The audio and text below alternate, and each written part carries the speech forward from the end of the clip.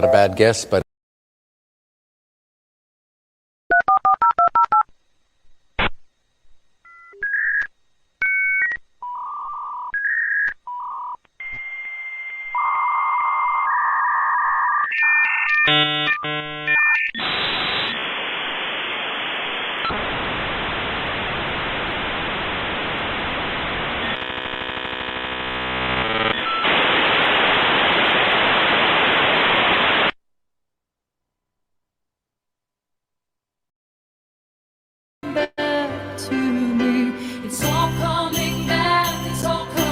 Hello chat, I want to play a game. For a week, you have scorned and mocked Ken's grammar skills while enjoying hours of educational content on relevant and newsworthy topics on public figures. Today, your sins catch up to you. Will you walk the path of redemption? Can Ken break from words larger than 2 syllables? Or endure the poor soul with hours of suffering? Meme or die? Make your choice.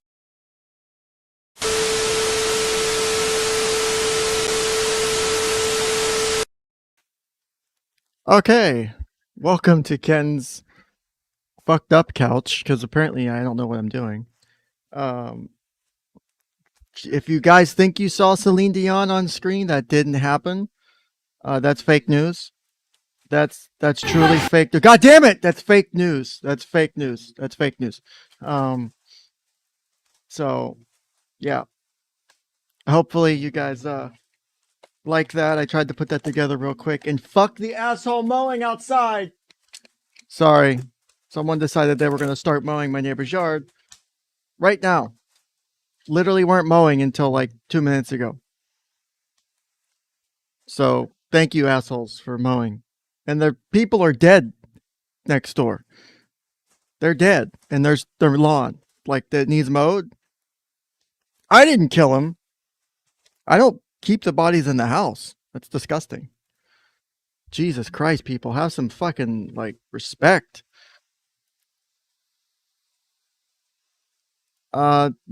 It's not a painful memory.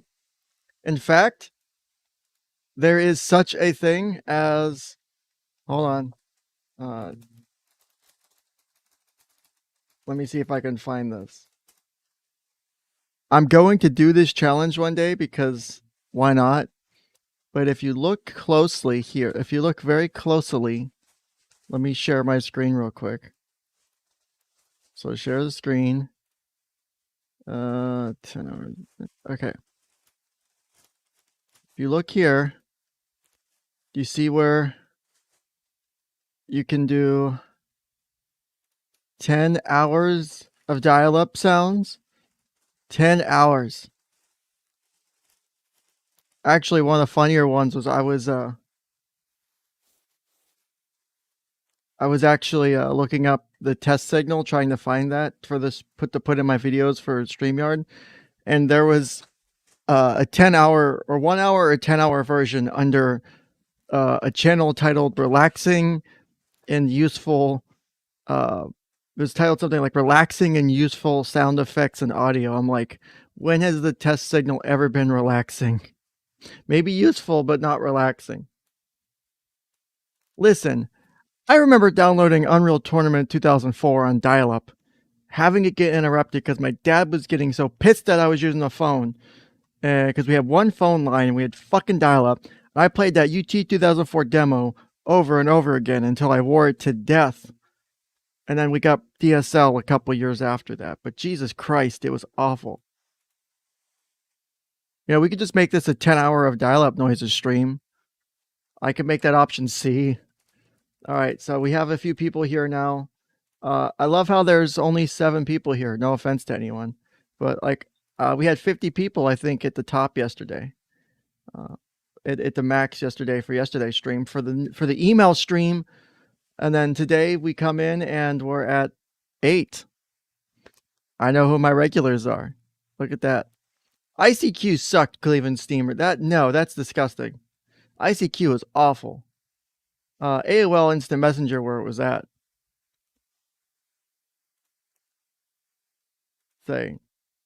ICQ is the worst shit. I hate ICQ. AIM was the stuff. If you weren't on AIM, you were a boomer. Sophie. Is that how I'm supposed to do it? And then do I spin around 3 times? I don't remember. So, all right, you guys saw Jigsaw. He asked you guys a question. So now you get the chance to ask the question. I'm going to run it for about 10 minutes.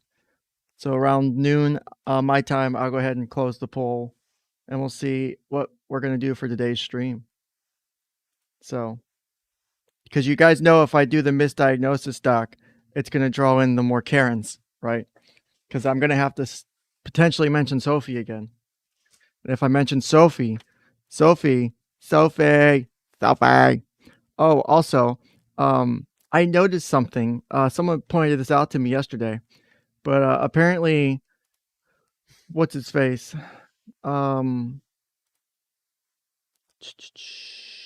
What's his face? Psych Guy was supposed to go live last night, or he's going live today.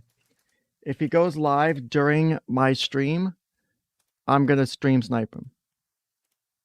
Or actually, do you guys want to add a third option onto this poll? Do we want to add on watch Psych Guy videos of Sophie today?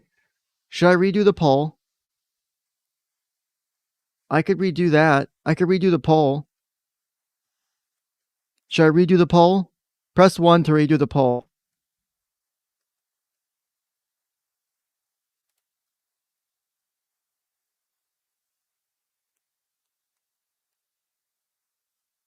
Oh shit. Hey, the glare, what's going on with your content, buddy? Why is KL going after you? If you want to jump on real quick and talk about it before I decide what I'm doing for my stream today. I'll redo your poll some bloody random. You know I always do. You get the second one for free. It's you know how it works. Max Karen. We could do that too. All right, so I guess I get to redo the poll.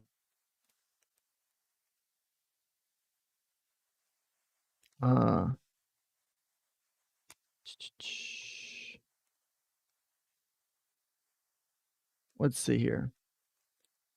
Yeah, the glare, if you give me some more deets about what's going on. I'm sorry that KL's going after your shit. That's not okay. And yes, caps lock is cruise control for cool. Thank you, Twisted, for calming that down a little bit. A wonderful old time phrase that has been passed down for many generations. Let's see. So yeah, if you want to jump on for a few minutes, I'll throw the link in chat, and then you can just talk about real quick what's going on. So yeah, if you want to just click on that, I'll let you in real quick and kind of let everyone know how people are coming at your shit.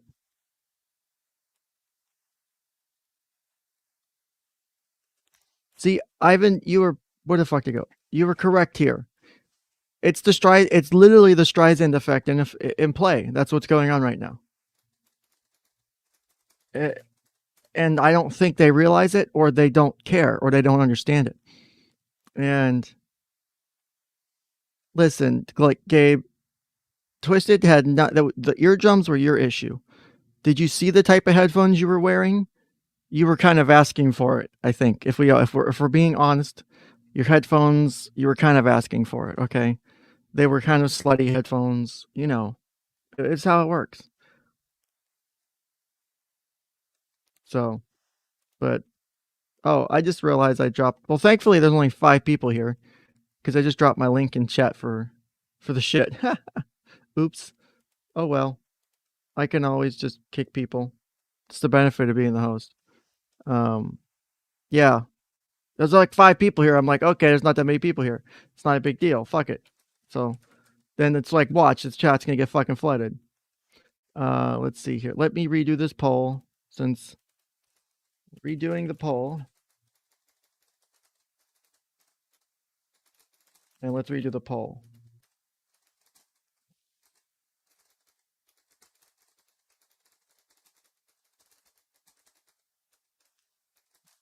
SQ 911. Add option C. Watch Psych Guy content. Man. Should I put a D in there? What should option D be? Should I put an option D in there or just make it A, B, C? I have 6 viewers. Yes, baby. You got 6 viewers. Hey, we got a guest here.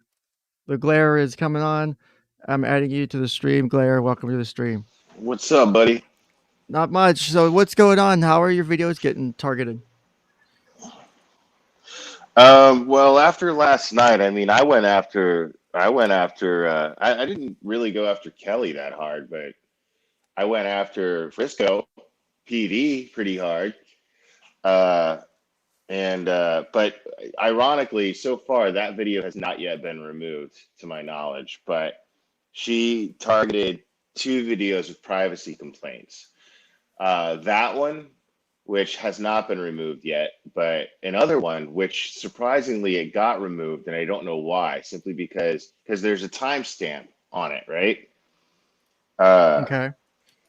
And there's a timestamp, and hold on, sorry, I'm also kind of letting other people know.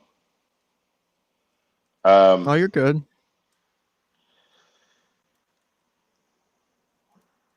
So yeah, it's weird. There's a timestamp that tells why the video is being reported. But the video that actually got removed, it was weird. The thing that they're complaining about is simply that I said Sophie's name. That's all I can gather from it. Yeah, that's all I can gather from it. What I stated was that the Daily Mail, what I did was I quoted the Daily Mail article that Michael Long did an interview on, right? So, Okay. so I, all I said was Sophie seemed, according to the Daily Mail, Sophie seemed happy with her father in that article. And that's the impression I was understanding. Well, that was the impression everybody was understanding because that's what it said. So yeah, again, of course, right. I'm a horrible person for that, but as we were, right, all of a sudden I'm to blame for what the Daily Mail said. You know what I mean? Which I'm gonna fight it. I mean, it's not that big a deal. Yeah. I'm not that worried about that particular live stream, and that video so much. The one from last night, I'll be kind of pissed, but it doesn't matter because I still have all that information, and I'll just make another video again. I don't care. With that same information. And maybe, this time, like, I'll redact it a little better if I need to, but it'll just be more organized and more efficient and more informative the second time around. So I'm really not that worried about it. Yeah, it's kind of sad that they're coming at it this way. To me, it's just so. It's on, and like I said yesterday, I don't know if you caught any of my stream yesterday where I was able to obtain a copy of the email that Lisa sent to my boss. I read that. it out. Well, I saw it was beautiful. I was so happy. Replay, but yeah. Oh God, I was so happy when I saw that because I was. And I'm glad it was cleared up who actually sent the email too. Because I'm not a big fan of CK myself, but I'm glad that the rumor was cleared up because I don't like people being falsely accused of anything either. You know what I mean? Well, so Crystal K was trying to partake in that. She was too lacking of double-digit IQ to be able to identify that my name is. Look, I'm being nice, okay? I'm trying to be nice. I don't know why. Listen, I try to take my jabs in my ways because I think it pisses people off more than just trying to call them. Because, like, for example, when Nick calls them fat and stuff like that, they get really upset by it. I think they get more upset. I don't do that either. Yeah, I don't take jabs at people's personal appearance. They get more upset at me if I can help it. They get more upset with me reacting the way I do because I'm not giving them the reaction they want. Because I'm not like mad and furious and like throwing shit. Like someone yesterday, someone sent me this screenshot. It's in my Discord here. Let me see if I can pull it up real quick. Someone in my chat yesterday said something along the lines of, you don't care about your wife. She asked you to stop streaming, yet you're here. Or yet here you are. Well, I've talked to my wife since that first time I mentioned that, and I've basically said there's no point in stopping because they're going to keep coming at us either way. At this way, I get to at least stay in the loop. I get to see, people have doxed themselves on my own stream, telling me, "Oh, I'm this person in that Discord," using their full name in the chat, and I accidentally clicked on the thing that puts it full screen with the StreamYard. Oops. So it's like archive forever kind of shit. Like, oopsie. I'm a boomer, so I couldn't help it. It was an accident. But and it's like they're making it worse on themselves.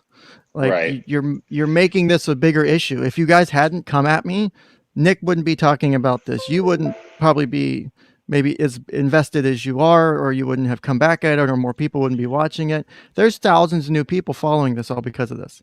It wasn't my intention at all. All I wanted to do was read documents. That's all I fucking wanted to do.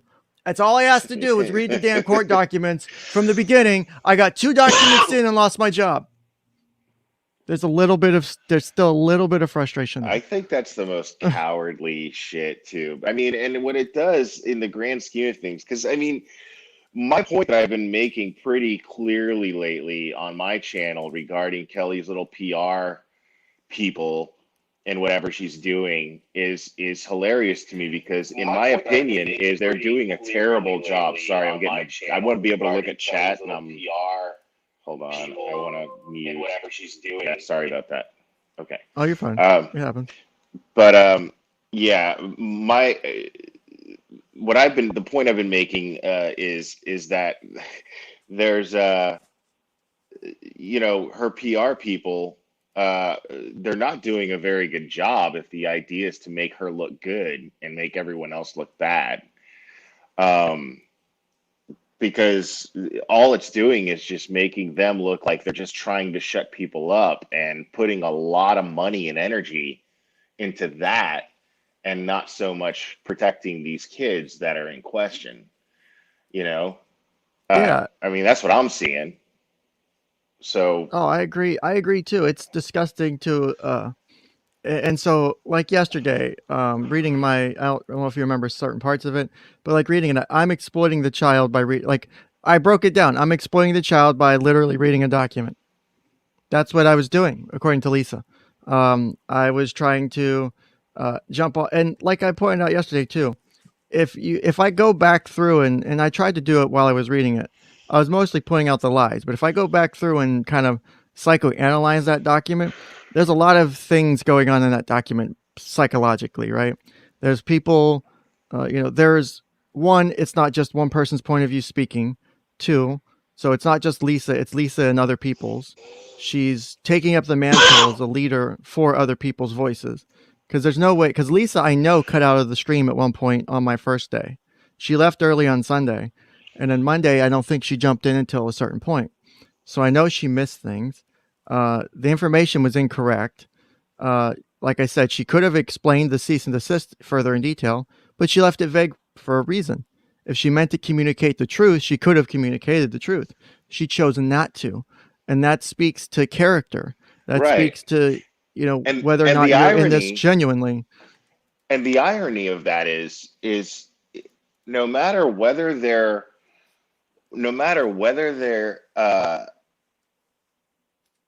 looking to speak for Kelly or not, it comes off like they're speaking for Kelly, right? And Kelly hasn't said a word directly in public at any point, right? So basically, all of these people that are doing all this dirty, ugly shit, they're, it just all it does is reflect poorly on Kelly and make her look worse. It makes her look like she's not focused on the best interest of the kids, I agree. And so it's just funny to me that these people who are acting like they're advocating for Kelly, they're not doing a very good job of it at all. They're not doing they're not. anything to improve her image at all in this entire situation. And here's the thing is, me and you, we're advocating for the kids, or at least we At least believe we're trying we are. to. We're Right. trying to. Yeah, I'm trying to, I believe I am, but so, when it comes to Kelly, who's these kids' mother, she's not going out of her way to show any documents, or none of the people that are advocating for her are showing any documents. You had Limey with the T on last night, all angry because of my stream last night, and Oh God. she shows a document on her stream, which is really funny, by the way. So she shows a document on my stream trying to disprove what I was saying about the SANE exam being taken, and in the timeline, and she screwed up the timeline, basically proving, because she's like, look at this document. There's no those Sophie came out negative for STDs on this document right here. But what she did was she showed a document taken prior to to The uh, same exam. to the SANE exam being taken. She showed some sort of document that was stating that was basically while she was in the care for Michael, in the care of Hmm. Michael, and not in the care of Kelly. It was prior to her being in that hotel at that time. So I'm So like, yeah, that's so I've been able to verify the authenticity of the, because, and one, I don't, and no offense to Michael, I haven't spoke to him yet. I'm potentially going to have him at some point when he's got time on to talk to him I'll about encourage what's him been to. going on from a psychological point of view. I don't want to talk about the legal stuff. I want Right. to talk about the mental health, the psych stuff, how it's impacting him, the family, like, and then get my own, not obviously not doing therapy, but just getting my own impression of the gentleman, being able to, because there's different things you can do just watching someone do an interview versus actually doing it, is I can follow my own train of questions. I can ask things and have them lead to specific things as far as the types of questions and what I'm looking for in an answer. Does this type of answer indicate deception? Does this type of answer, is this indicating, their own history of things, like all that kind of stuff that comes with doing therapy. But, I look forward to that, but I've been able to verify the authenticity of the SANE exam. And I didn't mean to segue on that, but because I don't think Michael's good enough to fake the document in such a way, because this is something that people wouldn't know what to look for unless you were inside of CPS, is that there are specifically CPS uh, markings on there that are used to identify unique documents for a case. And how do I know that? Because I was able to look up and find the regulation that basically states this is how they do their documentation stuff. It's that little red number that says like DPFS or whatever, or DFPS at the bottom corner, and it's got that number and it's serialized on each page of that document. It's a different number on each page. And then the confidential mark at the top, that's all what you would expect from a CPS document, but it's not something you find easily. And it's not something you would expect to look for. If I was faking it, I just make the document. I wouldn't add that because that lets me know that it touched CPS's hands versus just me making it. You know what I mean? I don't know if that makes sense. Yeah, no, it absolutely does make sense. Um, it, yeah, and I agree with you. I don't think that Michael is inclined to fake these documents in any way, shape, or form. Now, Courtney, on the other hand, possibly, but no, I don't think so. Um, I don't think so. Uh, Now, she definitely was the one when I was involved with this case, because I've been involved with this case from the beginning.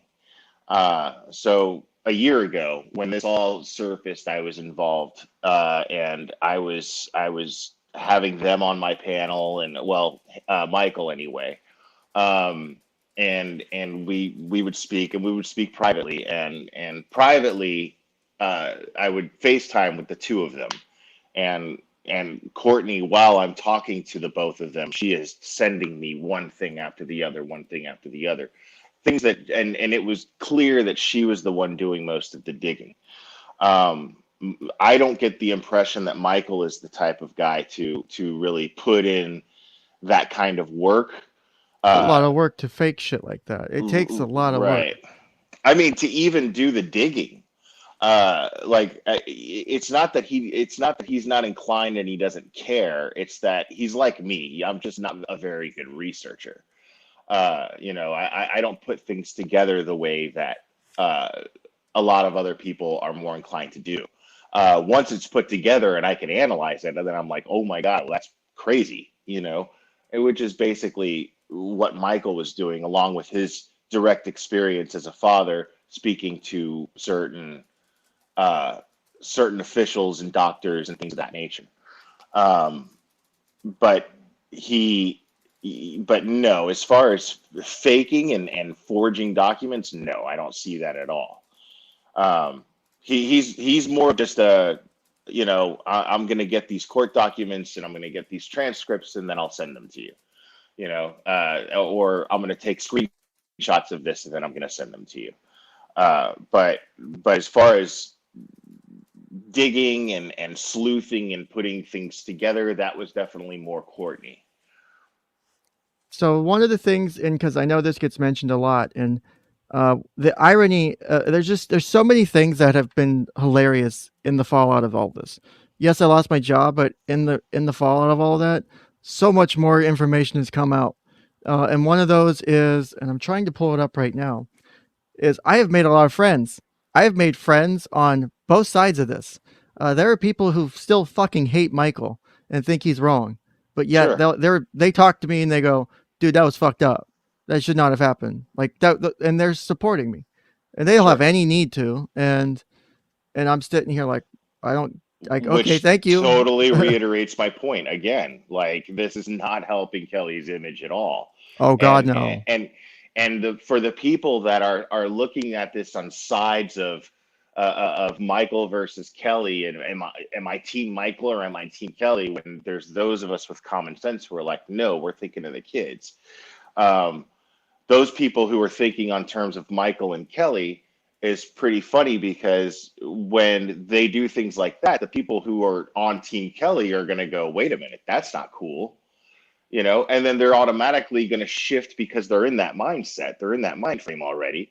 So they're just going to shift to Team Michael, which, whatever, I'll take that. I don't necessarily condone that, but I'll take that because at least you're listening to Michael, because Michael is at least the only parent here showing right now out of the two of them that he's being protective of his kids. His actions all reflect someone who is being protective of his kids. Now, whether he's doing it correctly or not, whether he's making good decisions or not, remains to be seen. But you cannot deny the fact that they are at least in the guise of that. You know what I mean? So Yeah. it's just not, yeah, there's no actions coming from Kelly or anybody who is speaking up for Kelly that are showing any interest, or showing that their actions are in the best interest of these kids. I mean, it's just black and white is really all it is when it comes to that. So I have a working theory, and I don't know if you've heard me talk about this. Is I have a very strong suspicion based off of some information I've obtained and I'm not able to release yet. I'm because anyone who's provided me this stuff as a source, I'm releasing it with permission. I don't have permission yet to release some stuff, but I'm sort of able to I talk I about I, it. I know the feeling. I'm in the same boat right now It's myself. son of a bitch. Sometimes it sucks, but Yeah. uh, I have a feeling based off of this document I read, because it provided a very big insight into different people's minds and opinions and perspectives on what's been going on, is that I don't know if I'd say Kelly is like this active participant in like this abuse, and like I wouldn't necessarily just out the gate characterize it like that, even though it can look that way, even if she's, secondary to, like, not participating by not taking action is different than being an active participant, in my opinion, right? Like if I'm actively participating in abuse versus not stopping it, I do think there are different levels because of the level of trauma and shit that can come with it, your own history. Like it's not necessarily the easiest thing for some people to walk out of those types of relationships or things like that. Again, working off assumptions and working off of the data I have. So I don't think, I'm hoping that I could take a few steps, and I'm working to coordinate some things behind the scenes. I don't know if it's going to work. If I pull this off, it's going to be amazing. Um, but and I don't think anyone would ever expect it to happen. Uh, let's just say that much. But I think that Kelly might be getting a bad perspective, like a bad image, when it might not be the case. And I think that might be the cause of her to fight back as hard as she has using the PR firm and stuff like that, which makes sense to me, right? Because you would be like, oh my God, I'm being characterized as this horrible person, I'm being characterized as this active abuser. And it's But possibly why not is the that? case. But why is that her focus? Is my point. You know what I Um, mean? well, think about it like this: is if you're even so say again, assumption hypothetical, you're in a abusive relationship, your partner is abusing your kids, whether you know it or not. A lot of people, and I've talked about this before, a lot of people, they cannot admit to the fact that their partner is abusing a child. Period. It is the worst thing you can imagine. You've been with that person for months or years or decades, and you hear that and you're like, no, there's no way. It's impossible. They're lying. They're lying. And if you saw my stream yesterday, the odds of that being the case are very low. Because I cited like almost all the statistics and false accusations from kids being extremely rare. It's like 2 to 7% or something like that. Like it's stupid low, of them being actual false accusations. Right. And I think the parent, it's just one, they don't want to say, I did this, because then it's like, if I admit that I was with this person and I admit to myself that they are abusing my kid, oh my God, I feel horrible for it. So it's a protection mechanism in its own right to say, well, if I think it's not happening and if I pretend it's not happening and it's not happening, and then I don't have to admit to myself that I put my kid and my family with this person who's physically, emotionally, or sexually abusing my family, because then that is its own trauma to deal with, separate from the kids' traumas, because then you're responsible to some degree to yourself, not even legally, to yourself, that moral responsibility of, oh my God, I put my kids here. How could I do that? How can I live with myself? And it's, there's a lot of in-depth, I think, feelings that go through that parent's mind and that they're struggling with. And it's not necessarily just the sole, it's not them. There's no way my partner did it. I think that's a part of it. I think there's the ownership of it, because you as a parent are going to own the things that happen to your kid. If I do this, I'm responsible for what happens to my kid, regardless. At the end Well, of the you day, you have to look at the behavior too. You know, like you have to judge situations based on the people's behavior involved. Like if you look at a year ago when all this was going on, Michael was not focused on trashing Kelly. He merely stated things that Sophie claimed, and he shared recordings of Sophie claiming these things, by the way. But he would not I say remember a lot of anything. that. Yeah, he would not say anything directly negative about Kelly. He just wouldn't focus on that. He wouldn't even say negative things about Jake. He would say, my impression of the guy, he was a cool guy, you know. I'm an idiot. Sorry. But then now he's more like, okay, the gloves are off. They're like trying to throw me in jail. But back then his focus was simply trying to expose that an investigation should have been taking place into Sophie's claims, and they weren't. And he was just trying to get justice for his daughter. He already had Sophie in his custody. He was already, okay, I'm just keeping her safe, but I need to protect my child. I need to know what is going on here. Um, and it just so happened that Sophie had claimed that Kelly was involved and stood back and actually and actually had direct involvement. A conversation that I had with him recently, he describes Sophie telling him that uh, while these things were going on, Kelly would watch and her eyes would turn black, um, as she was watching. And I immediately, being somebody who follows true crime cases and covers true crime cases, I immediately go, "Oh man, that's crazy." I was like, "That's very common. People who survived serial killer encounters describe that.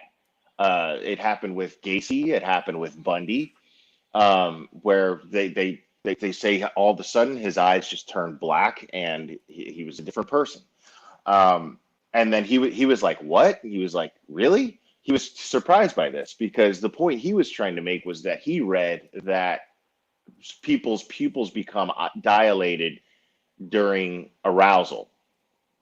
And that was the point he was trying to reiterate to me.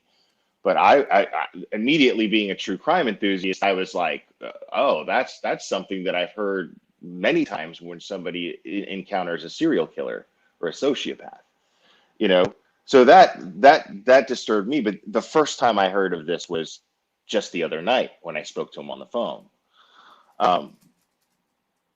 But this is not anything that he would bring up back then. His focus was merely the Frisco PD and why was the SANE exam not being processed and why was the case dropped before the SANE exam was even processed. But man, you got some There's a trolls lot. in your chat. There's a lot to it. Well, it's funny. It's the moment I mentioned Sophie's name earlier. It's like it almost caused within 5 minutes people to pop in, and I was doing it in a joking way. I was doing Yeah. like the Sophie. Do I spin around too? And then do I click my heels? Like legit. That was what the joke was, and I was trying to pull it up because you mentioned how Kelly hasn't said anything. One of the things that I think goes into that, and let me see if I can show this real quick. Share window, and this is because this is an argument I constantly see relating to it because the mom's not saying anything, there's a social media order in effect. Okay, but that social media order says more than just the mom talking. It's literally right here. I have it. Thank you very much, sources. I've gotten so many fucking awesome documents from like a dozen different people. Oh yeah. It's great. Oh, it's great. And I didn't want all that. Like I didn't have them. I get them straight from Michael, which I mean, you couldn't get them from a better source, which I love. Yeah, I mean, I try to do And I try to and create. him being like the gloves are off, share whatever you want, you Yeah, he know, doesn't care at this is point. So, great. Yeah. and I mean that comes with its own risks, and I'm sure there's positives and negatives to that. I But mean, you they're have on him here though. You know, I'm under First Amendment protection, you know. I mean, he's the one who's going to have to deal with the court, but at this point, you know, I mean, what does he have to lose? He's I got a think warrant out for his arrest. He's, you know. so. From my understanding is, I've talked to a couple people who have uh, been discussing the what is it 8/4 hearing, the August 4th hearing. That was the date, and the one that Michael was held in contempt on, and apparently people have been able to finally figure out word for word what's happened during that hearing, and some really fucking sketchy shit went on in that hearing. Just to say, Are you talking about the hearing that he supposedly didn't show up for? the one he didn't show up for on August 4th. Right. I They have held the him in transcripts for contempt. that too. He just shared that Okay, with me so today. But okay, I so you will have warn them. you, he did tell me not to share that yet. Okay, So just a like I heads up said, on that. they're not. I'm not sharing them. I'm just saying is the shit in those documents I'm hearing from my butterflies and birds and bees and shit are very fucked up. There's some really not appropriate ways for a court to handle shit and Sure. shit that looks almost very authoritarian in nature. Let's Right. just leave it. I'm sure if you've read it, right, you know what I'm talking about. Near the if you've taken a gander through it, you probably kind of have a rough idea what I'm talking about. It's pretty fucked off. I don't like how some of that's apparently being phrased. Again, I'm hearing things I don't know exactly, right? It's called plausible deniability. Take notes, guys. You're getting tested later. I'm a big fan. I'm a big fan of it, by the way. I have a journalist shield law in my state too. That's the best part. Is anyone who tries to come after me, which I'm waiting for another email from Laura Elkin. I am fucking waiting Laura because Elkin, I've discussed the mandamus now. Technically, I've discussed the goon in this entire thing, the yes, bouncer. who her and Nick are engaging in loving sweet talk at night. That video was beautiful if you watched it. Oh, I did. Yeah. Which Oh, inspired me to just be like, fuck this lady. So Uh, now I'm I didn't pretty much respond the to same her. way. Yeah, I'm Like pretty much the same. I did actually. I thought Um, about it. I've thought about it recently. I'm like, I kind of want to message back and just to see what I can get out of her. But then I'm like, I don't know if I want to deal with it because it's not worth my hassle. I think just even though it'd be funny, and because part of me on this is like, I still want the best for Sophie, and then the rest of it for anything that's not about Sophie, I'm in full fuck it all mode. Like I don't care. Like yeah, I don't care at this point because same if here. people are gonna That's where come I'm at me, at. if you're gonna come at me and cause me to lose my job, fuck everything. I do not care. And you've already Because lost your job. Like yep. me, I don't even have a job right now. So I mean, what are you gonna do? You know what I mean? Like, I mean, I'm working on picking up the pieces. It's just a uh, matter of right now I have an opportunity where I don't have to worry about saying anything and losing a job. I can say anything I want right now and not that's where worry I'm about at. losing. Exactly, exactly. That's where I'm at. So But I don't have a professional title like you do, and you know what I mean. So uh, that concerns me because you're being stopped from actually helping people. Your job is that of someone who is in a position to help families and help people, like I was and saying yesterday, if these that's people the cared injustice at here. all, if these people cared at all about children the way they say they do, I right? agree. There were more than 2 dozen people directly impacted by the actions they took. You have every opportunity to change 2 dozen lives. You are choosing to do nothing, I right? agree. And I have already said out loud, and I will hold people, and people can hold me to this. Anyone who was involved, because I will find out at some point, because all I got to do is serve subpoenas and get phone records. And I have phone records of everyone who called my employer, right? All I got to do is file a lawsuit, put in this shit in the motion, and I will find out and I will go after people legally to the furthest extent I can. Yeah, I now, why would they think that you would not defend yourself legally in this situation? Why would they just assume that? That's what I find hilarious. These people are just blindly going after people. Like I said, they're just attacking people. There's no actions here that appear to be in protection of these kids.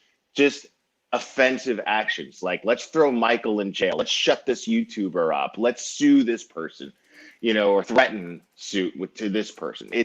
It's exactly. ridiculous. Let's get this guy fired from his job. Like, It's I just have all every, malicious. It's all malicious.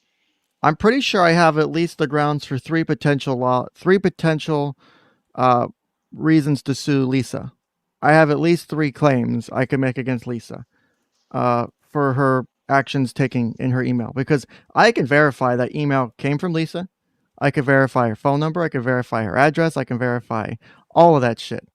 Like it's clear who made the call, who because she called and emailed, even though she said she didn't call, which I thought was funny. Uh, so like there's all this shit like not helping, and I've even said out loud, if people will apologize and try to undo their actions, I will not sue them because I would rather. I'm a person for redemption. I help people like change their lives and shit, like to do Yeah, better things. you're not That out for vengeance. You're just out no, to for right. You I want to just make want things people to do right. better. I just want Right. people to do better, and that's not a lot to ask. And I that's think. that's a virtuous uh that's a sign of a virtuous character, you know? I wouldn't. I'm not going to say I'm that kind of. I mean, I personally Oh, one I'm a don't want to deal with dick. the hassle. I'm a dick as well, but I But mean, as far as going after people, I don't feel the need to I don't do that either. because Yeah, I don't do that. we also. I don't think I ever mentioned it in my chat or in my show, but I was able to get the documents that showed I'm a person who's exploiting kids and sexual abuse victims, right? Or this family, but uh, there's the whole critical case chat making fun of uh, the accusation by using raw chicken to form the shape of a vagina and touch it and make jokes about the term Vivi. I'm the one exploiting the kids. I forgot about that because Critical case chat is the worst chat of all time. Like yeah, the worst, the worst. I mean, I've been known to say in the 3 years of me being on YouTube, the most accurate observation to date that I think I've ever made is that a creator's chat is a strong reflection of the creator itself. So, I mean, when the way that a chat behaves, people are attracted to their likeness. You know what I mean? So when Yeah. you have a chat full of assholes, and that are acting like immature idiot assholes, well, then chances are that creator is probably an immature asshole themselves. When they act that irresponsibly and just do so freely, well, then that creator is probably the same way. They're attracted to that. This is what, well, we can come here and be like this. You know what I mean? Uh, Yeah. so that's just my personal observation. Because like I didn't have them yesterday, but I was able, because I was going to pull them up yesterday during my reading of her email, but I was able to find them, just now, all these messages that she was posting in my chat the day of my doxing. And it's just like she doesn't, she's just so focused on all this other shit and all these certain things. And I think it's interesting. But I just wanted to show people here that this court order isn't just about the parents specifically themselves speaking. It says the court orders further orders that parties are prohibited from either alone or in concert with others. So that's this whole section here. Right, guys? So you can't, it's not just about mom or dad, directly or indirectly. So again, not just mom or dad. There has to be, it can be friends, it can be family, it can be lawyers. Like it's not just It can mom be or dad. YouTubers. In any manner, Right. disseminating information related to any non-party. I'm sorry, but if there's no information that's supposed to be released after 30 September, how are all these friends and family and people in these groups close to Kelly? And same for Michael. It goes both ways. How are all these people knowing information about the case? So because if we're going to hold people accountable, if we're going to hold Michael accountable, we need to hold Kelly accountable. And I fully agree with that. Michael has shit he needs to be held accountable for Sure. because, and whether he gets that shit turned over in the future because it's incorrect, it's unlawful, that's its own issue. And I agree it probably will likely happen, or I hope it happens, because the court is acting inappropriately. I have pulled up the law specifically in Texas on guardian ad litem dual roles, and I have shown, I can prove it, that the court cannot assign a dual role guardian ad litem in a case that is brought by a non-government agent or entity. They cannot do that, and yet that is going on And right they now. did do that. Yeah, they absolutely did that. And that calls into question everything that guardian ad litem does and that attorney/attorney ad litem, because they cannot act in a dual role. That will Almost throw out a nobody huge. assigned to this case currently has experience in family law. That's what I find astounding. Almost none of them do. Um, it's crazy. The guardian ad litem doesn't have experience in family law. The judge doesn't have any experience in family law. Um, it's very, very, very. It's disturbing. It's disturbing. So I So think. Oh, go ahead. I'm sorry. no, I was just going to say. So what's the motive here? What's going on? Why are these people appointed when they don't have any credentials that would indicate that they're in the best interest of protecting children or keeping families civil towards each other? Yeah, I think if you care about that, if you care, because like I said before, these people not, I didn't dox these people, other people did. I don't have control over the internet. And one of the first things you learn if you know anything about the internet is don't ask the internet to do anything because they'll do the exact opposite. What happened? Yeah, What happened when Streisand tried to have her picture from the helicopter taken away? That fucking shit got spread everywhere. it got spread everywhere. Yeah, Don't ask the internet to not do something. Don't try to control the internet. Hashtag not your personal army. It's a very fucking it's meme. It's a like meme trying. for a It's reason. literally like trying to control the ocean. You can't do it. It's that big and it can't be done. If I tell people to not dox people, they're just going to do it more. People come Right. in here and don't dox. Why are you doxing? I'm not doxing. But these people, they're known to me. I could find their names and addresses if I wanted to because they've been publicized now. I could send out my own cease and desist. I could send out letters intending to sue them. I haven't. I could call and harass their jobs. I could do it properly and not get traced back to me because I'm not an idiot. Because I know how to use fake numbers and VPNs and Tor and shit like that. Because I'm Well, actually me technically inclined. Like I could do it, but I haven't. My right? mods always in chat, always remind people that doxing is not tolerated. But the whole thing about that is like my viewers know that I don't really care about a number of subscribers. I'm grateful that my channel is growing. That's great. But the fact is if all of a sudden the common consensus on the internet and on YouTube was doxing is okay, I'm gonna be like, no, it's not, and anybody who does it is not welcome in my chat. If I see anybody who I know is a known doxer in my chat, I'm gonna boot them. I don't want any type of association with them at all. So so I have no knowledge of anybody doing any doxing or anything like that because they don't want me to find out about it. At least the ones that want to be included in my chat. The ones that don't care, well, then they don't care, and then they won't be included in my chat. But I mean, I've even I'm open about like don't dox anybody. It's not okay. like you know. my rule, my personal philosophy on it is, and obviously, there's no point for me to try and like censor people. As I'm very pro First Amendment. I'm very Constitution guy. I served in the military.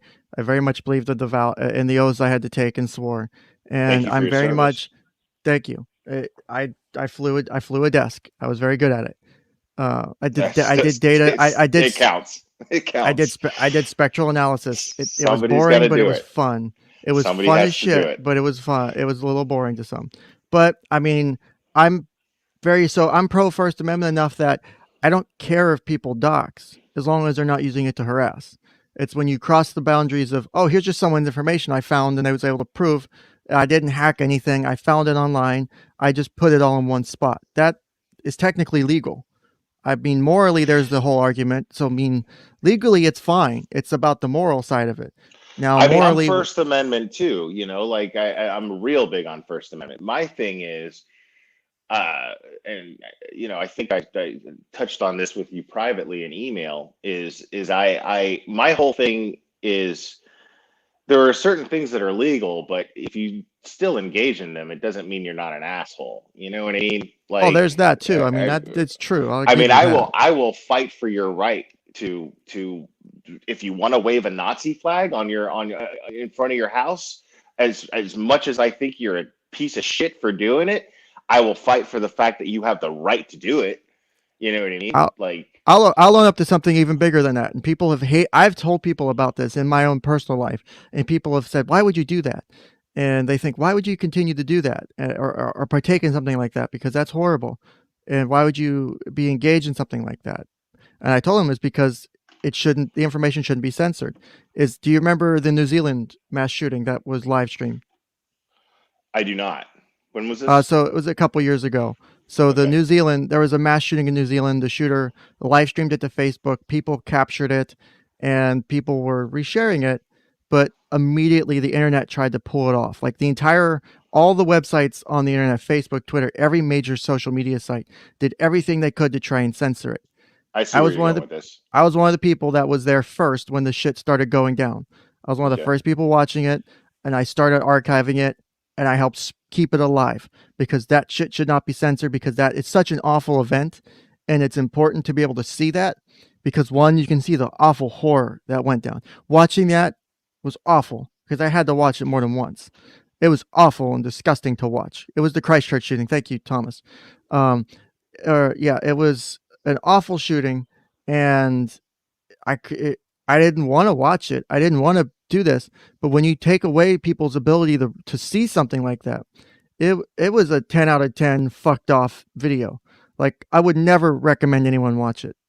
I Right. would not unless you're doing it with like But if someone wants to see it, they have the right to see they it. should. It shouldn't be. Right. You shouldn't have your country because there were like New Zealand has Like like I wouldn't banned share it people. on my channel, but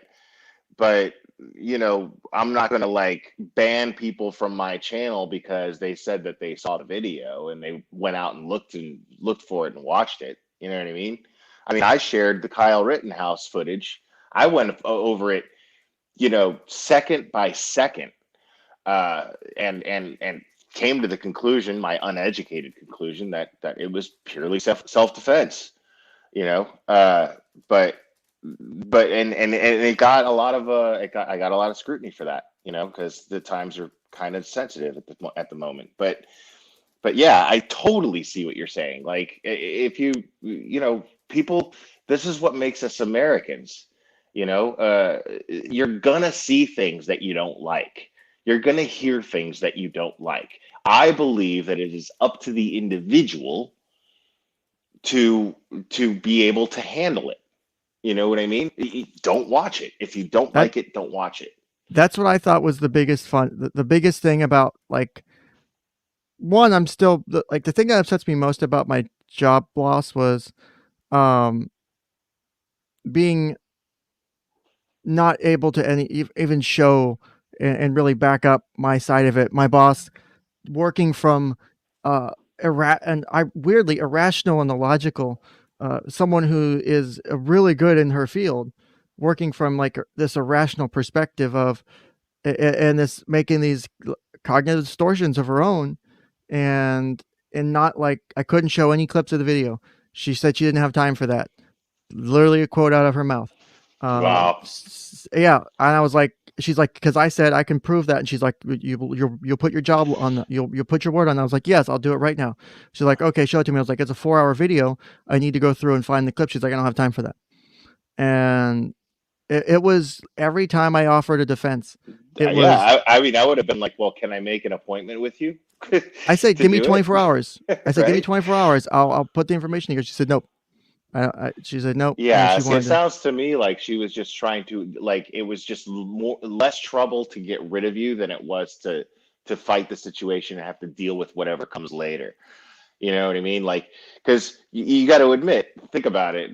You know, if you don't get fired, there's the risk of people calling your job and going, "How dare you have somebody like this under your employ?" Blah blah blah, and then a whole team of people that they put together just dedicated dedicate their time to just harassing the people at your job over you, where she It, probably just figured it's just not worth it, you it, know?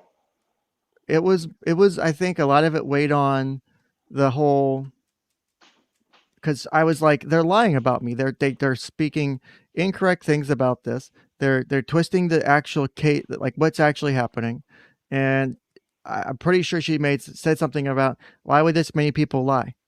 And I was like, let me give you an explanation about the internet. Let me talk to you, because she is really bad at tech. Like I did Hmm. IT shit there because she sucked at tech, Let me and I give did you a it. link. Let me give you a link to a Facebook group. Kaylee with the T. That's all you got to do. It's you're gonna see nothing but lies. Nothing but lies. Well, it's like I Kaylee mean, is going around spreading this idea that I'm for, and it's a sort of correct point, but she's spreading it without having watched the stream and without understanding my whole discussion on it about giving pedophiles child sex dolls just like freely. And she's citing this research she says she saw that people say that giving them to them will only make their desires worse. And she doesn't understand that I've been in the background putting together slowly a research idea to see if that can be used as an effective treatment method for long-term management of pedophilic disorder, because I feel that we have the opportunity now to try something like that, because you have someone who has an urge that can't just be gotten rid of. It's likely a genetic thing. You can't just untrain that. They're going to have urges. How do you manage them long term? If that's a way that can help be an outlet versus increasing desire, then that's an interesting thing we should pursue. And all these things that I've looked at, like I want to potentially do this research. I might partner with someone who could finance it. He's willing to pay to finance it. I've thought about it, and I want to do these things because in the end, I want to reduce because having dealt with sexual abuse as a kid myself, I want to reduce the amount of kids who have to suffer sexual abuse or any type of abuse. Or if these people are struggling with feelings of offending, let's get them to not offend. Let's do it ahead of time. Let's give them an out. If this is a potential out, let's use it. We're not helping because we don't feel comfortable as a society to address it. And so more kids get hurt and abused. My goal is right? to reduce the Yeah, that's the overall number of people. biggest problem right there is that it's too uncomfortable of a subject, so Everyone's people turn their uncomfortable. heads to it. Right. And that this is exactly the tool that predators use to operate. This is exactly the blanket that they hide under. And that's why it's important that channels like you and channels like me speak out on it, and get attention to this situation, regardless of how uncomfortable it makes people feel, because we need to address the fact that it is a serious problem in our society. I've been saying this since the Sophie thing started.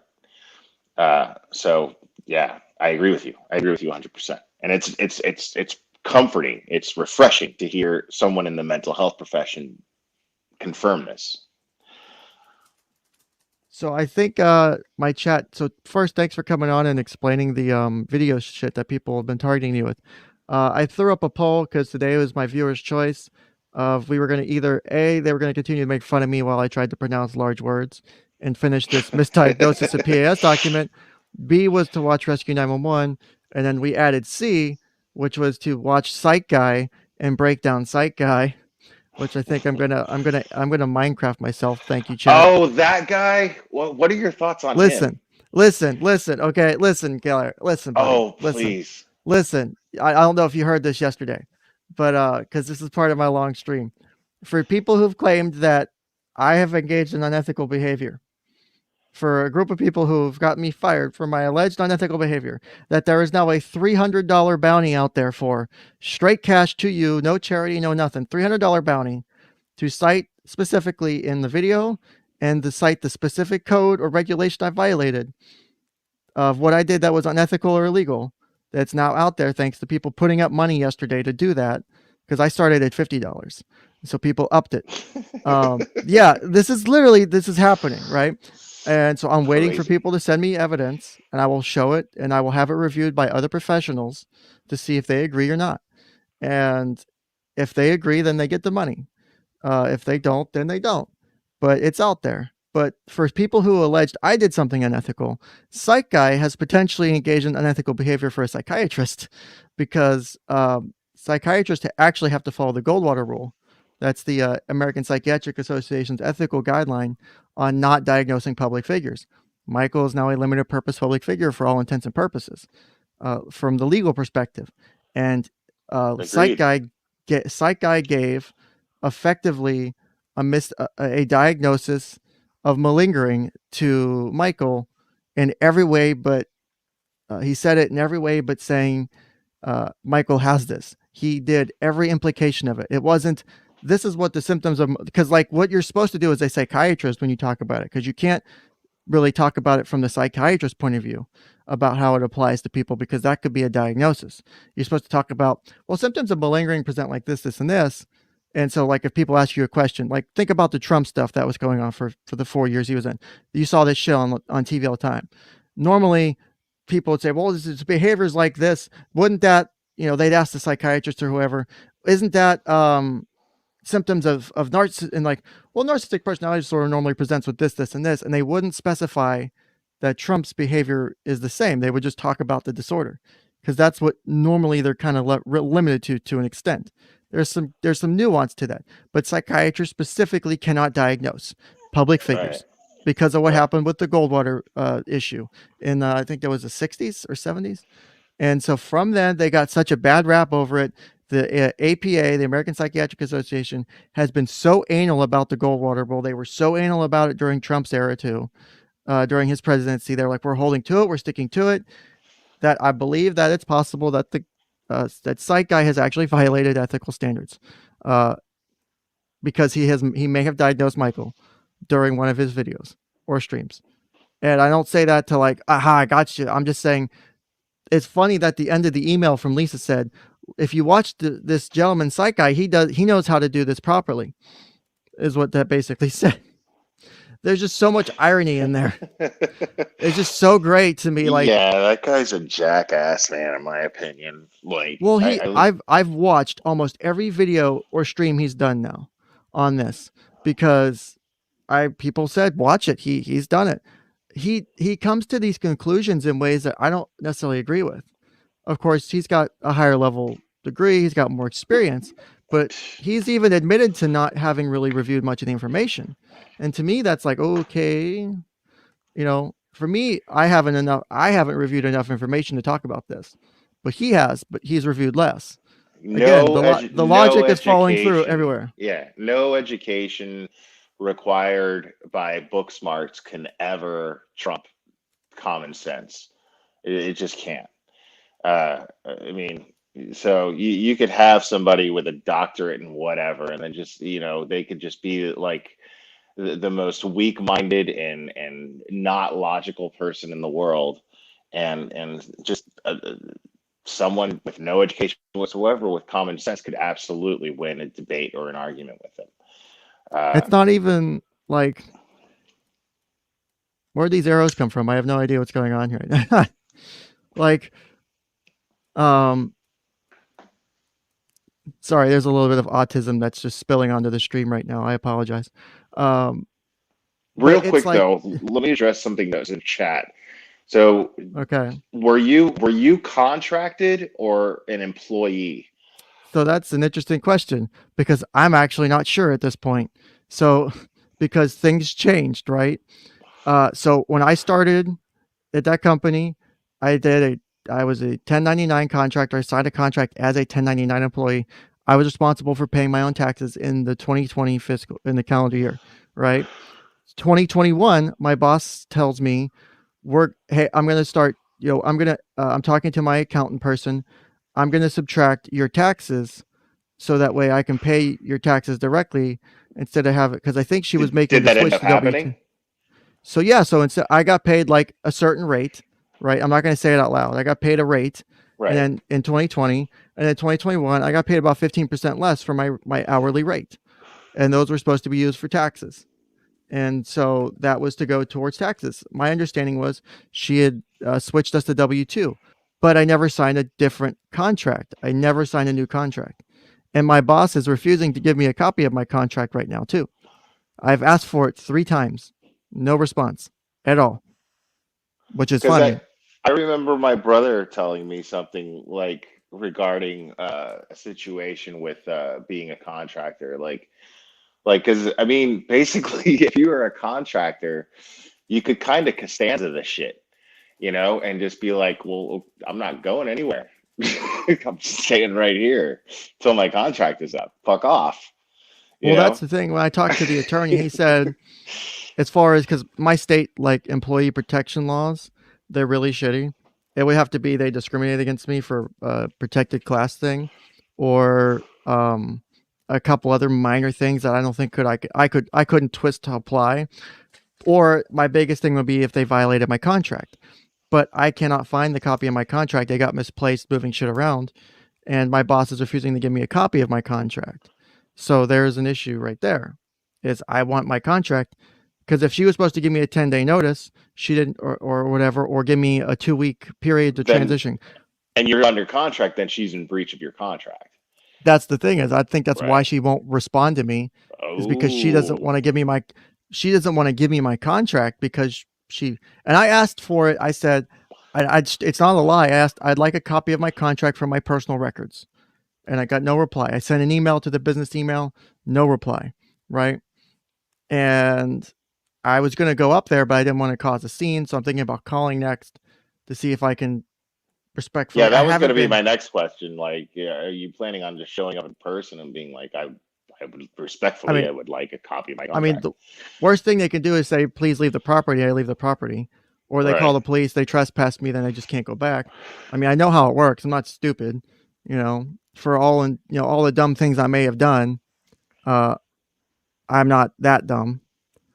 So it's interesting. Let's just say that. So someone asked in chat, how can she not give you a copy of her contract? Because in my state, private employers aren't required to. But I'm going to talk to, I need to call my attorney back, the attorney I've been talking to back, and see if I can get him to send a letter formally requesting it and do something along those lines. Because if I don't have that, I can't really take any further action. The only thing I could possibly do is move forward with the Lisa thing if I were to take any action. And I don't know how much income she has, if it's worth trying to collect off of her any money. And so. Yeah, because that's my whole thing. That's what one of the reasons why I'm so loose-lipped about everything is like, I mean, they could try to sue me, but I can't think of any lawyer that would ever even try because they'll never collect. My income is so low that it's ridiculous. It's comical, really, because like I've never been more happy to be of low income and of low desire to have any material means. I've never been a materialistic person. I've always lived pretty minimal, and always been okay with it. And so, I mean, you can try to sue me, but it's just going to cost you money to sue me. You're never gonna collect. You know what I mean? So Yeah, I mean, in my state, knock yourself out. I mean, thankfully in my state, protections for me is the person who would be like, say, if they wanted to come after me for invasion of privacy and all the other shit that they claimed. My homestead, I only have my house. I have my house. I own a vehicle that's now 12 years old that is still running somehow. Don't ask me how. It's got 220,000 miles on it. I've beat the shit out of this car. And I have another vehicle that's broken down right now, and that's it. I don't have any like other money at the point. Like there's nothing else to take. You would be coming after me for nothing in a Right. civil suit. And there's nothing criminal to come at me with either. Right. So, You're going to be in debt to your lawyers if you come after me, and that's it. You yeah, know. So okay, if you think it's worth it, just to hassle me, sure. You know. I mean, I got time. if they want to, I mean, that's their decision. But yeah, it's interesting. After seeing that email, because I can point out more than a dozen or two lies or misrepresentations in that email, and that to me is I'm trying to make. I want to go through and do some more digging in the legal, because like I have access to you can do legal research and stuff. Uh, do some more legal research, do some more digging on it, talk to the lawyer again. If there's potentially something there, I don't remember what state Lisa lives in, um, but if her state has a decent way to collect uh, a judgment, like if I can collect a lot of shit and forced to sell stuff kind of thing for a judgment, then maybe it's worth it. A lot of people want me to sue to like prove the point, and I don't necessarily want to because, um, fuck, what's the way? I'd rather take instead of burning those tens of thousands of dollars and just do something good with it. Like Right. whatever money Right. I could do with that, I just rather Not do good something. with that. Right. Not something spiteful. You know. Yeah, I get it. Totally. I agree with you. I think that's a good way to look at. I think that's not being selfish or whatever you would call it, right? I wouldn't think it would be. Well, I mean, if it's spiteful, it's self-serving. There's really no other way to look at it, you know, unless, I mean, you could be doing something, but if it's in the, if it's, if the grand, in the grand scheme of things, you are doing something good, you're helping people. Like the only reason that I went after Critical K back in the day, because I mean, me and her were going at it hard, you know, and I went after her really hard because she was uh she was calling Sophie a brat. She was saying that she was a liar, and she had hundreds of people in her chat and thousands of people watching replays of her videos and giving it thumbs up. And I'm just going, these are teachers. These are these are women who listen to this idiot, uh, idiots, people that are clearly dumber than her, who fall for what she's saying, at that at any point could be in a position to where they could help a child, and what they're going to do is assume that this child is a liar. To me, that's dangerous. It's extremely dangerous. So You should by work from the perspective of I've always liked the phrase and I've used it in even in counseling, trust but verify. Like if someone comes to me and tells me I've been raped, I've been assaulted, of course I'm going to take them at their word at that moment. That's what matters.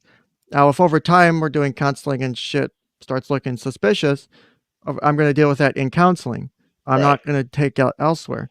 If it's something, if it's a kid, if they come to me and say I've been raped, I have to report that because I'm a or, mandatory reporter. of But course. you can't Right. just assume kids are going to lie because the statistics show Exactly. otherwise. The stats show Exactly. otherwise. 2 to 8% of accusations made by a child saying them are false. 2 Yeah, to I eight mean, percent. you got somebody up there with a rubber chicken and a kazoo, and Oh, wrong button. she's mocking, going, believe the child," and these people are laughing. Like, that indicates to me that these are a bunch of people who are laughing and encouraging this as people who could be in a position to where a neighbor's kid could come to them and go, "I don't know who else to go to, and I need help."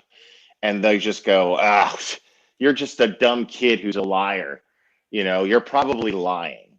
You know what I mean? And then, that kid, if they're lucky, survives that and then grows up and somehow infects society indirectly with their own damage that's been caused to them.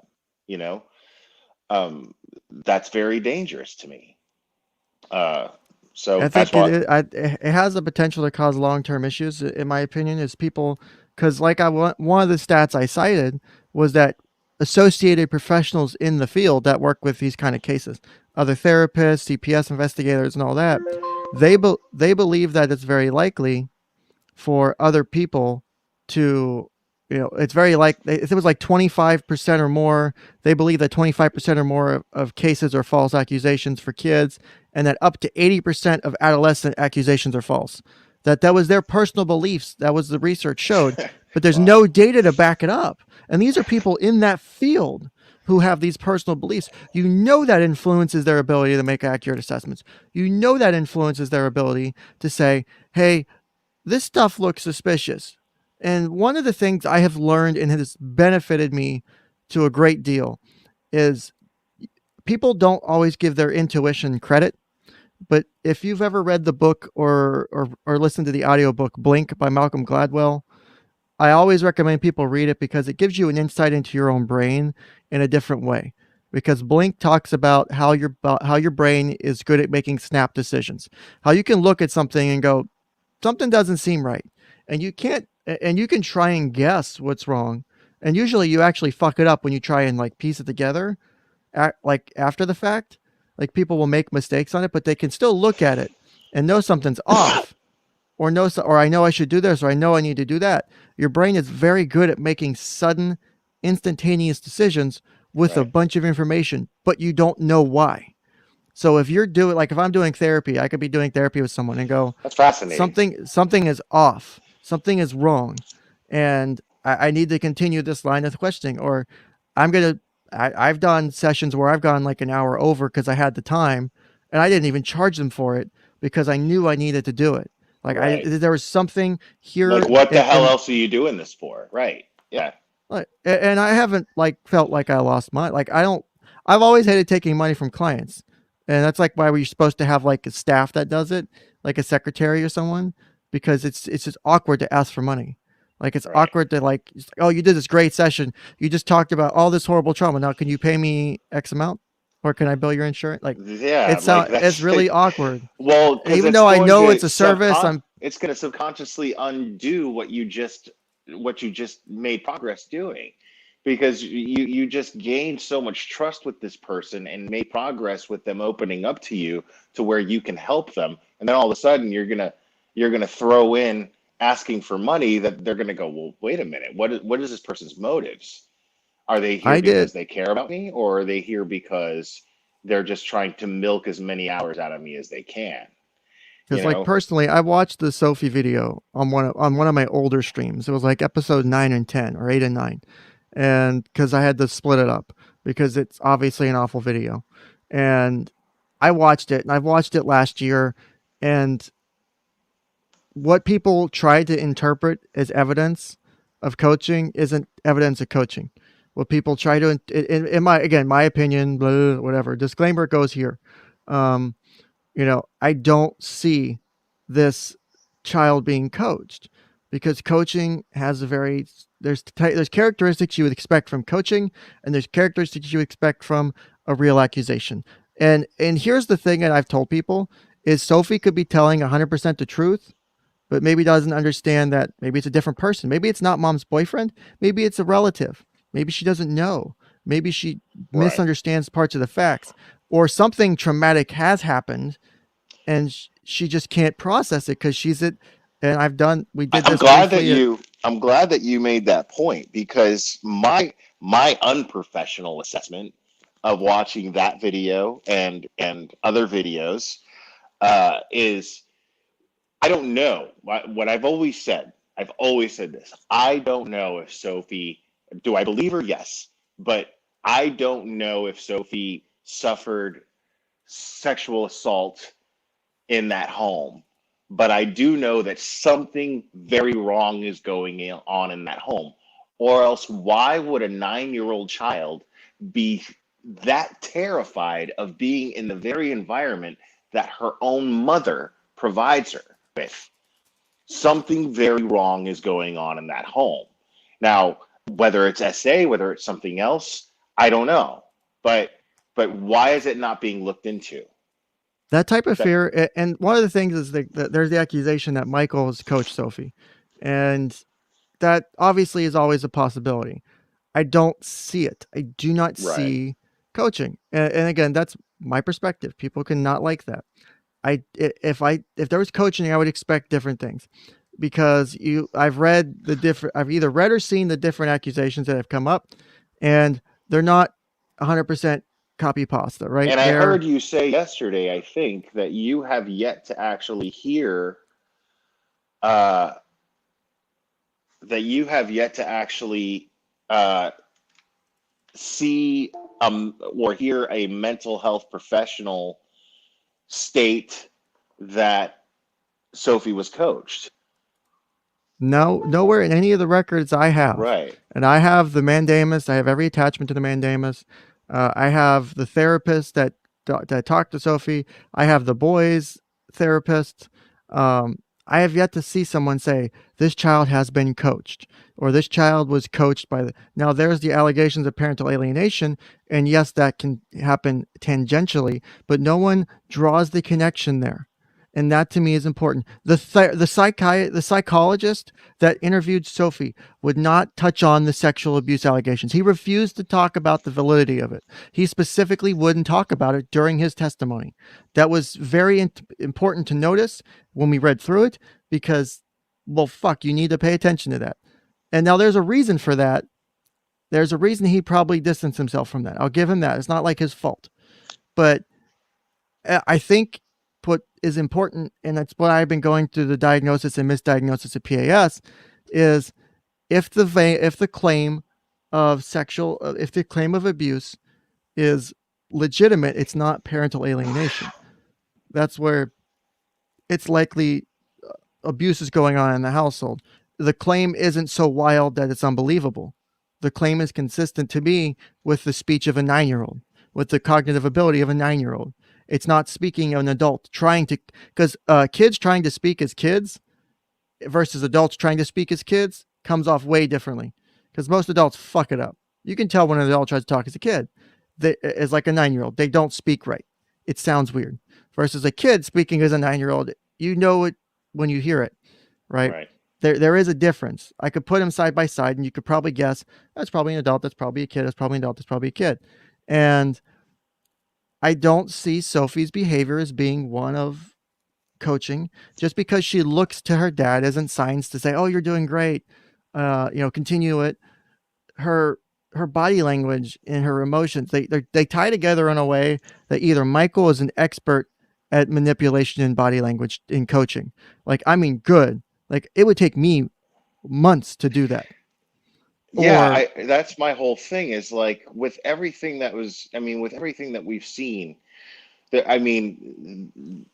has to be, if there's coaching going on, it has to be the most elaborate and most practiced, and you know what I mean? It just doesn't make sense. It's too consistent. Everything is too consistent. Michael is focused on just the right things. Sophie is too consistent with her stories and what she says. She doesn't sound any older than 9 years old in these recordings where she's 9 years old. You know what I'm saying? And then yesterday, on top of everything, because I've been talking about this stuff, and it sounds to other people that I've just been blowing smoke, but I didn't have permission to share this stuff until recently. But last night I shared body cam footage of I shared the recording, which I shared last year, and other creators shared it last year. Was the Frisco off-duty police officer lying and trying to intercept the sane exam from taking place, and talking to a Seguin police officer after the fact, after they had already approved the sane exam to be taken. Now, not only did I share the recording where the Seguin officer explains to the Frisco PD officer, who was off duty, totally unethical for him to make that phone call, first of all. He explains to him, well, the nurse told us that she saw signs of an STD and green discharge coming from her vaginal area. And then the what was weird was the Frisco officer was like, oh yeah, that sounds like gonorrhea, right? He was the one that used the word gonorrhea. Nobody else did. And then, and he's the only one that specified the word gonorrhea. The nurse didn't, because later I played the body cam footage that from the Seguin officer prior to that phone call taking place. I played the body cam footage of that Seguin officer talking to the nurse, and the nurse, and I rewinded it like 3 times and played it, where she's like, yes, I saw signs. Apparently the mother has been trafficking her, and I saw signs. Now, she didn't say, according to the child, she's been trafficked. She says, apparently the mother's been trafficking her. So meaning that that was the assessment that she got from the oral interview with Sophie, talking with her. And so she says, yes, apparently the mother has been trafficking her, and there was a green discharge coming from her privates, and there were definitely signs of STDs. Like I played this footage, right? So this sane exam all of a sudden disappears, right? And it gets lost in transport. It goes to this place, and then it goes to another place, and I went over all this last night. And then it sits at Frisco for 2 months before it's even processed. And before it's actually processed, Yeah, that's fucking sad. the case gets dropped. Why would they drop the case? You see what I'm saying? I'm not Before gonna that go. evidence is even processed. So here's my thing: is I know that there's like I did a post on the farms the other day, and I spent like a day crafting it. This was part of my. Someone said something that just pissed me off to like no end about how I'm taking Michael at his word or something like that, or how I could trust Michael. Yeah, I get that all the time. And I was so mad about it, and I know I probably got butthurt over it, and I went full autist on it. That's fine. It was, I just like, you're assuming motivations without understanding like the logic. There's so much that went into that assessment. Like I still have views about Michael I have not said out loud. And they're not necessarily good or bad. They're just interpretations. They're just my thoughts about the situation. And I'm not going to feel comfortable putting those out there until I have the chance to talk to Michael myself, because it's the only way I can get an answer. And so if that opportunity comes up, I will. If not, so be it. I also will talk to Kelly, just as I'm talking to you. I have no, like, if I Kelly would love to talk to Kelly. I would love to get her side of things. I would love to get her to share with me documents that counter Michael's argument. I would love that. I don't even care about that. I don't even care about talking Well, about that. the reason being is because like I said, I mean, I can't sit here and honestly say that I am advocating for Sophie unless I'm willing to hear all of the evidence. You know what I'm saying? But she's not coming forward with anything. So The that's only thing that she's doing is using other channels, not YouTube channels, but channels in the literal form. yeah. She's using other channels to attack people, and that is suspicious to me. You know, that to me is just a bad look. I because one of the things I mentioned yesterday was in the email Lisa sent was that I didn't know the background. I don't know enough about the case to talk about it. And to me, that's an issue that there's a logical fallacy or two just built into that. Is one, what's the standard for knowing enough about the case? Reading all the documents? I've read all the documents. Have I watched the videos and shit to the most part? Yes, I've watched a good bit of them. Does that mean I know enough about the case to talk about it now? Who's the authority that signs off on it? If I don't know enough about the case, I'm not allowed to talk about it at all. If I'm someone who wants to catch up on the case, wouldn't it make sense to, like I was doing, start at the first documents and read through them? Go from there. That's how you figure out the progress of the case. And if you really, truly are standing, and I always make this statement and I stand by it. If you truly believe something and you truly stand by an argument, you can argue the opposition. Like, for example, if I'm very supportive of, say, desegregating schools, like say I believe in say I'm back in the 60s, I want to desegregate schools. I should be able to make the perfect argument for why that's a horrible idea and why I should keep them segregated forever, right? If you can make a good argument, you understand the weaknesses and strengths of your own. And I could do that for both Sure, Kelly and Michael. I can make a sure. perfect argument for why Kelly's right. I can make a damn near perfect argument for why Mike's right in his actions. Well, I I can don't, do so in theory with Kelly, but again, but you're the thing working off of is some my assumptions. right. But Michael has been showing me documents. I want to address Lake Breeze's comment here. They're saying, "Come on, Will, be honest with Ken. You were getting your word by word from Michael Long last night. At least be honest about that." I was getting the information from Michael, yes, but what I was sharing was data. I was sharing documents. I was sharing footage. I was sharing recordings. That's not getting his word. That's getting evidence. Now, was Michael providing me with that evidence? Sure, of course. I'm not denying that one bit. But I mean, you saw the footage yourself. That's what blows my mind is I'll sit here and I'll play footage, footage, body cam footage from a police officer, and then all of a sudden it's just dismissed, and I'm just taking Michael's word for things, and it's just like no. Like I said, if Kelly were to provide me with something that counters this stuff and goes, well, you're only getting this one perspective, I'd be like, oh, okay, well, that's different. You know, that changes No, everything. that makes You sense to know, me as far as that goes. One thing that, because for example, I think I mentioned it earlier.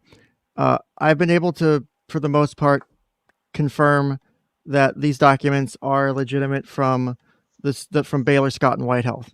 They look legitimate, and I see someone in chat talking about how that the SANE exam was performed based on the hotel allegations. I don't remember what date that was supposed to be about. The hotel allegations, was that in the middle of August or when was that? that was the end of August. The hotel allegation was at Um, the end of August. yeah, yeah. Are you positive? I'm 90% sure. Okay, 90% sure. because like Because I'm I looking know at the sane exam in question is as a result of what allegedly took place in that hotel room. well And because the SANE that exam was is the dated eight and nineteen, so that's about middle of okay, August. yeah, you're right. Sorry about that. Okay. Okay. Yeah. Because I was thinking because I remember a date being 8/25 or something like that. But I could yeah. You know what I'm thinking of? I'm thinking of the processing dates on the sane exams. Okay. Um, of the chain of Chain of evidence. what's the word I'm looking for, of custody of the same exam, where it was transported to, who it ended up with. Does that make sense? Yeah, Um, no, the chain of custody. That makes sense. right. Say because I did a quick search. I don't know if this document's text recognition. Actually, I don't think it is. Let me see if I can do that. But there's no mention. Like I don't know if there's a mention of hotel in this 819 exam. Uh, but or 818. I'm sorry, 818 or 819. It says the date on there. But listening to, because when Nick read that out loud on the stream he did with Michael, I was listening to it, and I have yet to rewatch it in detail to focus on Okay, the Michael. confirmation I'm getting right now is 8:18 was the forensic interview at Baylor Scott and White. The sane Okay. interview from Guadalupe Regional was the night of 9/6. Okay, so the forensic interview was prior to any hotel allegation. Right.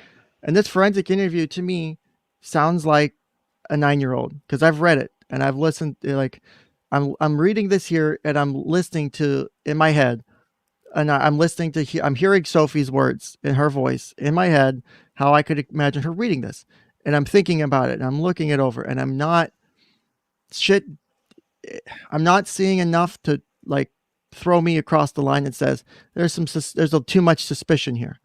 Like, it sounds like the guy is asking the guy or girl asking these questions, the person asking these questions, they're doing it. You're trained to ask those questions in those types of interviews in such a very specific way, because when you do anything involving sexual abuse cases, they want you to do special training on it, because there is so much you can fuck up by asking a question the wrong way.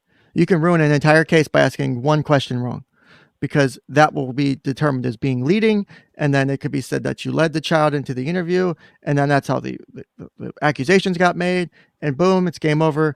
Now that child doesn't get justice, or there's no or the obvious.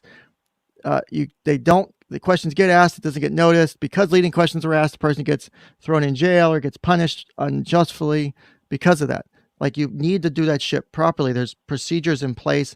The training is intense for some of this shit, because you're dealing with really awful shit, to be fair, Like, Yeah. the questions here are asked in a very specific way. They're open-ended. They're not leading. Right. Right. Right. I read that forensic interview. Makes me sick to my stomach. It sucks. It's horrible to read. You're talking about the one with the diagrams where they Yes. actually. Okay. Yeah. That That's really, one. really bad. That's really bad. And then there's the same exam interview as well. I must have that somewhere else then. Damn it. Because Yeah. I need to compare them. Is one of the things I need to do. Is I need to compare them kind of side by side, and compare the allegations, because I thought they were the same thing. So I misunderstood. Well, I must have misunderstood it. that's the thing, is she's been consistent, even though they weren't asking the same questions each time. You know what I mean? It's disturbing. It's very, very disturbing. I agree. But I'm not a professional. See, you're somebody who deals in these situations. So, I'm obviously going to take your word over anything that I gather from it, because I'm somebody who, I wouldn't say I'm biased, but I'm definitely more inclined to believe Sophie at this point, based on the fact that I've already decided that I believe her. So no matter what I do, if I look at any documents now that I haven't seen before, that's always going to be in the back of my mind that I believe Sophie. And I have to just be open and admit that, but I'm also going to explain, if I do that, I'm going to explain why it makes sense to me too. You know what I mean? But yeah, I found the same. I not forgot I had it somewhere else. My bad. So now I have both, and I can compare them better. So that's good. Sorry, Yeah, I'm now- talking out loud a little bit. No, I do that all the time. But there's one thing in the SANE examiner, I believe it's the SANE exam interview, where I guess the idea is to make her feel comfortable and make kind of small talk or whatever. Okay. And she mentions about her fans, and that she has 500 Yeah, I remember. presents. I remember that. Yeah, what's your take on that? Let me go to that section real quick, because I remember that, and I remember reading that, and I know that threw something up for me too, because it was an interesting thing. Let's see here. Because I'm really actually on the fence about that, because So tell me I your can think thoughts of- on it. My thoughts are, I first of all, she had apparently what happened was the explanation is that there was an Amazon wish list for Okay. Sophie that was posted in the group. Um, and anybody could have done that. It didn't have to be Michael. It didn't have to be Courtney. Michael claims that he had nothing to do with that. But Okay. my concern is how Sophie knew about it, you know? And was it appropriate to actually allow her to access these things? It's a good Um, point. so that's my concern. But I can also think of reasons why it might have been, or at least not that it was appropriate, but I can understand to a certain degree the reasoning behind it. And this is a conversation I have yet to have with Michael in private. Um, I went ahead and just talked about it on my channel yesterday, but I have yet to have a conversation with him about this. But my reasoning that I could come up with is, I mean, if she's been suffering, and she's been a victim of this abuse, as a parent, you're going to find any possible way to comfort your child, and maybe Yeah. say, hey, everything's going to be okay. You have all these people that are supporting you, you know, and you're going to have a ton of presents, and everything's going to, something that we're talking about people of a very low income and not a lot of means.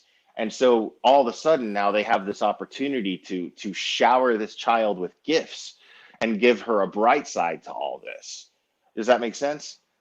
Yeah. Now, I could see two sides of it, right? I can see the perception that it comes off suspicious, and the right. I can see a parent or some, like, I can see working from, it's jumping into Michael's shoes for a minute. I can take the perspective of, we're looking at, you know, a child who may have gone, who's stating they've been abused. And any parent, to my best understanding, any parent except the very rare exception, and those are usually sometimes justifiable, but a lot of times not. But most parents are going to take those kind of accusations dead serious, and you treat that shit like, it's your kid. Your kid comes to you and says, "Someone hurt me. Mommy did this. Daddy did this. Uncle Tom did this." Like, you don't fuck around with that, and you always want your kid to be happy. Like, parents aim for that goal. People come to therapy, parents bring their kids to therapy because they want their kids to be happy again, because their kids aren't happy or their kids are going through shit. So come to therapy. How do we work through it? We deal with it in therapy. And you see that. And so I don't think a parent doesn't take their kid seriously for the most part. Again, there's exceptions. So, because I've got this here, I've got this section pulled up and I'm reading it again. And because it doesn't just talk about what she says, it also describes her body behavior and her body language. Like, she talks and then she'll, like, look down, or her eyes will shift, and you can tell the changes in the mood. Okay. And like, Yeah, see, I'm more inclined to believe, just because of the conversations that I've had with Michael, and the video footage I've seen of Sophie, and pictures and things of that nature, that it just comes off to me like it would be something that he would use to try to comfort her, in the sense of, you're being supported, you know. Yes, there are people who it comes off like they don't believe you, but there are other people that do support you and do believe you, and we're doing everything we can to make sure that you're protected and you're okay. So used as a tool to comfort her, not so much to blow her head up and say, "Oh my God, you have you have all these fans and blah blah blah." You know what I mean? plus kids will accidentally fuck up at And sometimes whenever they're being coached or shit. They'll make mistakes and be like, "Oh, well, it right, didn't hurt because it didn't happen." Oh shit! Like, because younger kids suck at that. But right. and that dude, that happens. But one of the things that I'm trying to, like, put to words, and I'm struggling with it, is, fuck, I just had the point on my head too. Like, I just had it ready to talk about. Is, I don't Fuck, I lost it. It was important too. God damn it. What was it about? I think if you look at some people in the chat are saying is the gift giving can look bad. It can undermine um, undermine the legitimacy. It can make it look like it can, and it looks bad to some people that it looks like the kid's being coached, or it can look like the kid's being bribed. Those are legitimate concerns. Sure. I'm not denying that, right? Those are things that people will factor into it, whether you believe it or not. Like if I'm the parent, I might not believe that me trying to make my kid feel better is going to be looked at badly. Because like, why would anyone look badly at my kid that just was abused and I'm trying to make feel better? Especially if you have someone trying to make you look like this. You know, they're out to paint this picture of you. Real quick though, I want to touch on your point about as a parent, you're going to take these accusations seriously. Most of the time, you are. You should. Right. Right. You should. In your professional opinion, you should. Right. I remember what I was going to talk about now. I remember what I was going to talk about is one of the things that bothers me most. And yes, we're going to get to the Psych Guy thing. I haven't forgot about it. We'll get your viewer's choice stuff, because I was trying to find specifically in his video where he talked about coaching, because I started listening to it and then I remembered something that he has said and other people have said. The psychologist who did Sophie's interview said this too, and it bothers the fuck out of me that he said it, was that you expect to see a kid who's been abused in this negative state all the time. And because Sophie hasn't been, that kind of throws shit up into the air. The psychologist said that. Dude, doesn't take I was sexually I was sexually abused as a kid. No one knew about it till I was I didn't tell people till I was an adult. I look happy a lot of the time. I've had friends who were gang raped as kids. Like 9, 10 years old too. And they didn't tell people. They still looked happy and normal. But when you touch on that subject, when you start talking about that subject, and this is what you'll see in behavior, right? They're fine because they've built up their support systems. But once you start getting into that topic and it starts to bring back those memories, then your body language changes. Then your behavior changes. Then you don't want to make eye contact. Then you're uncomfortable because it's not. Well, it's common knowledge also that kids suppress these things. They block the memories out at times. They do whatever they can to just not have to face it and bury it deep down.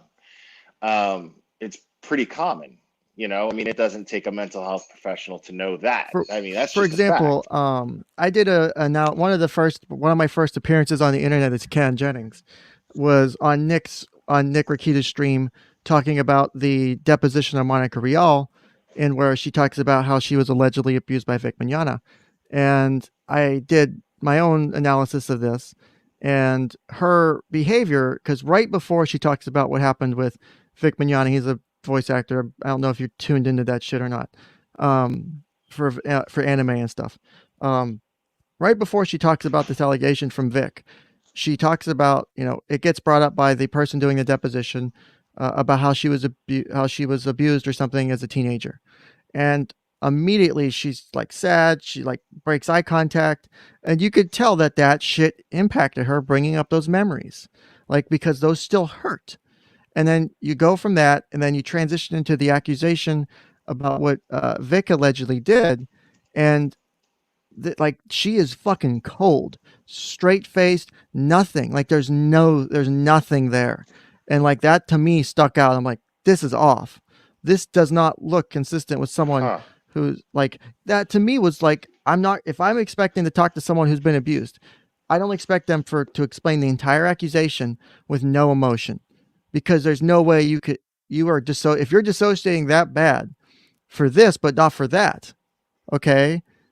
Why is there this inconsistency? Why is there this other shit going on? And to me, that's where I threw up the red flag and I said, I don't know if I believe that. And I don't want to be in the position to say someone's saying they're lying about that. Just like I don't like being in the position to say, I don't think, because I don't want, of course, I don't want the kid to be abused, clearly. But I will rather err on the side of caution, because there's enough things pointing at yes versus no. So to me, it's like, well, do you follow through on that line of logic? Well, that's consistent with someone whose intention is to protect this child. I mean that's it's that simple. If your intention is to protect this child, then obviously you're going to err on the side of caution and be like, okay, well let's take precautions and look into this.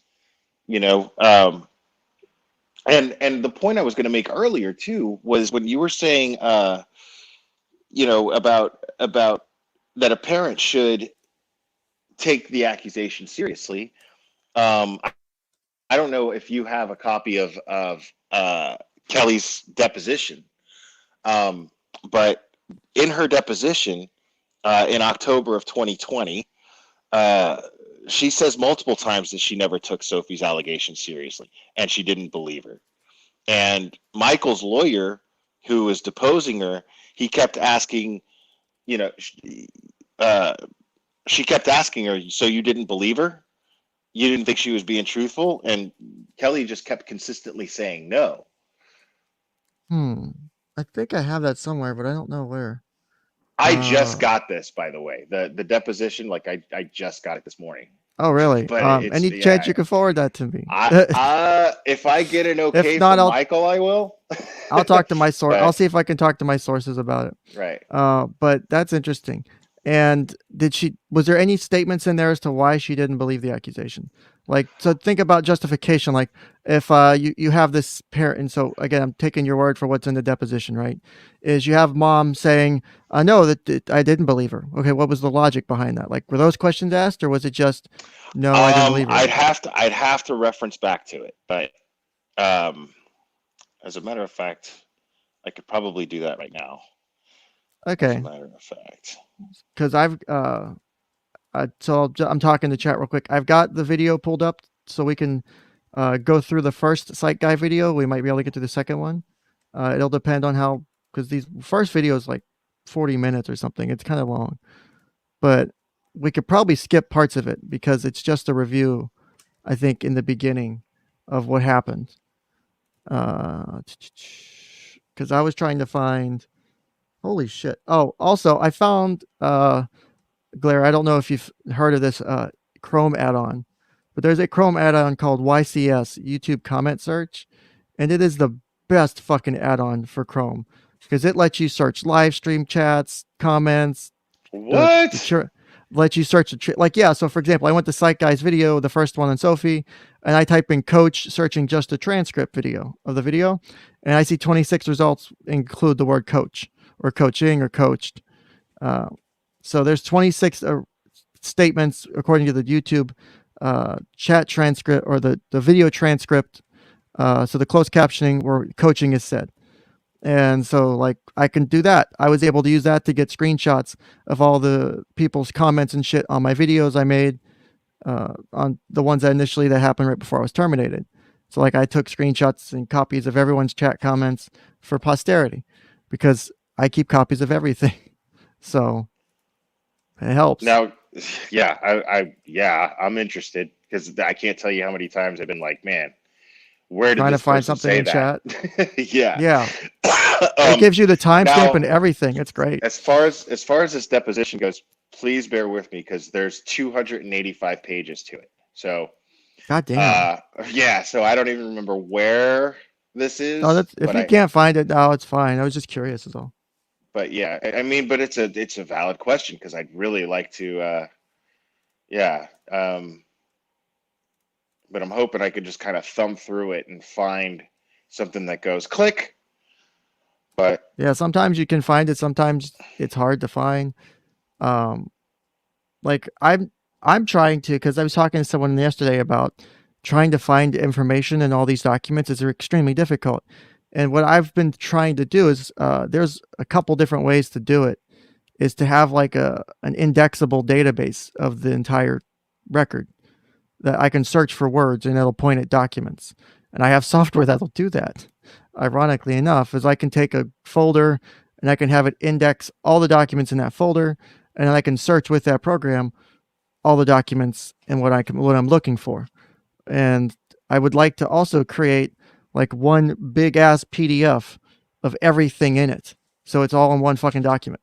So it's like between this date and this date, here's all the records.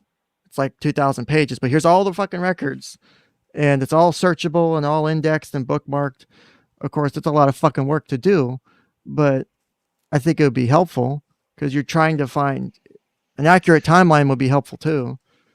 And something interesting. I mean, thumbing through this, like I'm still finding stuff that's interesting. So, uh, she's asked, was there any time between, um, uh, or any time? Okay, let me read the question verbatim. After August of 2017, when did the mediated settlement agreement?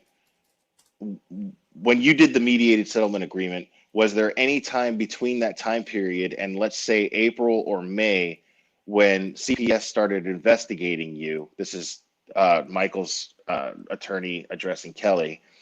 That you felt like Michael was putting your children in harm's way. And she said, yes. She said, when was that? She said, several times over the course of those, 2 years? Just tell me about it. And she says, I can give you general characteristics of what I observed. And she says, I'm looking for something more specific, like dates, incidents. She says, I can't be more specific than telling you what my concerns were. So you had concerns, they just weren't based on anything. And she says, they were based on things the kids have said, but I can't tell you exactly the date they were said and when they were said. Okay, so did you raise concern with Michael in any way? I was trying to approach co-parenting as not critiquing and criticizing every little thing that the kids might report back to me because it didn't feel like that would be conducive to a co-parenting relationship. Convenient answer. And then there's an objection, and then she says, okay, and then she says, do you remember the question? And Kelly answers, the answer is no. So there was no time between August of 2017 and August or April or May of 2019 when this first investigation of you started that you felt the need to withhold the children from Michael. So, I mean, this is, you see what I'm saying? Like she says yes. As far as this question goes, she says yes, that she felt that Michael was a danger to the children. But when asked to specify, she failed miserably. And then it gets to a point to where she says, do you remember the question? And then she says, yes, I remember the question. The answer is no. So she retracts her answer. At least if I'm reading that correctly. Any chance, are you allowed to show it yet, or are you just allowed to read from it? I have not gotten the okay to show it yet. I mean, I don't mind reading from it. Okay. But yeah, if you feel comfortable with just like, if you're not sure if you got the right interpretation of that, if you just send me that section and then I can read it and see if you're getting the right interpretation or not. I'm not going to share it. I follow the same rules. Like, I'm not sharing shit without permission. So if you send it to me without, it's not going anywhere. So yeah, I've been holding pretty true to that. If I get the permission to actually share the document itself, then I'll be happy to do so. But it's definitely not. I mean, when I'm reading here, it's not looking good. As far as I mean, how can the court rule now? If that's the case, if I'm reading that correctly, how can the court rule now that Michael is a danger to these children when Kelly, even under questioning in a deposition, admits that she doesn't think that he was a danger? After she said so and then specified, that's what she was saying no to. Can you specify as to why? And she just says, based on whatever the kids told me. And her answer being that, well, I didn't confront him because of the Co-parenting. that it might that right it might be it wouldn't be conducive to co-parenting. But I Which I mean can kind of understand, but I can understand that too. But at the same time, I feel like why not? Isn't that exactly what co-parenting is? You know, like I listen, the kids are expressing some concern to me about something. I just want to get your take on this. I mean, that's not exactly, you can do that without seeking confrontation, you know? do you have the date for that deposition? Because that's being asked repeatedly. Okay, the date for the deposition. Okay, I'm gonna call out someone in chat real quick because October 30th, 2020. okay, 30 October 2020. There's your date for that deposition, guys. There you go. So I'm gonna call someone out in chat real quick, because the double standard is disgusting, right? So I've got this double standard of, why can't we see this for ourselves? What else is there? Yet when I show the documents, oh my God, why are you showing the documents? I love and it. then Yeah. and then when I don't remember who it was either Ask Your Bartender or Critical K, and the hours or day or two after my fucking termination are reading documents from the mandamus shit, but won't show it on stream. I'll give you my opinion. It's okay when they do that because they can give you their opinion and construction of it, and we can trust them. But and I'm not saying you're lying or not here. I'm just using the example. But we can't trust Will. Like, hold a goddamn fucking one fucking position. That's all I'm asking. Pick one fucking side. Pick one personal damn position. Oh my God. Like, come on. Pick something to stand on morally, because you look like a fucking idiot right now, dude. Here's what Like, I'll these do. people, this is the kind of, like, because this shit's back and forth, man. Oh my God. Sorry. This is what I'll do. Fucking frustrating. I will take a screenshot of the first page of the deposition that only states who is in the room, that has the case number. I'll take a screenshot of that and I'll send it to Ken. How's that? Would that be okay with you guys? So you guys know that I'm not lying and I'm not just making this up as I'm reading it.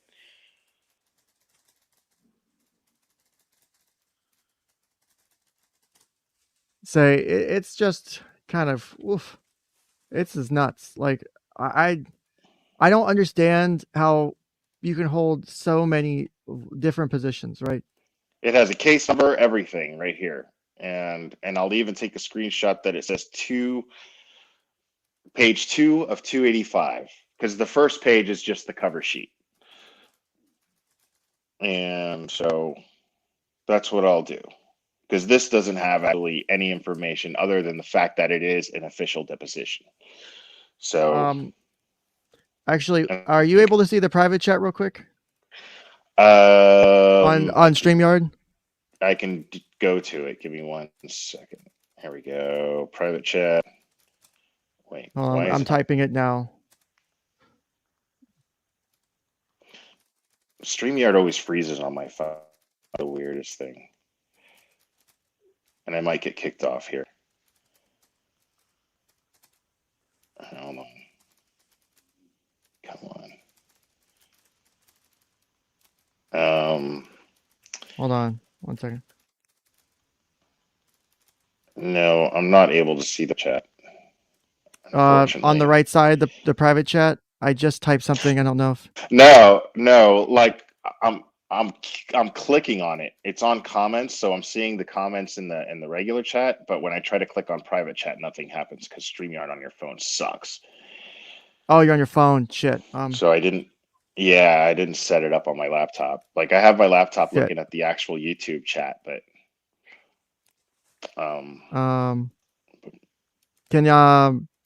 so can I do this? Can I okay, email you something real quick? Michael just told me to tell you to check your email. To check my email? Okay, because I'm just okay. Also, if that happened, if anything happened out of order, I apologize for that. Let's see. If that motherfucker. Okay. Okay, so I just got that. That's funny. Let me do this. So we'll do this in a different set of order because I want to make sure I'm following all of the steps in levels of disclosure that have been requested. I don't want to go out of order.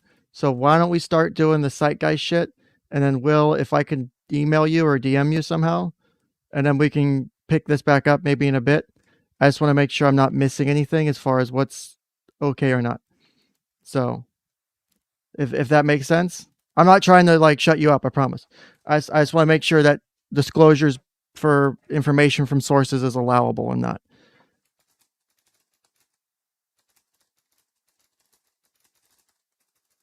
Hello, are you still there? Oh, did Will fall off? Oh shit.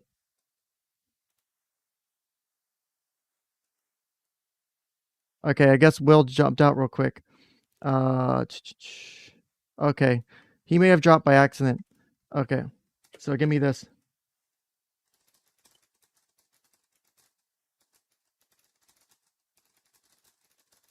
So give me 1 second while I fin you.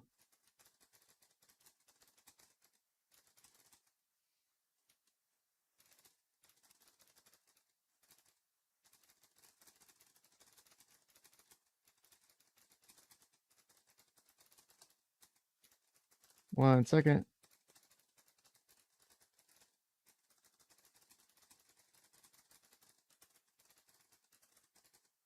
Okay, so let me send that message to someone real quick.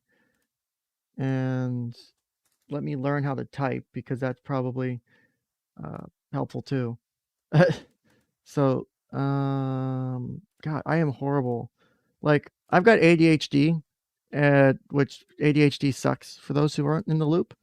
Also, I don't know if you guys saw, we have a new guest in chat. We have the 200 pack of crayons for chat is joined specifically for you. They are here for your consumption, for your eating. So, let's see.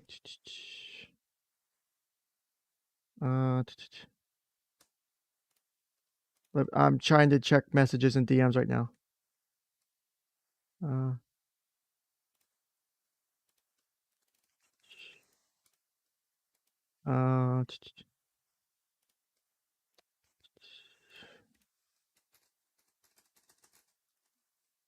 So let's do this. I'm going to start because I'm trying to do multitasks at once. We will start the Psych Guy content because I can do that. So you guys can start watching Psych Guy, and I'll leave on closed captioning because I know some people, myself included, like that. I'll leave playback speed at normal, unless you guys decide he's talking too slowly, and then we can speed it up. Sound good for everybody? All right. I know you guys get really hungry. The 200 pack of crayons should be enough for everybody. Share. I do not want to. I swear to God, if I have to break up any fightings over crayons, I will kick some ass. You will baby shark this to. I will make you guys listen to AOL Reconnection again. For those of you who weren't here earlier, who weren't here at the beginning, you missed it. You guys missed it. Wait. Oh no, is the connection dropping? Oh.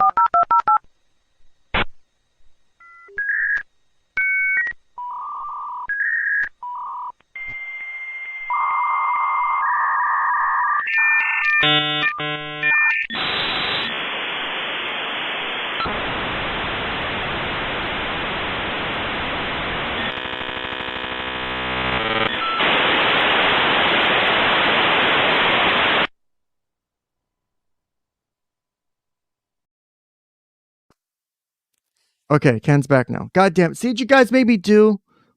This is what happens whenever you guys 10-hour dial-up stream. We're going to do a 10-hour dial-up stream. Fuck it.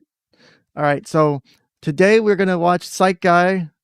Whether you like him or not, that's up to you. I've got my opinions of him at this point. I've made those kind of clear. But just like anyone else, give him the opportunity to present his points. Take notes if you'd like. I'll interject as necessary. But I'll go ahead and start this video. If you want me to fast forward, let me know. And then I will fast forward it a bit so we can get to more important parts. So I don't know what was mega obnoxious, Louisiana Girl, if it was the AOL connection or if it was me being loaded up, because my connection dropped. You have to load up a Ken. Did you have a connection? Connection? Do you get it? All right, here we go. All right, Psych Guy, say hello. Hi, Psych Guy. Everybody say hi. All right, welcome to AA. All right, what is going on, guys? Psych Guy is back at it again. Wow. Whoa, what happened? I've been gone for like a couple of months, and next thing you know, there's like chaos going on the internet. My gosh. What is going on, especially with this story we're going to talk about today? First and foremost, I want to tell you that if you guys are new to this channel, or if you unsubscribe to this channel, come on back. Welcome back and subscribe. We are not going anywhere. This channel is all about psychiatry, psychology. We do it in a very high intense, high energy, high passion kind of manner. This is a very objective channel. It's very fair. It's not a typical T channel. We're not going to go ahead and spread any sort of rumors. This case we're talking about today is the case of Sophie Long. Now, this will be the first and the last time I'm going to mention her name in this video because I don't want to come across as myself trying to profit off of this case as opposed to other channels out there, other individuals. I guarantee you that after I'm done with this video editing and so on, I will immediately demonetize this video, as I've done in a lot of my past videos, especially when it involves around children and adolescents. I just think it's kind of morally and ethically wrong to go ahead and sort of profit off of these types of individuals, or any individual in particular. So that's why a lot of my videos, if you watch my channel, you notice that they've been demonetized. You won't see a lot of these ads and so on. So that's how we roll here. Now this case right here, truth be told, I wasn't going to do a video on this case. In fact, I was going to do it on something else. But I got a message a couple days ago. I don't want to mention her name because I don't drop names or anything like that without getting permission. But she said, hey, I got a case for you, and she mentioned the case, this case right here. She's a psychiatric social worker, and so this person told me about this case. I was going to do a video actually a couple of days ago, but I thought, you know what, I don't want to come across as being trying to capitalize because there's a lot of videos, there's a lot of just drama and so on. So I want to kind of let the dust settle. So I think now we're in the time frame where now I think the dust is settled. So that's why I'm putting this video out to you good people. So if you guys know this case, what is this case all about? Well, it's a case about a custody battle, a case that involves a poor child who is just being tossed between both parents because it's this long-standing custody battle. It's been going on for a couple of years. I want to say like 2015 or maybe 2017. I don't know the exact date, but it's been going too long, okay? And as you probably imagine with these custody battles, I think she's also got her brothers there also, but with these custody battles, there's a lot of tension between both parties, between the mother and the father, and just a lot of just bickering and fighting and so on, and just power struggle. Okay, so I feel more comfortable here, back at my desk in front of my mic. Allow me to give you a quick timeline of events so that we're all on the same page, and allow me to catch everyone up to speed who need to be caught, who don't know the specifics about this case. So as I mentioned before, the case revolves around a beautiful young 9-year-old girl. Actually soon to be turned 10 this week. Wow, happy birthday, little kiddo. But alongside her, she has her 2 other brothers, and all three are in the middle of this highly intense custody battle. Both biological parents, they divorced in 2015, and custody was initially divided between both parents, but things quickly turned for the worse when a judge awarded custody to the mom, who eventually took the children to live more than 200 miles away from the dad. Now, what brought this case to national attention was this alleged video floating around the internet of the poor little girl detailing alleged abuse and screaming at the top of her lungs, allegedly accusing of abuse at the hands of her mother's fiance inside her mother's home. In the video, she turns to her grandmother and informs her that she doesn't want to leave the car and, to go to the mother's house because she doesn't feel comfortable, right? This is all from what I've read. Now, just a disclaimer, I have not seen the video myself, which is actually good because it throws out the window any implied and or inherent bias in the educational material that I will be presenting later in this video. But supposedly the child's father has been frustrated with the entire legal system, and according to my understanding, he spearheaded this whole online campaign to bring awareness of his plight and the struggles that he is facing, to show to the entire world the unfair legal system of how he is just trying to protect his daughter from his mother's boyfriend, who's allegedly sexually abused her. In addition to an alleged abuse encounter that occurred at a motel or a hotel or something like that over, I believe, Labor Day weekend, where he supposedly heard heard 4 men in the background, possibly there to sexually victimize, or who have already sexually victimized his daughter. And it seemed at the least, in the time being, the campaign and the fight, it's all worked out to his advantage. His 3 kids are back with him now, at least till the next court hearing, which, by the way, has been moved up from November. Now it's going to happen next month in October. Now let's break this down. In every custody case, this one included, you've got 2 sides. You've got the mom side and you've got the dad side. If you're talking about opposite gender parents. Now, with this case specifically, everyone, I repeat, everyone, including yours truly, is siding with the girl and wants the best for her from a safety standpoint. They want what's best for her. Doesn't matter if you're on mom's side or on dad's side or neither parent's side. We all want her to feel safe and secure. That's a given. Now, in regards to both parents, it appears as if most everyone on the internet initially were on the father's side. And I mean, why not? Hearing the desperate cries from Sophie, who wouldn't side with the dad, right? The dad's trying to fight, get justice for her daughter, right? However, right now, I think you're starting to see more and more people, as the days are going by, starting to slowly gravitate towards mom's side, even though she's not doing or saying anything. Nothing has changed on her end, to my understanding. If anything, she's been accused of going to jail. Where that got started, I don't know. I'm not sure how valid that is, and I don't think that's true. But really, we haven't heard from her. All we're hearing is from the father, or at least have been hearing for the most part. And as the date of the making of this video, which is September the 14th, it appears that most everyone is still on dad's side. At least the ones who are vocal, okay?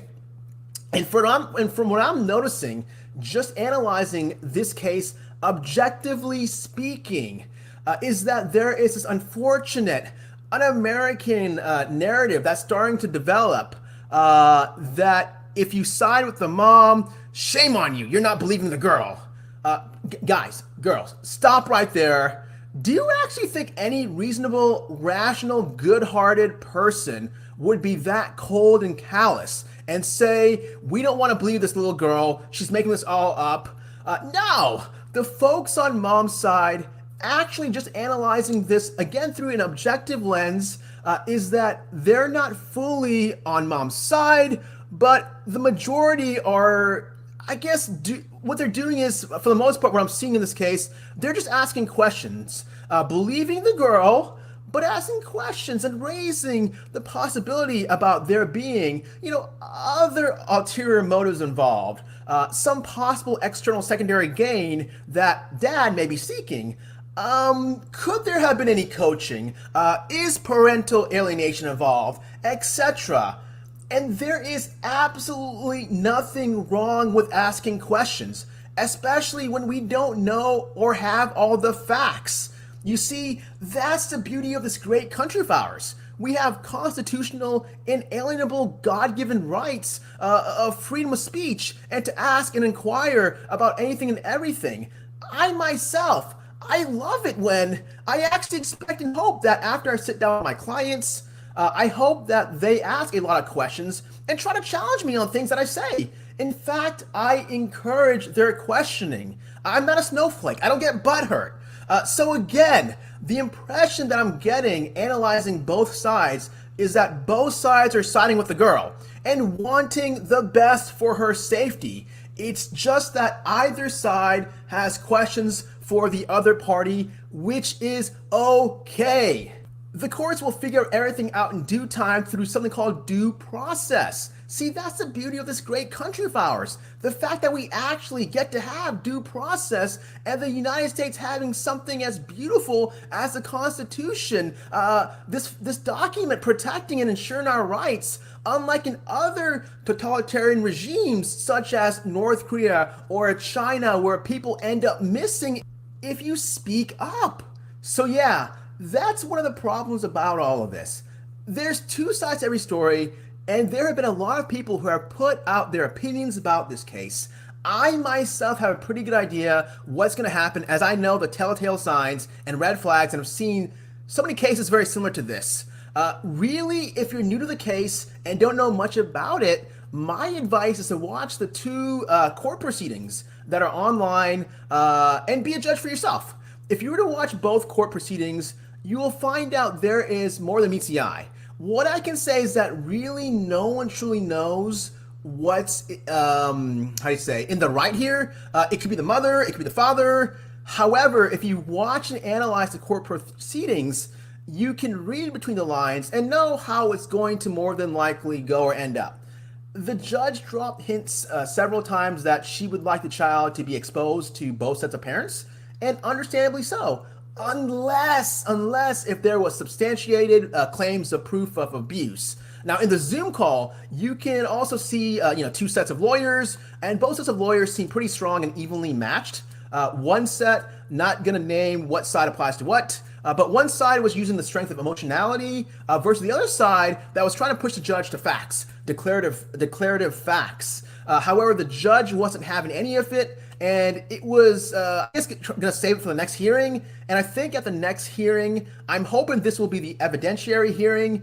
And I think you're probably going to see, if I had to predict, the side that was kind of trying to push for facts and evidence in the last court hearing, I think that side's going to go on the attack. And it's going to really explode. And I think you're going to see a shift where the rug is going to be pulled out on the other side. And it's probably going to be a win.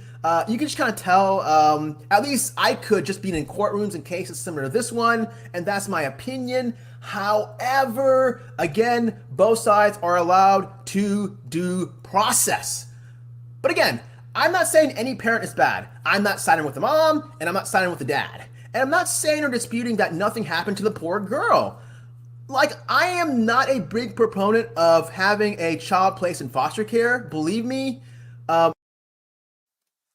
All right, hold up, because I'm already starting to see people do the same exact shit that happened when I tried to fucking read documents, and I'm not putting up with it. All right, we're doing this shit the right way, because that's how you're supposed to do shit, the fucking right way, right?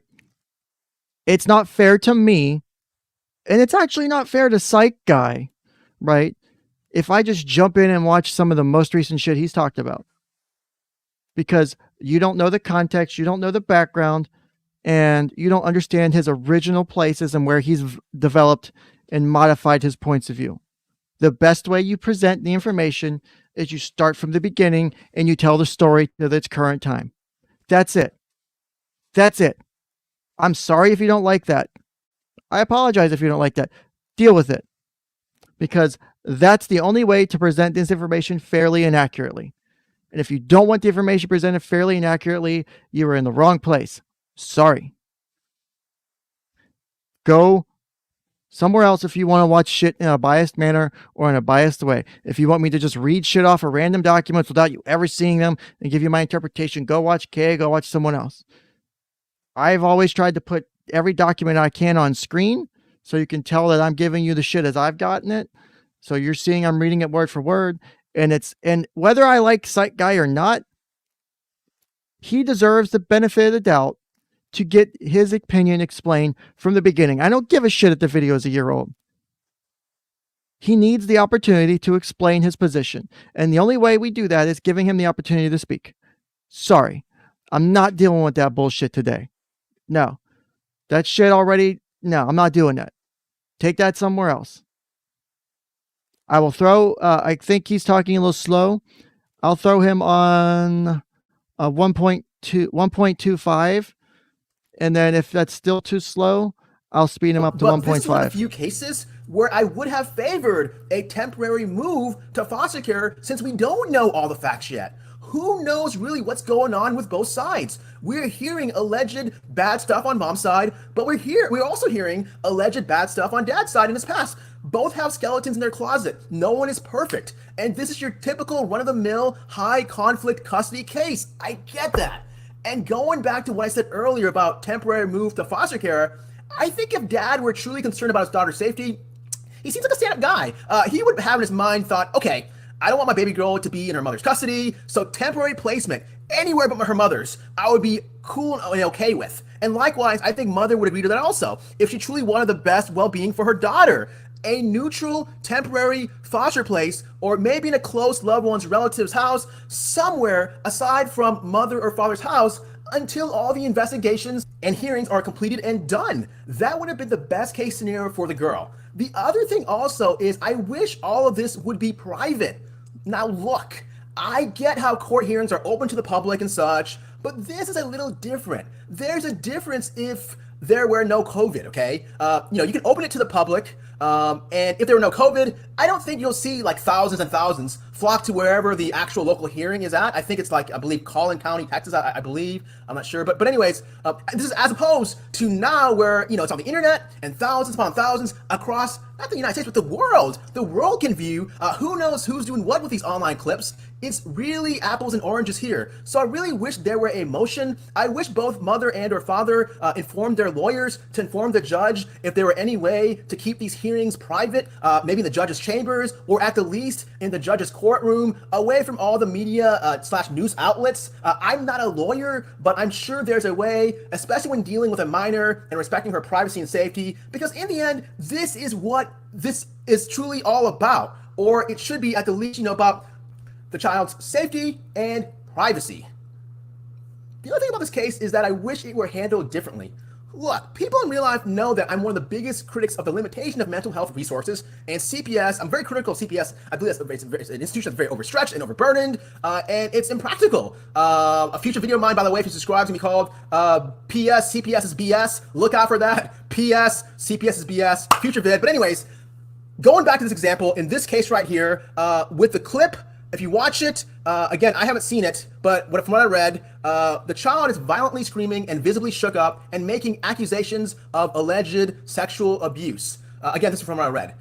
It would have been better if someone like myself or a psychologist who was contracted by the city and was on call during a mobile crisis to come out and evaluate the child instead of a recently graduated green CPS employee who from the get-go doesn't have the skilled training to know how to properly evaluate and assess if there is validity behind the child's claims and is just basing his or her decision on subjective inferences and assumptions. Look, no one here is going to say, I don't believe the child, or I don't believe Sophie. But in this given situation, especially in such a heated, contested custody battle, the best case was to, going back to what I said earlier, A, place the child in a protected, temporary emergency environment, such as a temporary foster placement or a close loved one relative, or even a hospital setting, just anywhere from either parent, and B, have a skilled, trained professional such as myself or a trauma-based psychologist do a complete, immediate, forensic-style evaluation and assess the probable validity and to rule out any potential for any sort of coaching from either parent. Now, a perfect example is, I just saw a video the other day about this very topic, and it's on a somewhat popular mental health channel. I'm not going to badmouth this channel. I believe the individual is a licensed social worker, and bless his or her heart, I don't think he or she was trying to misinform the public, but he or she was focused on the intensity of the screams of the child in the video. And he or she stated in his or her video, and I'm paraphrasing, that based on the highly reactional intensity of the child's screams, that this is natural and no way was she coached. Which, by the way, is not a correct statement. I can't tell you how many times I've seen coached children scream in the same manner that Sophie did in the video from what I've read, and it was later determined that the child was coached. You see, the entire process is a dissociative one. All that's required is a trigger word or phrase. Boom! The child dissociates, almost like an out-of-body experience, and what comes after is a heightened response of anger and betrayal, whether actually based in reality or not. Oh, and in that video that I saw, the counselor also stated that she was scratching and that can't be coached. Well, guess what? That can be taught also, so he or she was wrong about that. Okay, now, I know what you're all thinking. Hey, Psych Guy, are you saying that Sophie was coached? Are you saying that Dad has brainwashed her and manipulated her to fit his own secondary gain? No. I have my professional opinion about this case, and I'm going to be neutral and objective as possible, especially when I don't have all the facts. I mean, we all don't. And also, as I mentioned before, I'm not going to include any video clips of. Remember that. Neutral and objective. Professional opinion. Goldwater rule. Just saying. Let's continue. Her at all. What I can say or talk about is about the subject of coaching and how children who are coached usually present like, both from studies and in my clinical experience, and whatever information that I pass to gender parents. Now, with this case specifically. God damn it, I hit the wrong button. Do you guys remember where we were? Fuck. Where were we at? Shit. Was it past there? That Sophie did. That's recorded body experience and what psychotic event, de-escalation. I know the child or her. Was it right here? Was it right about here? This is around 20 minutes. Was this where it was before I fucked it up? Can someone go back and check? God damn it. I hate myself right now. I fucking hate YouTube. Let me rewind on. Let me see if I can go back on my own copy of this. 16.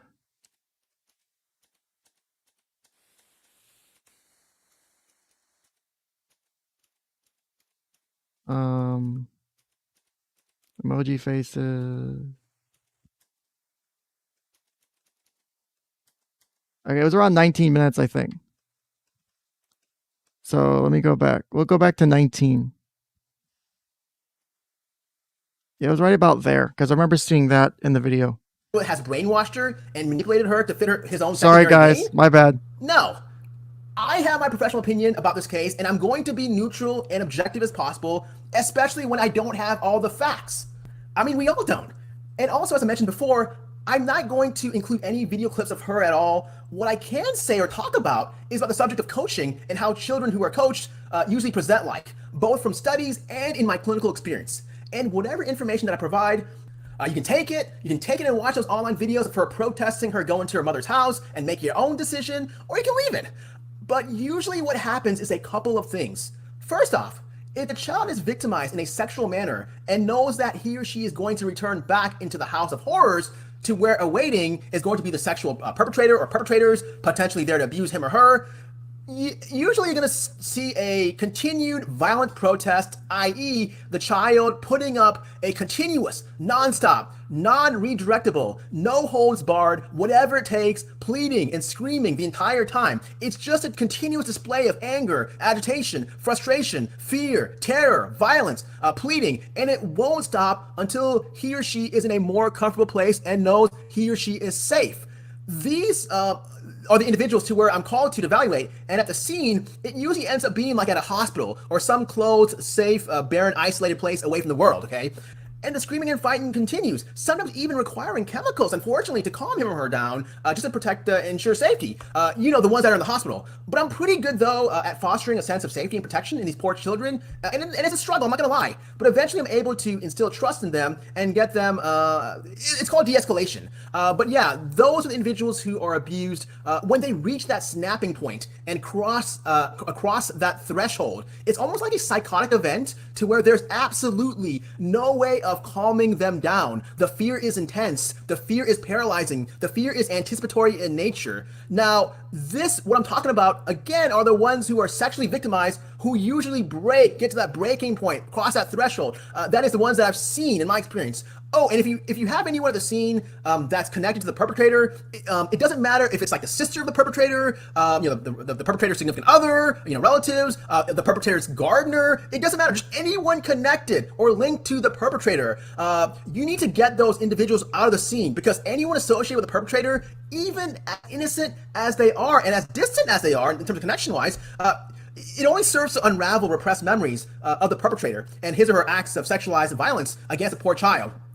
Now, someone who is coached, on the other hand, you'll see the protesting anger, but it won't be as continuous. The duration won't be nonstop continuous. You'll tend to see gaps, stoppage, periods where the child is consolable and conversating to anyone. It doesn't matter if the person who coached, or if it's the party he or she was coached again, or anyone related or associated with that party he or she was coached again. It doesn't matter. And it'll usually be interspersed later with moments where the child will pick up back again to the fits of rage, just to both consciously and unconsciously please the coach, the one parent who did the coaching. Speaking of which, children who are coached also will turn to the parent doing the coaching for reassurance or direction. I guess guidance is the best way to put it at times. It's almost like a movie script. It's actually interesting. It's almost like watching a director and an actor or actress feeding off one another, but subtly. The parent who coached the child and did the coaching, they would tend to kick back and just say certain trigger phrases or words, and then they take a step back and let their child, just as a director steps back, for the main attraction, and waiting for the other participant to act out, right? The actor, actress. And the parent who did the coaching a lot of times will say something subtle along the lines of, "You'll be fine," which further conjures up feelings of more further unpleasantness, kind of akin to how a parent takes a child to take a shot at his or her doctor's appointment, and the parent says, "You'll be fine," but in reality, it ends up being an unpleasant experience for the child.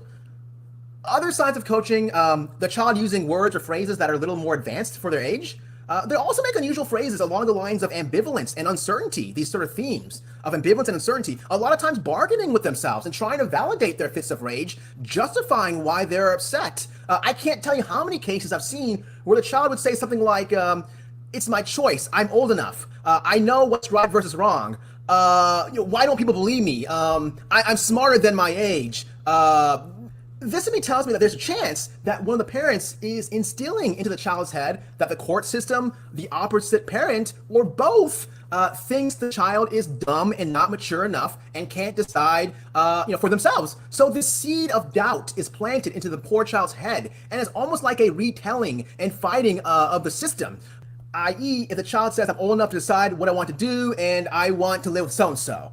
That's more typical of kids who are coached. You see more in the act of the fit of rage or the act of protest. You see more of this sort of, discussion, room for discussion and justification, and so on, as opposed to someone who are truly victimized, especially the ones who are sexually victimized, especially if it reaches that threshold where they are fearing for their life. Fight or flight, it's nonstop screaming, fighting, scratching, pulling hair, biting, whatever it is, violence. There's no way to get to speak to the child. There is absolutely no way to reason, no way to get to the child, nothing. Lastly, for someone truly sexually abused, in conjunction with their statement or confession that they were victimized, you would see more signs such as sort of adjunctive signs, such as, again, aside from their confession, but you see also in addition, more signs such as frequent urinary infections, pain, itching, burning in the genital area, bleeding, bruising in the genital area, a shutting down, a decrease in the hygiene and grooming, increase in depression, difficulty in school, increase in nightmares, increase in sexualized acting out, or being overly protective of their other siblings, regressive behaviors such as thumb sucking, running away, etc. These are all just examples of other characteristics and signs and symptoms of someone who is being, victimized. And a lot of parents who do the coaching, they'll try to build out a narrative, okay? You see a history of the parent who's doing the coaching. You'll see a history of doctor shopping, going to different doctors, in the ERs, speaking for the child. Anything they don't like hearing or want to hear that will not help build a case or their case, they then go to the next doctor to continue onto this path. So you see a lot of times, you see this continued doctor shopping, frequent visits, multiple visits. It's almost like a Munchausen by proxy, but with motives of secondary gain. I guess that's the best way to put it. So now I wanted to shift focus on something called parental alienation. Now, what is that? Parental alienation usually occurs when a child refuses to have a relationship with a parent due to manipulation, such as the conveying of exaggerated or false information by the other parent. The situation most often arises during a divorce or custody battle, but it can happen in intact families as well, believe it or not. Making negative comments about the other parent, blaming them for the divorce, making false accusations of abuse or neglect, threatening to withhold affection if the child expresses positive feelings about the other parent, these are all signs of parental alienation. Now, even though psychologists and psychiatrists don't recognize this to be a diagnosable condition, side note, it should, by the way, I personally feel that this is a form of exploitation, abuse, but the courts, they recognize this phenomenon, though it's not a recognizable crime if a parent is caught brainwashing his or her child, believe it or not, which is why I wish there was a law against this, just to protect the innocent children. And I think that's why you see a lot of parents do this, because in the end, they won't be severely punished. Sure, they will more than likely lose their case if found out that they have instilled parental alienation into their child, but no criminal charges, no official criminal charges are going to be pressed on the parent, because in the end, all they care about is their own needs and desires. So they're like, oh, whatever, So I think that's why you see a lot of parents doing that. Which brings me to our next point. My next point is that, what type of parent would try to manipulate their child to engage in parental alienation? You may ask. What kind of sick individual would do this? Well, usually it's set up by like a narcissistic or emotionally unstable parents who are usually motivated by their own primary needs, their intense desire for revenge against their ex, or they simply use a child as an outlet, as an act of the defense mechanism displacement, to where they displace their pain and rage, the subjective feelings they have towards their ex, onto the poor innocent child. Now, in terms of stats, I want to say about 10 to 15% of divorces involving children lead to parental alienation. And it's so terrible because the child is caught in the middle. It only will help to harbor feelings and instill feelings of ambivalence and confusion in the child. Why they are unilaterally coerced to love only one parent and not two. There's a lot of questions and so on, a lot of feelings of shame and guilt, and it's a big mess. And again, I'm not saying they're accusing, that the dad is belittling the mom and making false accusations about the mom and her fiance, leading to parental alienation. What's the phrase? Every dog has his day in the court, right? And again, we'll have more clarity at next month's hearing, at least I hope so, when all the facts come out. Supposedly, word on the street is that the dad has got a lot of evidence, or so I've been told, so he deserves his day in court, and likewise so does the mother.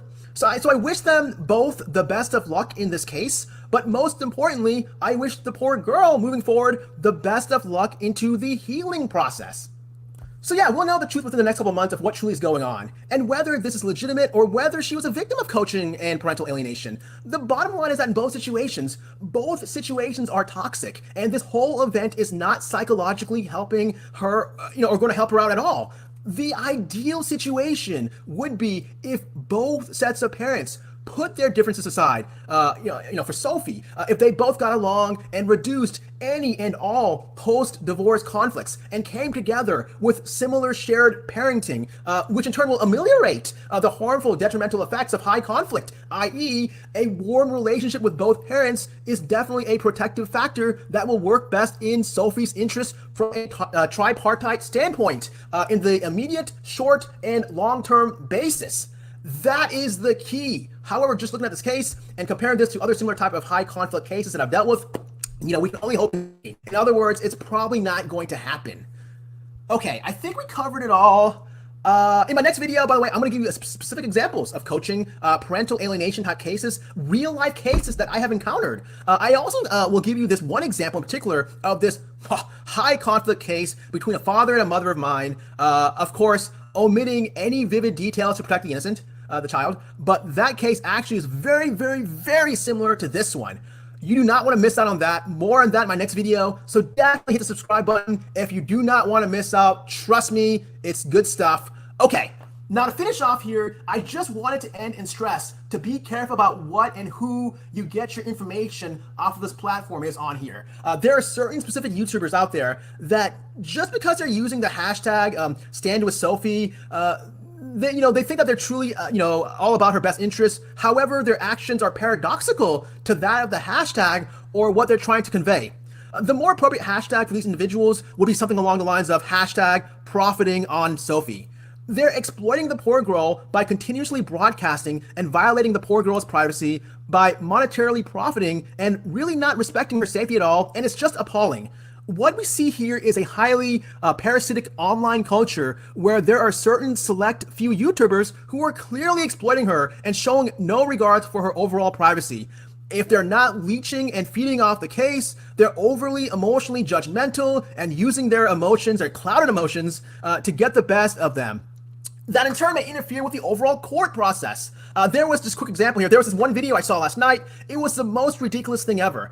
This person, I'm not going to specifically call out anyone or try to start drama for views. We don't do it here at Psych Guy. But there is this one channel in particular who leaked out sensitive private diary entries and audio recordings, I believe, and then tried to spin it and justify and rationalize his or her actions as if he or she were hired directly by the courts or knew all the legalities behind it. I highly doubt that both parents and the judge agreed and said, oh wow, okay, great, sure, go ahead and leak out and broadcast this poor girl's inner thoughts through her diary journals and audio recordings of the amicus, because yeah, I mean, it may not be acting in the best interest of the child by sharing what should be enclosed, confidential, safe space, but you seem like a nice person, so why not? I truly find that hard to believe, and look, no hard feelings, okay? I'm sure this person in real life is a nice person. I think he or she truly means well. I get it how we're all trying to grow our channels, but just stay in your lane if you don't know what you're talking about, because his or her actions may actually hurt one side's case and or the entire case altogether. I mean, why do we even have lawyers then, right? So yeah, so his or her actions were rather reckless, and as a professional, I've seen cases where such evidence is thrown out, even cases being thrown out due to heavy influencing and interference because of the sloppy, immature actions of others, such as what was done here. And look, I get it. I know it's a pretty heated case. I know it's very intense. I know it can conjure up a lot of emotions, but just step back and let the court process unfold, and justice for the girl and what's best for her hopefully will be served in due time.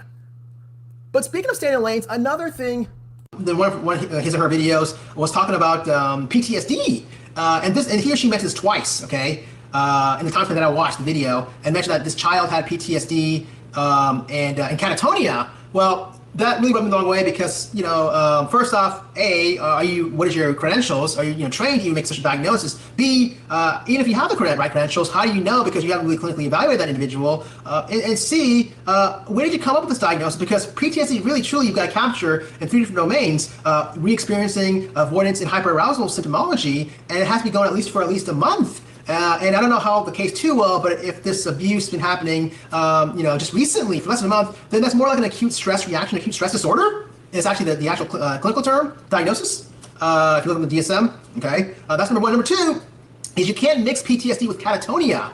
Catatonia is something completely different. It's not even associated with PTSD. PTSD is an anxiety disorder. Catatonia is more associated with psychotic, schizophrenia disorders, or even mood. But what is catatonia? It's basically a psychomotor disturbance characterized by hypomobility, which is the most common type you see. We refer to catatonia. Think about that. Waxy flexibility, catalepsy, and then stupor. But anyways, those are the characteristics. But yeah, so this individual is kind of like playing, Dr. Phil or something. I don't know how you call it. But it rubbed me that way because I don't like misinformation, especially it kind of reminds me of folks who say, oh, you're bipolar, but don't really know the true definition of bipolar. You got to capture, 1 week period, at least bipolar type 1 week period of manic symptoms and so on. So, that was the one thing why I wanted to go ahead and, inform you to people who might know what I'm talking about. But yeah, that's the correct sort of way in regards to thinking about that. All right, well, thanks for watching this video. If you like what you saw, don't forget to like, comment, subscribe. This channel is all about disco overload. I'm into that. I am good to go, so let's go.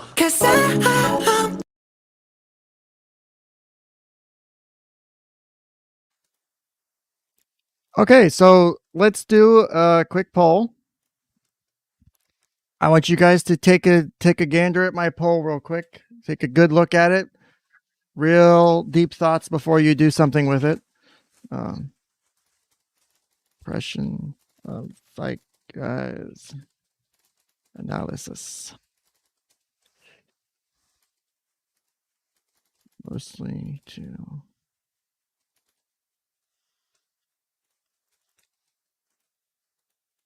All right, give me 1 second as I put this poll together.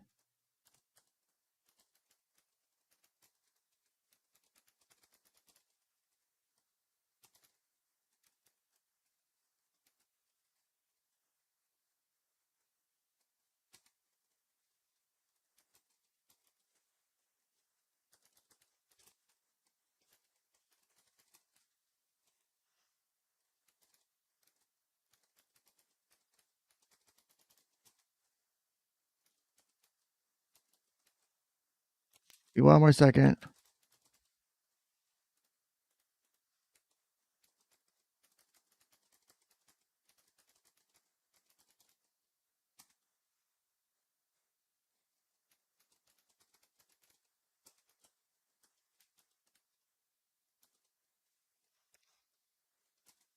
Almost done. Give me 1 second. Just typing in the options here.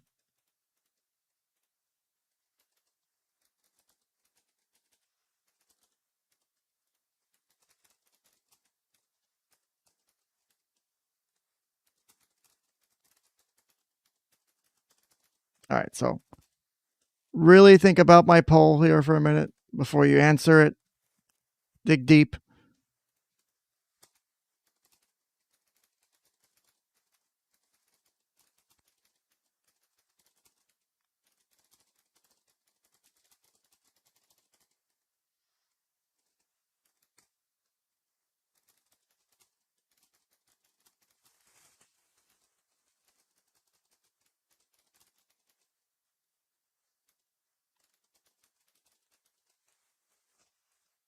All right, here we go. Asking you guys in my community, which I have the community tab available now, which I'm so happy about.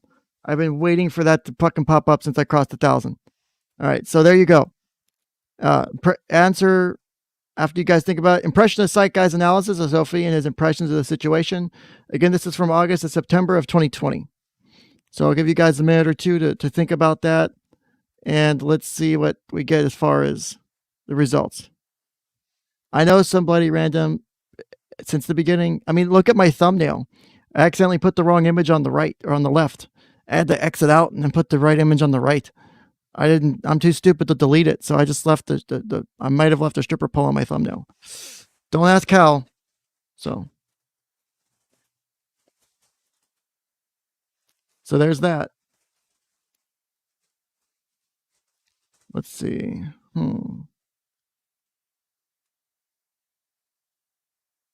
Ken has it on 1.25 speed. I don't have it on 2x speed because he talks fast enough, but he was kind of pausing enough. So his opinions near the end about how other people were saying, like, he wasn't wrong about people like calling people, like people will call people bipolar, or they'll call them XX or this, or say they have catatonic. Like, people don't understand a lot of ways presentations happen with some of that stuff. Like I said, a lot of people read WebMD or you know, or they've been diagnosed with cancer from WebMD or something. It's crazy.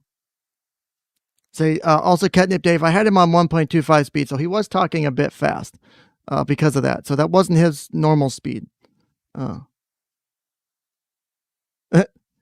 So let's see here. How many people have taken a poll? 43. Wow. Okay. So give it another second, and then I'll go ahead and end the poll here, and we'll get the final results. So that was an interesting video. So that was video 1.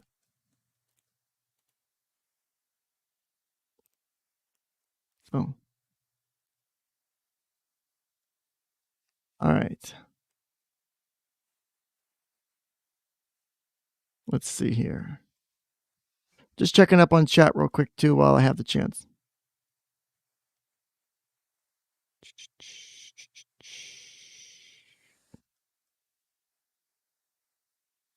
Yeah, I know the music was a little bit sus. He does it to make sure that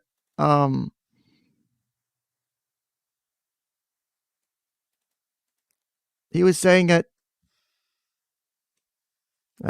there's a lot of shit that I had issue with. I don't. All right.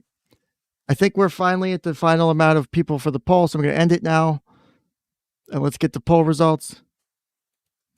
And I did take issue with him speaking on the case, not having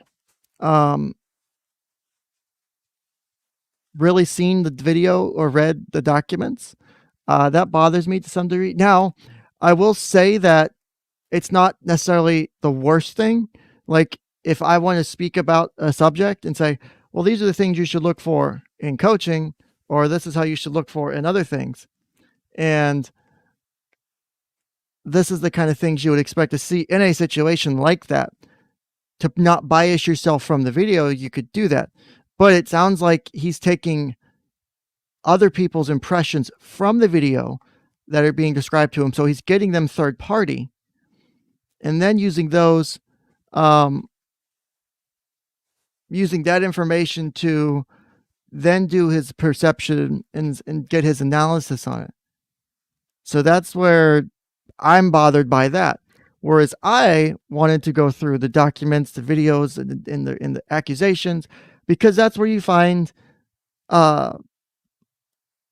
this kind of shit from. And I don't think that's a horrible thing. So again, that's where I'm aiming at with my ways I've been trying to approach this. I thought I've been trying to handle it okay. So real quick, let's check out my poll real quick. Stare at it. Look at it. All right, so my poll says, the question was, impression of Psych Guy's analysis of Sophie and his impression of the situation. Again, this is from August, September of 2020. So 41% of people said he was accurate 0 to 25% of the time on Sophie. 29% said accurate 75 to 100%. 14% said accurate 50 to 75. And 14% said accurate 25 to 50. So almost a majority of people, not a majority, a plurality of people said that he was accurate 0 to 25%. So there's a bit of a divide here in the chat, because we're talking 41% for 0 to 25 and then 29% of 75 to 100. So that's interesting. I think that's interesting. Let me see here. Just double checking on chat real quick because I can actually read it. So Ivan, you present a good question there, buddy, about the ethics of that. I think there might be ethical concerns with it, about that. I'd have to reread the APA ethics, but I'm telling you, man, that when I heard the whole shit on malingering from a live stream, that to me was like, whoa, that's really very specific. That's really specific. Rain Baby, it shows 48 votes because anonymous viewers who aren't logged in don't show up in the who's watching. So you can have more people viewing than who are actually watching. I know it's weird, but it does work that way. But let's see here. Yes, that is totally the 2K sub goal. Only, wait, hold on. What's my channel at right now? Because if I set that and I meet it. Okay.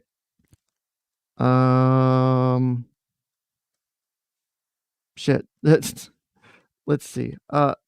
Only if I get to 2,000 by the end of August will I show you my poll. So that's what yeah, that's that. There's your sub goal. 2K sub goal. And that will be available on my OnlyFans. God damn it. I hate myself right now. All right. I didn't say dick pics. I said poll. There's a difference. There is a difference. Also, you can find me at Ken's Couch or onlyfans.com/Ken's Casting Couch. And yes, that is a joke for people who are going to freak out. That, yeah. I'm just not even disclaiming that anymore. I fucking quit caring about that. All right. So let's get video 2 up on queue. You guys ready for this? Wait till we get to the live streams where I might actually have to cut it up a bit because one of them is like a 5-hour fucking live stream. And he talks about different shit during it. And so, I know, I'm not looking forward to that one. Also, what I have been doing while the video has been playing is I have been doing more research into coaching. So for example, I'm doing this fair use shit real quick. So we got to make sure we're doing that.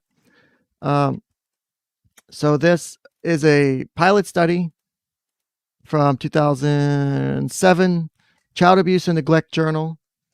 I'll pull it up on stream like I do, try to do everything. I'm going to skim through parts of this because I've read most of it, but I don't want to take up too much time reading it. But I'll put the citation in the discussion if you guys care enough.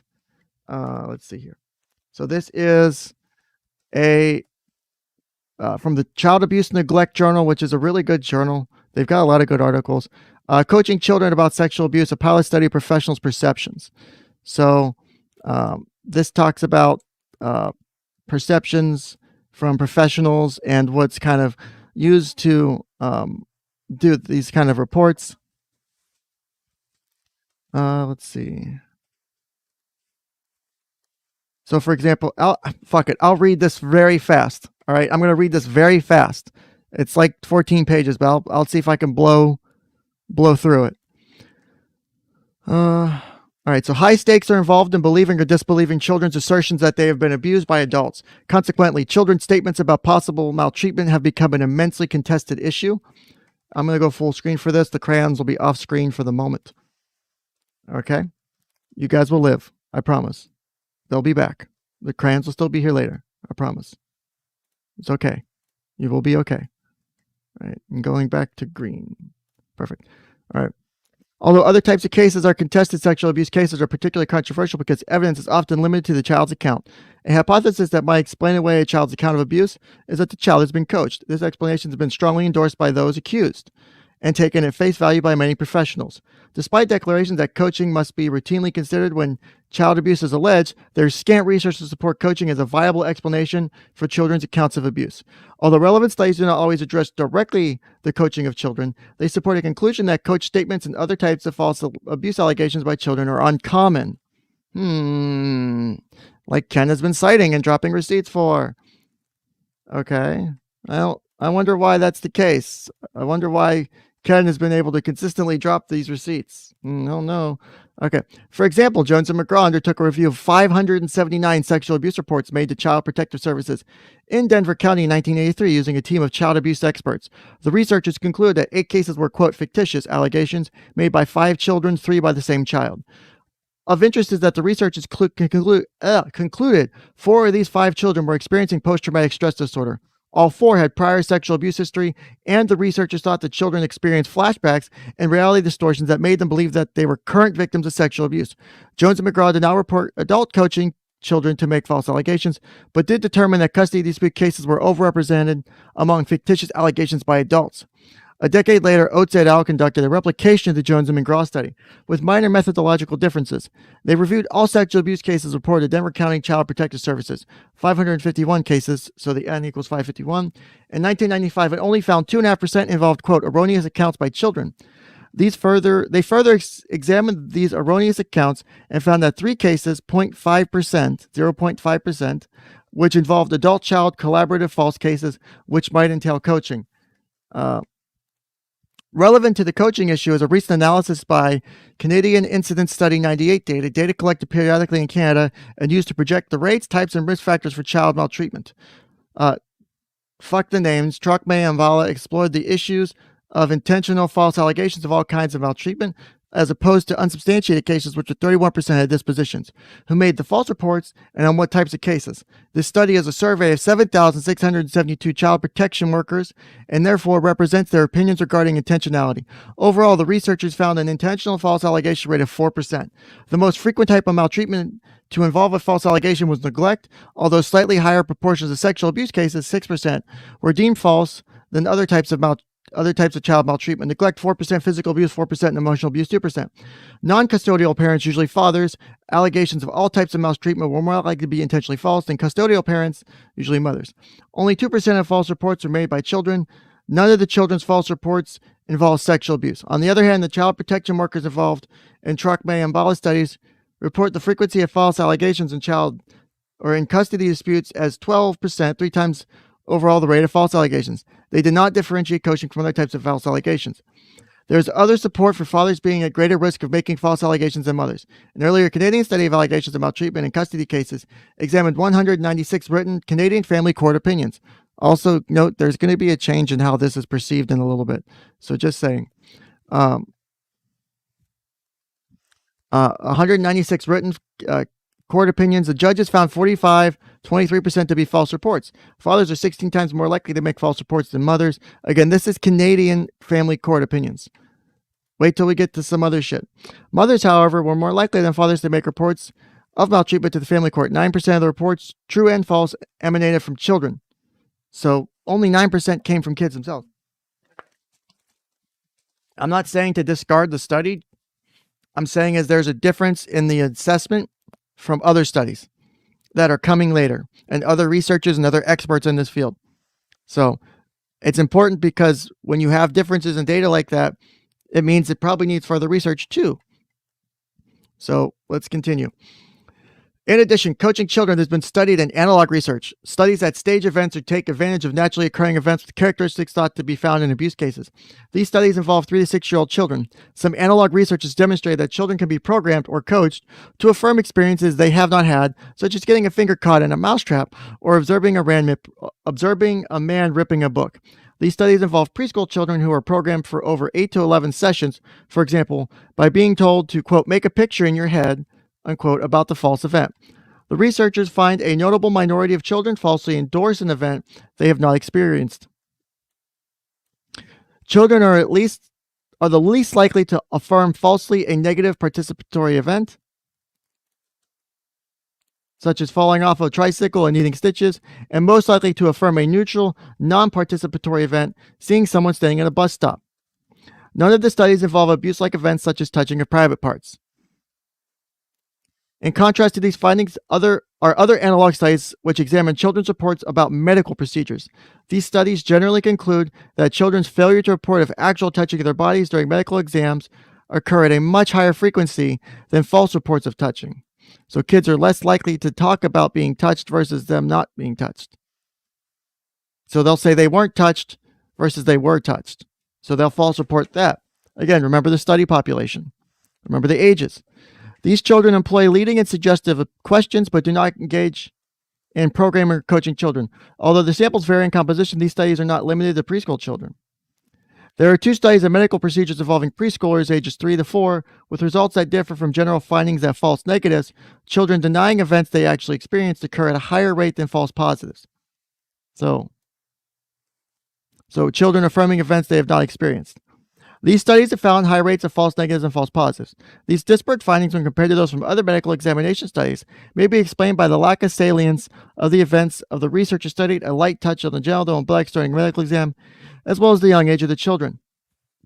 Research on high certainty cases of actual abuse finds false negatives occur at a statistically significant and much higher rate than false positives. These studies are described as high certainty because children's accounts or lack thereof are compared to independent indicators that abuse has been encouraged, such as a confession, compelling medical evidence, or audiovisual evidence of sexual abuse, right? Research on adults regarding their sexual abuse during childhood indicates that failure to disclose sexual abuse occurs at very high rates, again suggesting false negatives are a greater problem than false positives. These rates vary by methodology and study population. Non-disclosure rates during childhood for women with a sexual abuse history range from 33 to 92%. Non-disclosure rates for men range from 42 to 88%. The U.S. Department of Health and Human Services collects data from all states regarding reports of child maltreatment made to Child Protective Service agencies. 8 states, 16%, recently added intentional false allegations to their categories of disposition. In 2004, a total of 917 intentional false allegations were designated out of approximately 3 million reports involving 5.5 million children, or 0% according to the report by the Department of Health and Human Services. These statistics include all types of maltreatment and do not designate the source or dynamics of false report. Thus, on balance, research findings from studies of sexual abuse cases, from analog research, from high-certainty sexual abuse cases, from adult survivors of sexual abuse, and from national child protection data suggest that children falsely claiming abuse or being coached to state they have not been abused when they have not should not be a primary preoccupation of child abuse professionals. Despite the research that false allegations and indeed coach allegations of abuse occur at low rates, there are no studies of professionals' perceptions of coaching of children. The question in this study addresses is the extent to which child abuse professionals' beliefs, attitudes, and practice reflect the research findings described above. The study is an attempt to understand professionals' knowledge and perceptions about the likelihood of coaching, their perceptions on the context for risk of false claims of child abuse, and their decision-making about whether a child has been coached. So we're going to get into the minds of CPS workers and shit on how they make the determinations and whether or not their data is beneficial. So let's dig into this. The initial conceptualization of the study was a pedagogical study. I wanted professionals attending a conference presented entitled The Coach Child to focus on their beliefs about coaching and the basis for their beliefs by conducting a brief introductory survey. The results were somewhat unexpected and interesting. I decided to collect more data. These data come from 5 additional conferences and workshops. In this report, the overall findings from 6 administrations of the survey are presented. Methods. Oh my God, my fucking throat's hurt. Oh, I'm sorry, George Gator. I thought you were saying something else. My bad. Participants. So here's the methodology for the research study. Participants were a convenient sample of 192 attendees at 3 national conferences and 3 workshops in 2005. The largest proportion of respondents came from the Coach Child session at the conference. Responding to child maltreatment, San Diego N78, 40%, followed by the National Symposium. Okay, fuck all that. Gender of the participants is consistent with other statistics on child welfare. Male, 25%. Female, 70.8%. Missing, 4.2%. So missing is a gender. Missing no is also a gender. The Pokemon joke is in there. The age of respondents spans 55 years, with the mean age being around 40 years old. Men, 42.8 years mean, were older than women, 38.6 years mean, P of 0.03, so it's good statistically. The respondents were quite experienced. The average number of years in the field was 10.5 years, ranging from 0 to 35 years. Women, 11 years mean, had a greater number of years experience than men, 9.1 years, but this difference was not statistically significant. Highest level of education was as follows: 44% with master's degrees, 34% with bachelor's, 9.9% PhD or MD, and 4.2% with a Juris Doctorate, so lawyers. Remaining other degrees were 6 or 3.1% or 4.2% missing. Men and women were about equally likely to have a bachelor's degree and a JD, but women were more likely to have master's and men a PhD or MD is their most advanced level of education. Okay. Respondents indicated their professional roles as follows: 36.4 frontline investigators, so CPS, law enforcement, and forensic interviewers. 27.4 mental health professionals, so therapists, psychologists, social workers. 17.2% management, so case coordinators, administration. And then their legal, so lawyer, victim advocate at 9.4%, and 2% for educational reasons. Remaining response didn't include professional role. So the measures, this is what we measured. All right. So these were the measures used in the survey that was done for the research. So if you're not familiar with how research works, welcome to fun shit. I've been doing my own designing of this shit on the back end. I fucking hate it. It's so fucking stressful. The instrument was a short question. Oh, God damn it. The instrument was a short questionnaire related to coaching children about child abuse. To avoid demand characteristics, no definition of coaching was provided to respondents. That's actually really cool. That's a really important way to do it, because then you get to see the bias that comes out in people's determination of what coaching is, and you'll get to see the different levels that are set, right? So respondents were asked to respond to the statement, I have worked on a case where I thought a child was coached. Yes, no, and unsure. They were then asked how many children were coached, who were coached they had seen, who coaches children, in what context children were at risk of being coached, what interventions were appropriate with coached children, and what criteria they used to determine that a child was coached.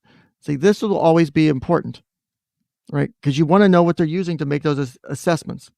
That's so important. At the end of these questions, there were questions about the respondents' demographics, professional role, and years working, right? Most responses were multiple choice. The question about criteria for decisions about coaching was open-ended. So that was open-ended. The choices for who coaches were mother, father, CPS, police, teachers, babysitters, and relatives. The following choices of context that might be at risk of coaching were given: custody cases, daycare cases, multi-victim cases, neglect, physical abuse, and another. In terms of interventions and situations of coaching, there were 6 options in another category: therapy for the child, confrontation with the child by professional, confrontation of the child by the accused, unsupervised visit for the child with the accused, supervised visit for the child with the accused, and change of child custody to the accused. Respondents could specify more than one intervention. The question about criteria for determining coaching was as follows. Taking the case involving a coached child that stands out most in your mind, how did you know that the child was coached? To develop a coding system for the criteria question, the responses were read by the author and a research assistant, and a series of response categories were developed. 25 responses were coded by the author and the research assistant to determine inter-rater reliability, which is 87.9%, which is pretty high, actually, for inter-rater. In addition, together, the research assistant and the author reviewed difficult to code responses to decide how to code them. If the respondent answers fit more than one criterion, the first one indicated was coded. Okay, so it seems pretty decent. It's not a bad way to code it. Procedure, how it was actually done. God damn it, this is a lot. I'm so sorry, guys, but this is helpful. You'll see why. Like, going through this after we talked about coaching and how Psych Guy states that coaching happened, and then we're going into research on how people make the assessments of coaching. And we just saw at the beginning, likelihoods of coaching is also rare. So let's see if people are making accurate assessments of coaching. This is one article I found and plenty more, right? This study was deemed exempt from human subject reviews by the university. Okay. Response were, however, told their participation was voluntary. Okay, normal shit that's there anyway. Completing the questionnaire took 10 to 15 minutes. It was administered at the beginning of the session and turned in. All responses were anonymous. We were unable to gather the exact number of participants who attended all the sessions, but based on the number of handles distributed and or the number who signed up for the session, the general response rate was about 70%. Initial comparisons among the 6 data collection sites were conducted. There was no statistically significant differences on where the individuals have worked on a case with a coached child, the number of such cases, and who coached and in what context. Some cell sizes on the intervention question were too small to compute. With regard to demographics variables, the only significant difference by site was in the highest level of education. So that makes sense based on where you're doing the presentation. In addition, responses from conference presentations versus workshops were compared and no significant differences were found.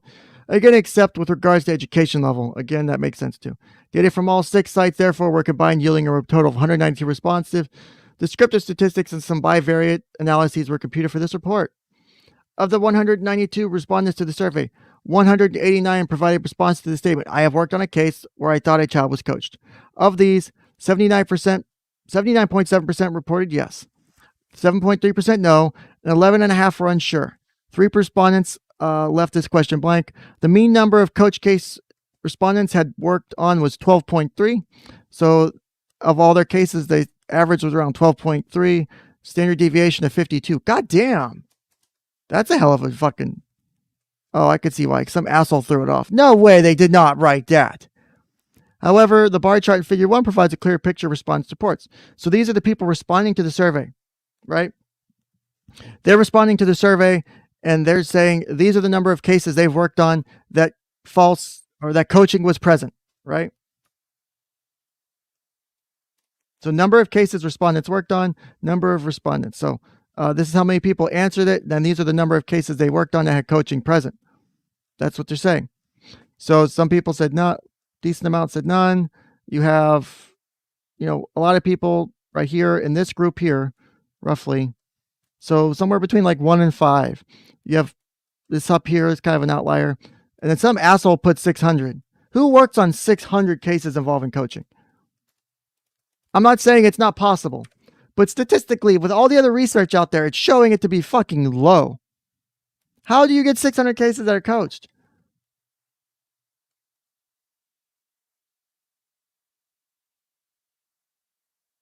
Yeah, that catnip, Dave, I see that. Yeah. It goes the other way too, where people hear things and it's like normal and then people get blamed falsely. So there are ways things get misunderstood. And that's why I'm highlighting this, because this is the investigators. These are people involved in it, mental health professionals, investigators, medical doctors. So there you go. Okay, so here we go. The median number of coach cases worked on was 3 and the modal was 2. So most of the participants said they worked on 2 cases involving coaching. The median was 3. Obviously, the average is weighted a lot higher because you have an outlier saying 600. 2/3 of the respondents had seen 5 or fewer cases of coaching. 27.3% of 143 people providing responses to this question reported they have worked on 10 or more cases. One respondent reported seeing 600 cases, and 3 respondents reported seeing 100 coach cases. There was a positive correlation between number of years working with children and the number of coach cases reported. So that makes sense, and it's statistically significant. So this right here shows its statistical significance. That's what the P is. So you got to look at the P. That's how you can tell if it's significant. Oh, I can zoom in a little bit more. Yeah, I can. Sorry about that. Respondents were asked to indicate the common culprit for coaching by rank ordering the types of adults at risk of coaching. Most respondents provided a first and second ranking. Despite media concerns about coaching and programming by CPS and law enforcement, these professionals were rarely endorsed as coaches, 7 in the first and second ranked categories. In Table 1 is the frequencies for mothers, fathers, and relatives for first and second rankings. As demonstrated in Table 1, mothers were overwhelmingly selected as the most likely to coach children, and fathers as the overwhelmingly second choice. Relatives are a distant third for both first and second rankings. Table 2 provides the distribution for the first and second ranked types of cases or contexts deemed at risk of coaching. As can be seen in Table 2, child custody cases were considered the most likely to involve coaching. 75% of respondents ranked such cases first. An unanticipated finding was that respondents also ranked coaching in physical abuse cases as important. That's actually interesting. Because a category, sexual abuse, would have been redundant with some of the others, custody, daycare cases, multi-victim, was not designated as a separate category. 18 respondents, however, wrote in sexual abuse as either a first or second ranked. Okay, I can see why they made that choice. So here's the respondents' frequencies of first and second ranking of coaching. So this is who the parents think are coaching. Or this is who the investigators, the mental health professionals in the field, are ranking as the first most likely of the cases to have coached, and second. So mothers were ranked 78%, fathers 7.8%, relatives 4.2%. And so this is first ranked. So this is the first level rankings by all the people on the response survey. So of all the 192 people, 78.6% put mothers first and put dads at 62% second. And then so the second ranking from all the respondents was these numbers, if that makes sense. I know some of this shit's boring. I'm sorry. Table 2 shows the types of cases at risk of coaching. So in your first column, you have the types of cases, and then you have your first rank, so same style as before. You're ranking first here by everybody, and then your second ranking here by everybody. So first ranking for everybody was custody being 75%, and then your second highest ranking for types of coaching was physical abuse. Sexual abuse, but it wasn't stated, came out at 5.7% because it was a write-in. But other types of cases, they're kind of implied, like daycare, like you can have the implication of sexual abuse. I think they probably made a mistake in missing that, leaving it out, but it's whatever. I could see why they did it though. What would respondents do if they thought a child had been coached? This is interesting. Let's see how they handle it. 192 people that are professionals in the field, most of them with bachelor's or higher. These people are the people doing these types of things. And this wasn't done like 30 years ago. This was in late 2000s. So what would respondents do if they thought a child had been coached? Table 3 shows the most frequently endorsed interventions if the respondent thought the child had been coached. Therapy was checked most often by 69.8% of respondents, followed by confrontation of the child by professional, and then supervised visits with the accused. Infrequently endorsed strategies were changing custody, unsupervised visits with the accused, and allowing the accused to confront the child. Women professionals were more likely to endorse therapy than men. Pretty much statistically significant. It's still within there. It's just not 0.005. So I'm nitpicky. Women, 26% were less likely to support confronting the child than men. So women were less likely to confront. So only 26% of women said they would confront, and 58% of men said they would. And again, 0.02, still statistically significant. And women, 3% were also less likely than men, 15% to endorse a custody change. So women were less likely to endorse a custody change. Finally, professionals were asked an open-ended question about what criteria they used to determine that the child was coached by thinking of a coach case that stood out in their experience. Of the 192 respondents, 157 or 82% provided responses. So only 82% actually answered this question. Thank you, assholes, for not doing your homework. So that's table 4. Most responses related to the child's account. So the people doing these investigations or determinations are relying heavily on the child's account.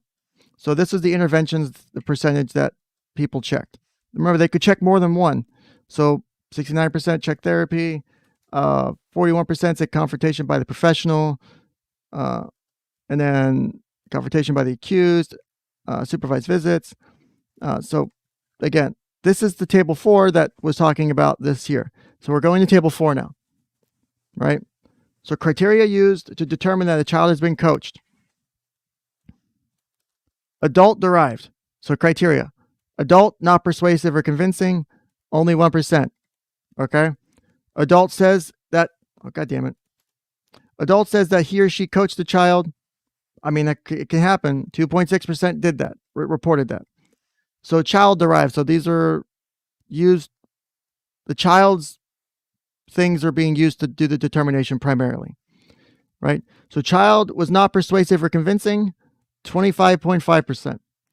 Child says they were coached, 21.9%. That's actually kind of decently-ish high. I'm actually surprised. That's pretty high. Like, I got coached. Shut the fuck up, kid. Like, really? I mean, not to say that you should coach your child, but if you're going to coach your child, teach them, like, wouldn't you think you would teach them to shut the fuck up? Like, don't answer that. Like, that's the one question you put on your list. Like, when they ask you this, you're going to say this. Do not answer this question. Why, Dad? Why, Mommy? No. Don't ask it. You never heard it. Don't answer it. You always say no. Like, no, just no. Shut up. Don't talk. Stop it, Billy. Stop it. Right? Let's continue. Didn't mean to segue. Child statements lack details. So the child didn't have enough details, and that's one of the things that was one of the big things used to determine if it was coaching, 10.9%. Child's inconsistent or recants, 7.8%. So if we pull up a calculator real quick, so 25.5 plus 21.9 plus, why is it so hard to do math? Plus 10.9 plus 7.8. All right. So from all of that, so from this here was, let me do this. All right. From all of that, you're only talking, it's a big number. So God, I cannot write. I write like a fucking 5-year-old. 66.1%. All right here. Okay, let's try again because Ken draws like a child. Welcome to the fun that is Ken trying to draw on screen. Almost 2/3 of people who do this rely on child-derived information to make their assessments about whether coaching occurred. Now, there's a question about whether or not you should use that. I don't know. Should you use that as a primary means to determine an allegation? Yeah. Why don't I just use text like an adult? That's asking too much. Stop asking too much of me.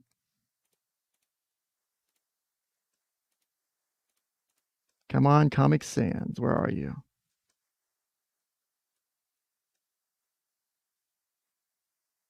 There we go. Comic Sans or bust. Sorry, guys. All right. Just so we have that number in our heads. I just felt it was an important number. Right. So 66.1%.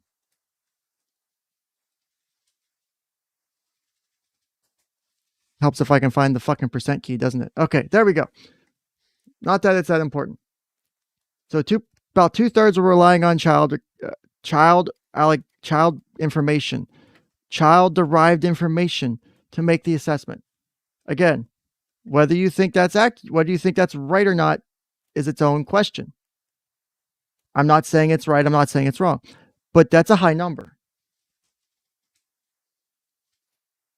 And I'm not saying that's a bad thing. Because think about it a different way. How would you feel if an assessor or an investigator was taking and making the assessment of coaching 2/3 of the time based on the adult and not the child, right?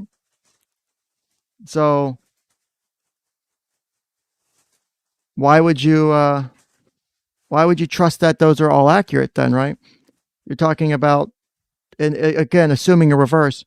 So 66% are saying they used the adult's information to say that the child was being coached.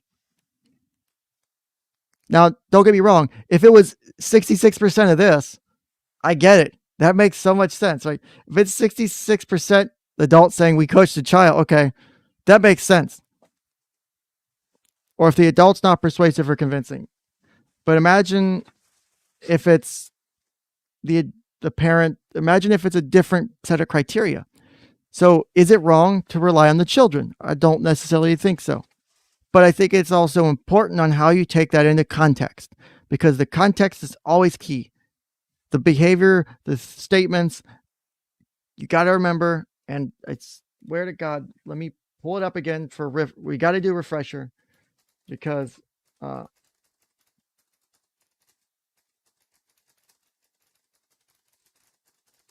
think it's always helpful to pull this up. And I'm going to whip it out real quick because I think it's helpful. And motherfucker, where'd it go? Is this it? No. Motherfucker. Stages.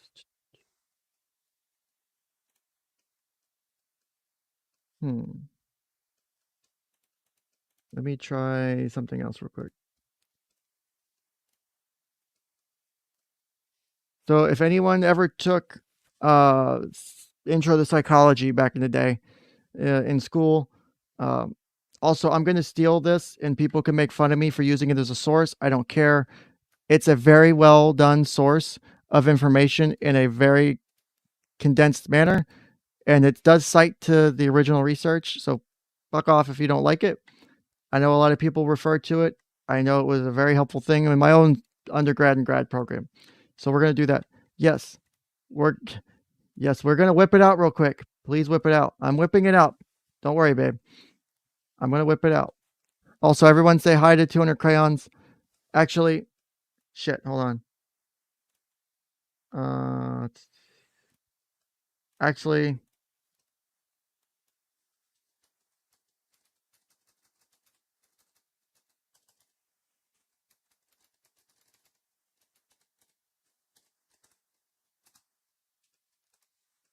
it's no longer 200. Who ate my goddamn crayons? We're going to have some problems here. Okay? We got some problems, okay? Window. No, tab. Here we go. I don't need audio for this, right? We're going to go through real quick. I know we're jumping around. This is Piaget's theories of cognitive development. So how children develop intellectually. I'm just going to read the summaries of the major characteristics and developmental changes. Put the crayons back, somebody or someone. Put it back. Spectre. Bad kitty.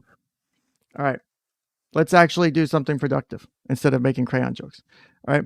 So again, these are Piaget's 4 stages of cognitive development. You have sensio-motor, which is ages birth to 18 to 24 months. The goal is object permanence. That's where if I take a kid and I have like a baby sitting in front of me, and then I have a block, like a toy, and then I put like a piece of wood between the kid and the toy, and they no longer see the toy, then they freak out because they don't know it's there. That would be them not having object permanence. But if they know the toy is behind the piece of wood or the thing that I'm using to block it, they've reached the object permanence.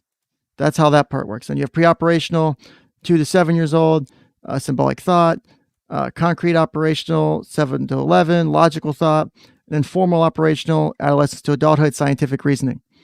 All right. So, and again, people go through these differently. The ages aren't necessarily strict, but you can tell by the things.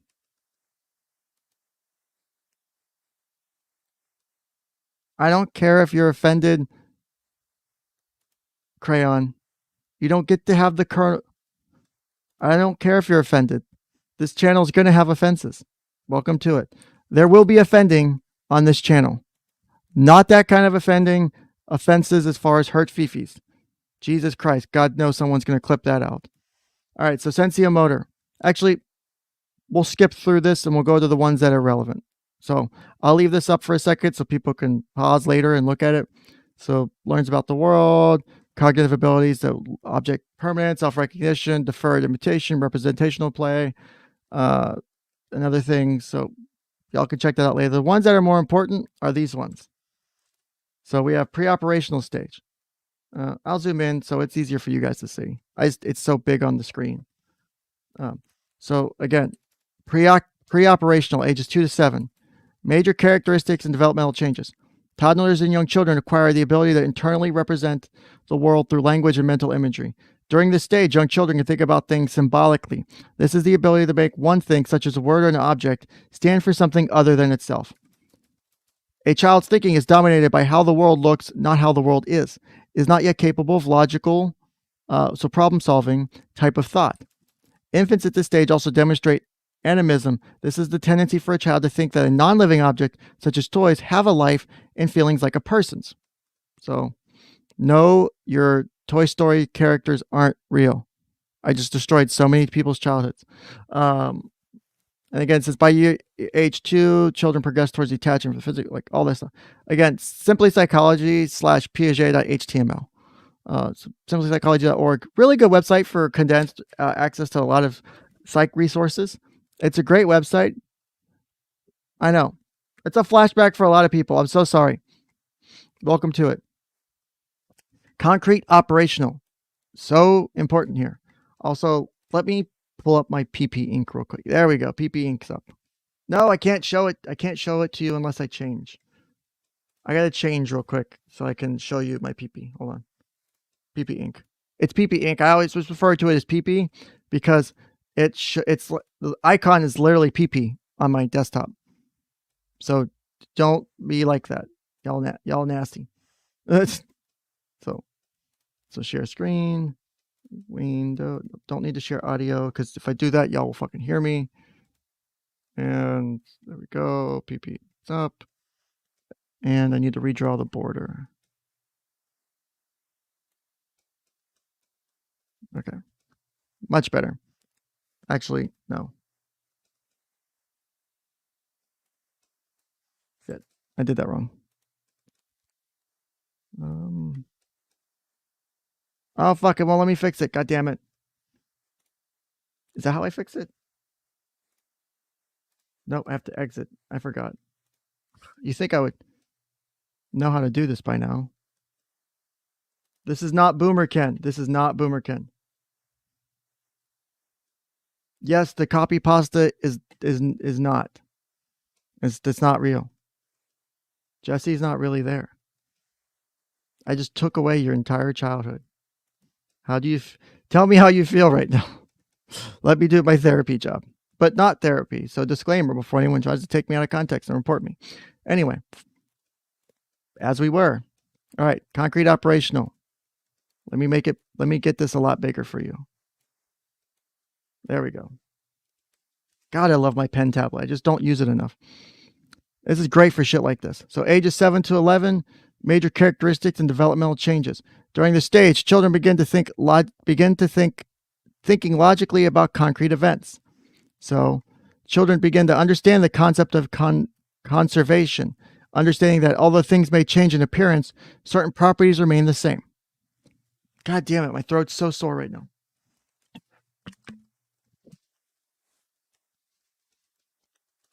My doctor said it's normal. So stop judging me. No judgies. This is a no judgy stream. During this stage, children can mentally reserve things. Example, picture of a ball of plasticine returning to its original shape. During this stage, children also become less egocentric and begin to think about how other people might think and feel. Notice how children change they go from that age 2 to 2 to 7 to This, again, 7 to 11 range, right? Less egocentric. It's not just about them. It's no longer me. It's other people too. This stage is called concrete because children could think logically much more successfully if they can manipulate real or concrete materials or pictures of them. Piaget considered the concrete stage a major turning point in the child's cognitive development because it marks the beginning of logical or operational thought. This means that the child can work things out internally in their head rather than physically try things out in the real world. Children can conserve number, age 6, mass, age 7, and weight, age 9. Conservation is the understanding that something stays the same in quantity even though its appearance changes. But operational thought only effective here if child asked to reason about materials that are physically present. Children at this stage will tend to make mistakes or be overwhelmed when asked to reason about abstract or hypothetical problems, right? So this here. Remember what I said about kids fucking up allegations? Trying to think in the abstract, right? When you try to get a kid to talk about shit that they can't manipulate with their hands. They can't put into the same perspective as you or I can because they're not there yet. Their brain isn't there yet. They haven't learned it yet. So for them, trying to do something like this is a big deal. That's why they get confused. That's why they get stressed out when you push them too hard. And it's not their fault. It's just how it is, So that's, again, remember, ages 7 to 11. Remember the years we're talking about here. All right, so we're going to move on and talk about formal operational stage real quick, and then we'll continue the article. Again, this is ages 12 and over. Major characteristics and developmental changes. Concrete operations are carried out on things, whereas formal operations are carried out on ideas. Formal operational thought is entirely freed from physical and perceptual constraints. Shit. During this stage, adolescents can deal with abstract ideas. Example, no longer needing to think about slicing up cakes or sharing sweets to understand division and fractions. They can follow a form of an argument without having to think in terms of specific examples. Adolescents can deal with hypothetical problems with many possible solutions. For example, if asked, what would happen if money were abolished in 1 hour's time? They could speculate about many possible consequences. Kids younger can't. It will be beyond their conceptual ability. From ages 12 years, children can follow the form of a logical argument without reference to its content, so you don't have to keep referring back to it. During this time, people develop the ability to think about abstract concepts and logically test hypotheses. This stage sees emergence of scientific thinking, formulating abstract theories and hypotheses when faced with a problem. Now, Piaget's theory differs from others in several ways. There's disagreements on shit, right? Now, there's other stuff here. This is just like, if you look over here, this is just like a portion of this overall page on Piaget.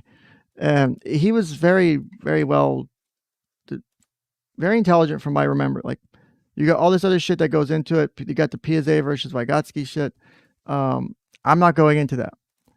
I use the reference to the 4 stages because it gives you an idea of the child's understanding.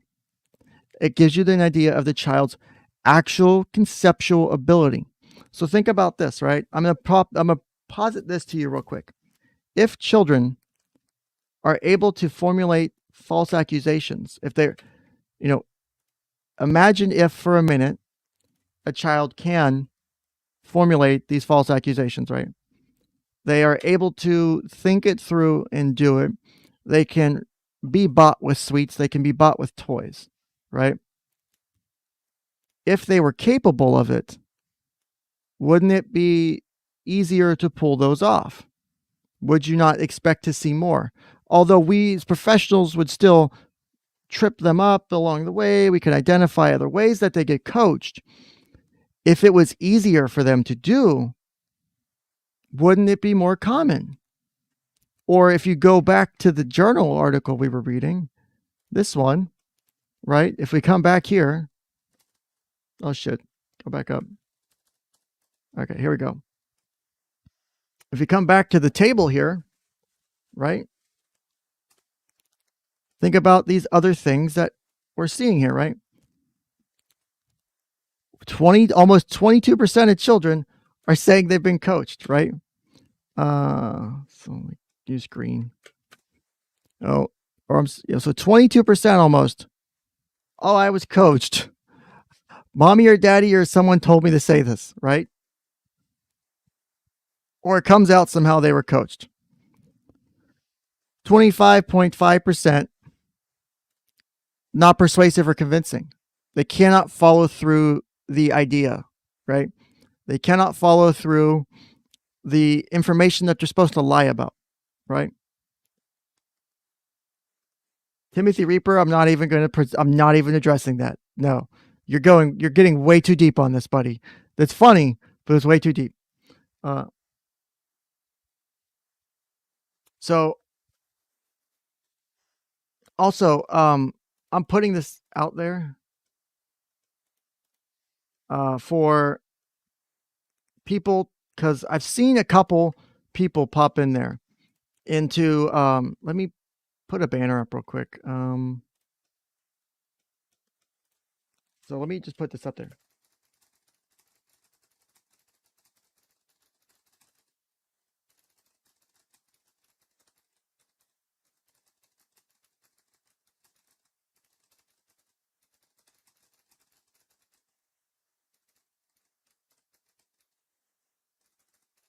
Give me 1 second.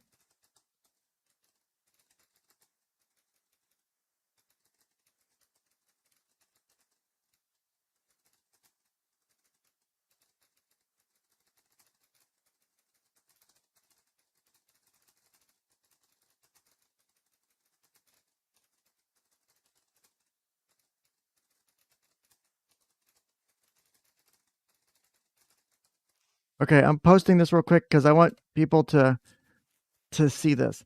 Is if anyone knows of any mental health professionals, so therapists, psychologists, psychiatrists, LMHCs, LCSW, anybody who would be interested in coming on the show, please, please, please have them get in touch with me or ask them if they're willing and have them get in touch with me.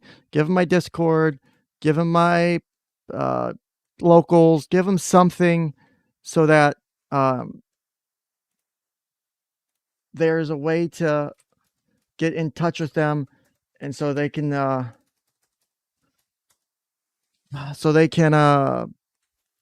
talk to me about coming on the show. I want to have a back and forth with another person. And I don't care if they agree with me or not. I don't. I'm fine if they don't agree with me. I'm fine if they don't like me. They don't even have to like me. Just can they engage in discourse with me is all I want. If they can do that, I will have them on the show. And that's all I'm asking. So if you can know of anybody, and whether they're in their personal life or private life, I don't, if it's someone you know personally, but they wouldn't want to get doxxed or whatever, I can do it anonymously. I can do it in a way that won't show their name. I'll keep their information private. You guys have seen, I'm not releasing anything without permission. I'm not showing shit without permission. I want that level of, I want more engagement. I don't care if it's someone, in this discussion that's actually mad at me. There's someone who keeps popping in and out every now and then I see in different chats that says they're a professional. I've been begging them to get in touch with me. I don't know if they're seeing my message, but I would love for them to get in touch with me because I want to have that discussion. I want to have that engagement because I think it's truly important to have. I want someone who's a professional to come on here and tell me I'm stupid and tell me I'm dumb and can back up what they're saying. I'm okay with being made wrong. I'm okay with being told you don't know what you're talking about. And if they can back it up with research, because I've been dropping receipts the whole time. I've been trying to be consistent as fuck about that. I've been dropping receipts the whole goddamn way. On purpose. For good reason. And I don't think that's wrong. I think that's helpful to the overall discussion. But dear Christ, I need to have the back and forth with somebody because I need to know I'm not that far off my rocker, if that makes sense. And then that probably sounds a little conceited, but I think it would be helpful to have another person who is actually in this field, who actually, and I don't want to say I don't know what I'm talking about, but someone who knows what they're talking about, right? To give more insight. I'm cool with that. I'm desperate for that. Also, I see someone has to jump out. Thanks, Karen, for popping in, or Karen Killjoy. Thank you for popping in. So I didn't mean to go off on a tangent on that, but that is, that's something I'm trying to get I want that engagement. I want someone with a background, and I'm not saying they have to show me like all their college transcripts. If they have a way to kind of roughly identify who they are, or if just speaking with them, I can give I don't know if you guys can tell at this point. There's kind of a way or two to tell that I'm a therapist. The way I talk, the way I act, my behavior, like it shows. Nick told me once in one of our lives we did, he said, if you're not a therapist, you're really good at fucking faking it. And I mean, I'll take it as a compliment, but there's just a certain type of demeanor you get with a therapist. And it's not like a bad thing. It's like, I'm always asking questions. I'm always more. I'm open to being, I'm open to changing people's minds. I'm open to changing people's visions. I'm not always going to automatically assume the worst of people. It's just how I function. And so I think that's a good thing. I don't think that's a bad thing by default. So, but let's continue this. So we were moving on down to other sources. So again, remember, used to just to determine that the child is being coached. That is important. Why is it still doing that? It should be bigger. Why isn't it bigger? Damn it. There we go. It's so much bigger now. I love it when it's bigger. Yeah, tell me how that's it. Tell me how that makes you feel. I do that shit all the time. I fucking hate it. I love it, but I hate it. Like, I know I'm doing it sometimes and I hate it. It's frustrating, but it comes naturally and I can't help it.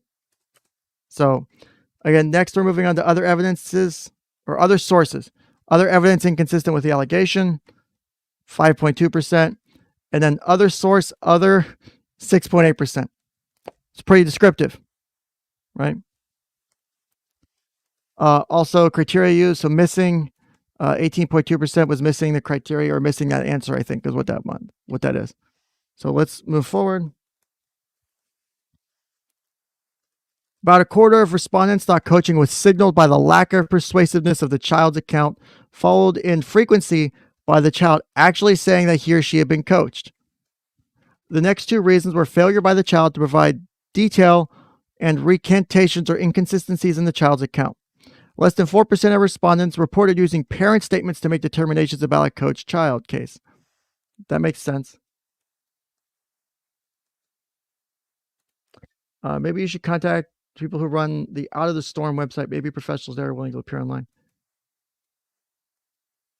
I don't know who that is, Advo lady. Out of the Storm. Is that what is that? For those with complex PTSD to relational trauma. If anyone has the ability to reach out to people and put them in contact with me, then I'm grateful to it. I will do my best in the background to try and do that.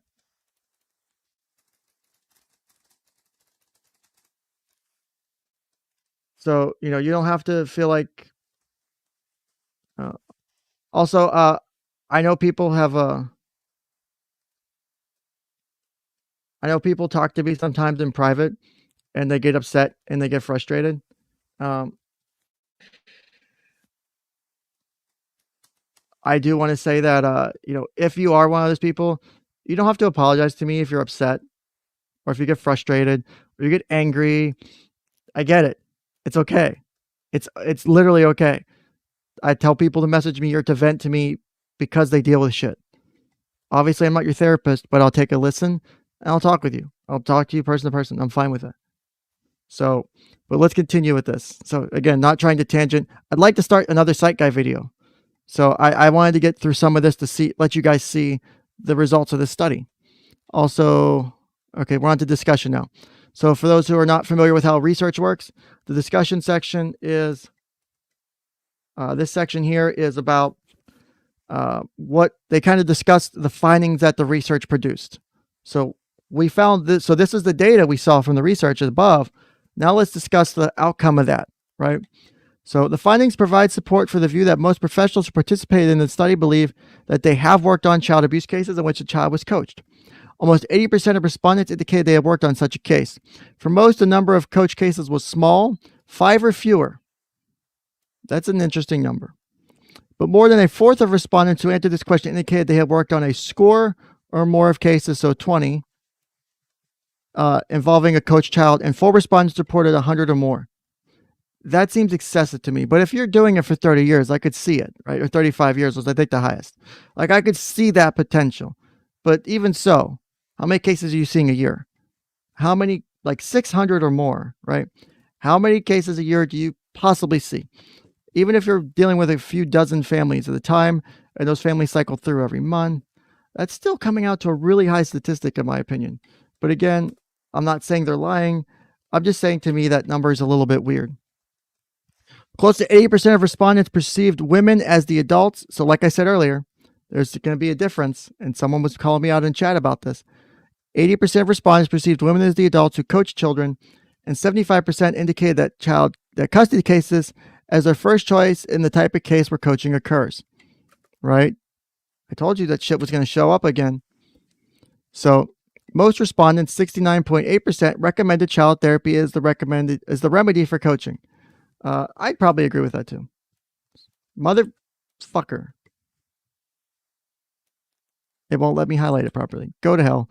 These professionals most commonly relied on characteristics of the child's account of abuse to decide that the child had been coached. So that's interesting, right? So let's look at that. Actually, fuck it. We're going to a different color. Let's go to 2. All right. So we're going to look at this real quick. Can I? That's H, and then this is L. Okay. These professionals most commonly relied on characteristics of the child's account of abuse to decide that the child had been coached, which we saw up above. It was what, 66% or more? So let's continue. Arguably, the workshops and conferences attended by participants in this study attract professionals supportive of children. At conferences attended by professionals who question children's allegations, for example, attorneys who defend those accused, such as the National Association of Criminal Defense Lawyers, or persons accused of sex crimes from Schultz 89, right? The proportions reporting large numbers of coach cases would likely be higher. I would agree with that. So these people, I think the research they're citing, they showed higher numbers of false allegations versus, listen, Twisted, my mom is 67% or more of the prostitution in my neighborhood. We've had to talk about it. She's stepping on my territory. It's pissing me off. We'll talk about that on my OnlyFans stream. Reports from most respondents that they had seen fairly small numbers of coach cases are consistent. So I said L, bitch, are consistent with the research. So that's consistent with research, which suggests that false allegations of abuse by children caused by coaching or other dynamics are uncommon. Right? Look at all these studies. Jones and McGraw, Oates et al., Truckman and Bala. I've cited some of these in the pictures I posted on KF, and I've also cited these elsewhere too. The perception of respondents that mothers are the parents who coach, however, is not supported by existing research. Okay. So this is why I was saying is you're going to see differences. That doesn't mean I was trying to bias and say, oh, well, it's definitely not dads who do this shit. If the research is backing it, the research is backing it. Guess what? I don't care if that's the case. I want you to have the information. That's what matters. I don't want you to walk out of here with lies and misinformation, right? I would rather you guys go, oh, well, okay, I guess dads do coach, so that makes it a little bit more likely, but it's still uncommon for it to actually happen. That's what matters to me. So again, perception's not supported by existing research. Okay, that's cool. Moving on. So let's go down here. That respondents endorse custody cases as a type of cases where coaching occurs is consistent with popular belief in some writings. All right. Oh my God. All right, so that's consistent. So, but I've also shown other research that's shown differently. It's up in the air.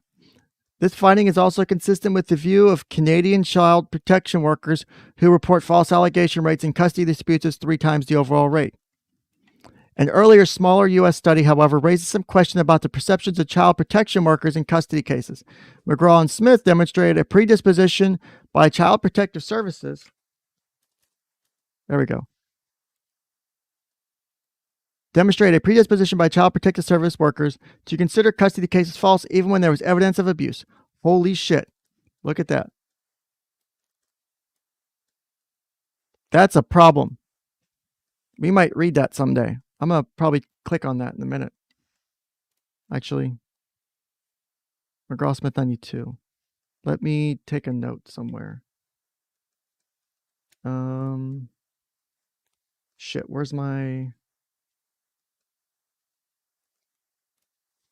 Hold on one second.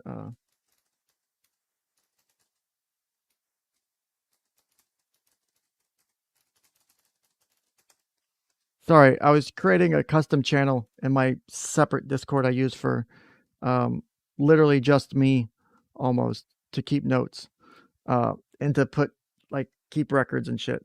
So I just wanted to put that in there. DPS workers citation to download later. Okay.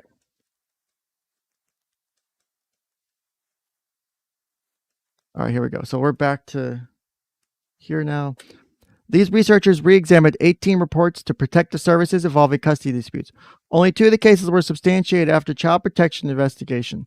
Relying only upon the information from the child protection report in investigation, the researchers determined that 8 should have been substantiated, 2 had insufficient information to make a determination, 5 were classified as unsubstantiated suspicion, 2 is fictitious by adult, and 1 is fictitious by child. So let's go and look at these numbers. So we're looking at 18. So we re-examined 18 reports. You son of a bitch. 18 reports, right? And then of that, we're going to, relying upon information only in the report, researchers determined that 8 should have been substantiated. 8 of 18 should have been substantiated. That's 44%. Literally, fucking, oh my God. What the hell just happened? Why did it do that? Shit. There we go. 44%. Oh my God. Should have been substantiated from that re-examination of that sample. Obviously, it's a small sample size. 8 should have been substantiated. 2 had insufficient information to make a determination. 5 were classified as unsubstantiated suspicion. 2 as fictitious by adult. What the fuck? 2 is fictitious by adult. And then what's my other color here? Nope. I think it's this one, but I have to change it to the alpha. There we go. And then 1 is fictitious by... oh, that's so small. I need to get bigger. Not like that. 1 is fictitious by child. Right. I didn't draw boobs. Stop doing that. No. That's not what happened. Lies. These lies. So this right here is something, it's a small sample size, right? Remember that. I'm not saying take it as the gospel. But when you think about it, isn't this concerning though? Like, I would be concerned to see that.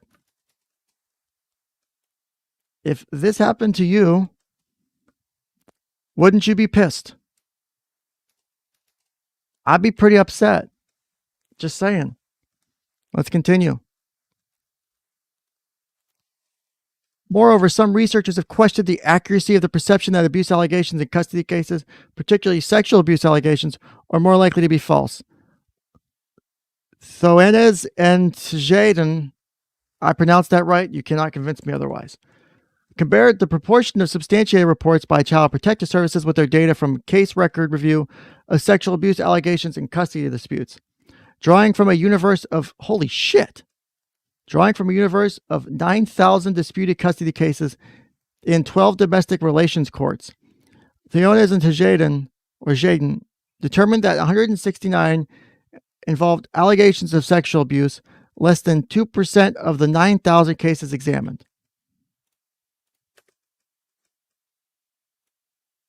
You fucking bitch.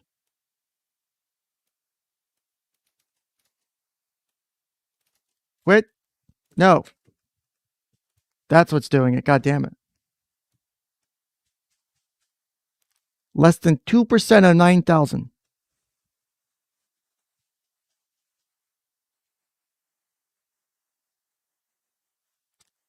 That's a lot of cases to have such. This is just the amount that involved actual allegations of abuse, right? And then of this, the researchers classified 50% as likely having sexual abuse based on materials in the case file. So they didn't go do their own extra research. They got all these case files to use to sort through and make their research. They don't get to go and do extra shit. They don't get to do their own digging. They get to dig with the information they're provided for the research. They reference 3 child protection data sources that demonstrate equivalent substantiation rates to their own. A study of sexual abuse cases reported in Cuyahoga County, Cleveland, Ohio, CPS services between January 1983 and November 84. A study of 576 sexual abuse cases in Denver County, Colorado in 83. This is one of the ones I showed yesterday. And another Denver study conducted by Theonis, Cosby, and Pierce in 86. Theonis and Jaden used these comparisons to conclude that false allegations of sexual abuse are not more common in custody dispute. So there's another interesting thing, because I know this line's probably been cited by other people. And maybe it hasn't. Maybe no one said this, but I guarantee someone has. I guarantee someone out there says, oh, it's common for custody disputes to have false allegations of child sexual abuse. I guarantee someone said it. Because I know people. I know how people will behave when you get into this groupthink. Motherfucker, where did I go? Okay. Okay, here we go. Now I figure out where we left off. Now we're in Australia. All right, welcome to Australia, mate. Let's do it. We're down under. You want to see my down under? Let's go. Similarly, in an Australian family court study, Brown, Federico, Hewitt, and Sheehan, 2000, the percent, sorry, I had to shake my tail feather. Percentage of false child abuse cases was 9%, the same percentage of false cases reported to the Child Abuse Registry. These authors also cite another Australian study in which a different family court, which focused specifically on sexual abuse allegations, with a comparable equivalence in percentages of false cases. Perceptions that mothers are responsible for coaching, that custody cases are at the greatest risk of false allegations, and that these false allegations derive from the collusion between the mother and the child are central components. So this is where shit's starting to get interesting. Actually, I'm going to highlight this in pink because it's that interesting. Are central components of parental alienation syndrome, a theory formulated by Gardner. Jesus Christ, it's too big. Gardner believed that although most reports of incest were true, vast majority of incest cases where parents are divorced or divorcing were false. He asserted that mothers in divorce and custody cases were vindictive and calculating, engaging in a series of exclusionary maneuvers to prevent hapless fathers from having access to their children. He stated that falsely claiming sexual abuse and securing the child's collusion in this false allegation as the ultimate weapon in this exclusionary process. So this is part of that issue that people have with Gardner, right? Is there's a lot of controversy around Gardner because of some of his books and research not necessarily citing to scholarly and peer review and stuff like that, which I haven't gotten into. I'm considering it. Is another possible idea.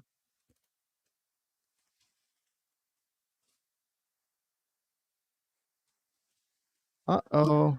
I'm seeing some information posted by a certain friend of this channel. I wonder if I should share this.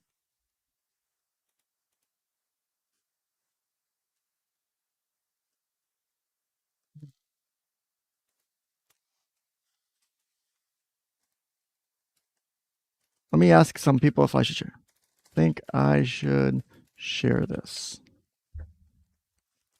Screenshot.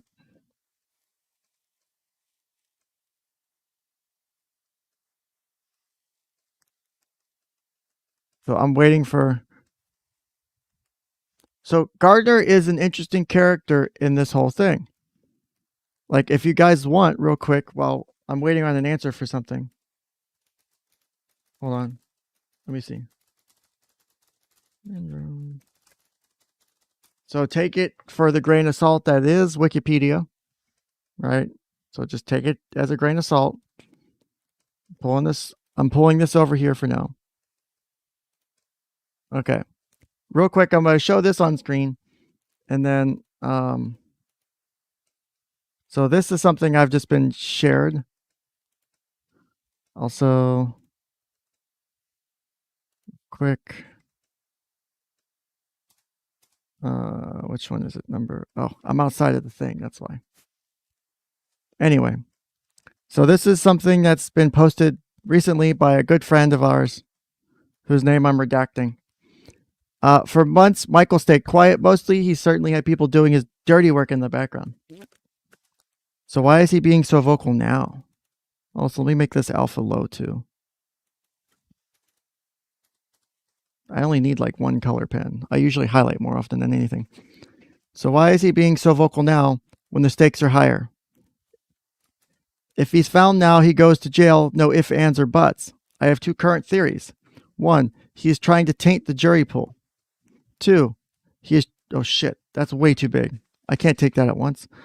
It's too much to do at once. He is trying to... That's whatever. To get the evidence that is inadmissible in court heard by the public. Or perhaps it is admissible. He wants us to only hear or see snippets of it. Thoughts? Wait, no, that's wrong. Wait a minute. No. I think she meant to talk to her people. So I think she meant to go like, shit. Ah, fuck, I hit the wrong button. I think she meant this.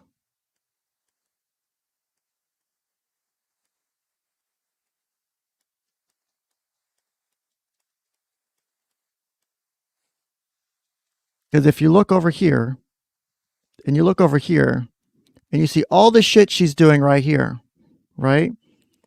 You see what she's doing, right? It's very clear that this person and this person are in collusion over this, right? Like, this is something you really need to consider when you have this kind of information here and this kind of information here. It's not something you can just ignore, right? And if you look at this here and then this here, and then if you go a little, I'm not doing it. I can't hold it together. Damn it, I can't hold it together. That's what she said. I know. Stop remembering the trauma. Anyway, so I just wanted to show you this real quick. So there's that. Back to this. Welcome to Wikipedia. So if you see here, parental alienation syndrome introduced by Gardner in 1985. Remember, he was a child psychiatrist, so he was a medical doctor who studied the field. and became quote unquote expert. And I won't say that as a diss. I'm saying that as like he's considered an expert in the field. So reception. So this is not in the DSM. There was a allegedly, from what I'm understanding, is there was a working group that was discussing it, but they chose not to put it in there because of. Okay, so the key distinction is that diagnoses listed in the DSM relate to the mental health of the diagnosed individual, as opposed to attempting to describe a disorder of the relationship between people, whether parent-child or parent-parent. So that's why it wasn't added, kind of basically. Scientific status, Gardner's formulation of PAS is critiqued as lacking scientific basis, and there's a hypothesis whose proponents have failed to meet. It's probably too small for you guys to see, huh? Let me show you the bigger version. Let me make it bigger for you. I'm going to make it bigger. Here we go. Scientific status. DSM, so it wasn't included in the DSM-5 for the reason I cited, which is back up here. So the key, like I said, the key distinction. So DSM things are for a diagnosis of the mental health of the individual, right? And actually, there's something else I can show you. I'll have to pull my screen down to show it to you because I have to open up some other shit. But in the DSM, there's a section called V codes that are basically like descriptors that you can add to cases as a diagnosis. Not like a diagnosis, but to say like this like V code XYZ is issues with regarding parent-child relationships. That's its own V code and other things along that line. So, all right. So scientific status, like I was getting ready to go into. Let me get my thing out real quick. Let me whip my thing out. Okay. The big pointy thing's out. Here we go. Gardner's formulation of PAS critiqued as lacking a scientific basis and as a hypothesis whose proponents have failed to meet the scientific burden of proof to merit acceptance. The first publications about PAS were self-published and not peer-reviewed. And those subsequent articles have been published in peer-reviewed journals.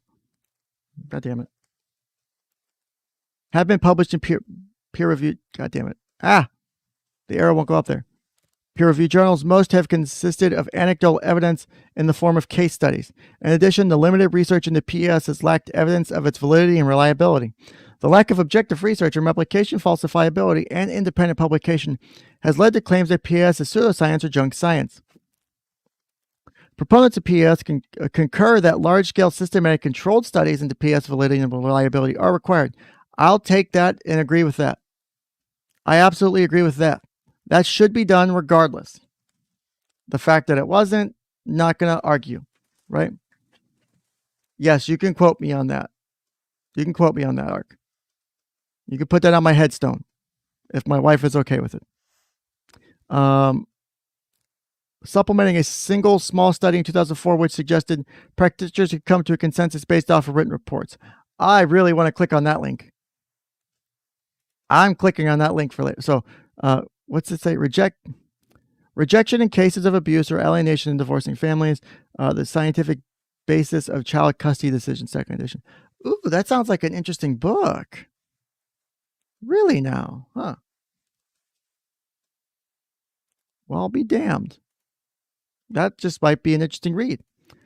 Okay, back to the theoretical foundation of PAS has been described as incomplete, simplistic, and erroneous for ignoring the multiple factors, including the behaviors of the child, parents, and other family members that may contribute to parental alienation, family dysfunction, and a breakdown in attachment between a parent and a child. So, do you guys know what attachment is as it relates to psychology? So, I'll ask that real quick. So, and then if not, we'll discuss it real quick because I'm trying to make this education. Do y'all know how attachment works based on psychology regarding children? So I'll ask you guys that, and then you guys can tell me yes or no, and then if no, I'll discuss it briefly. So,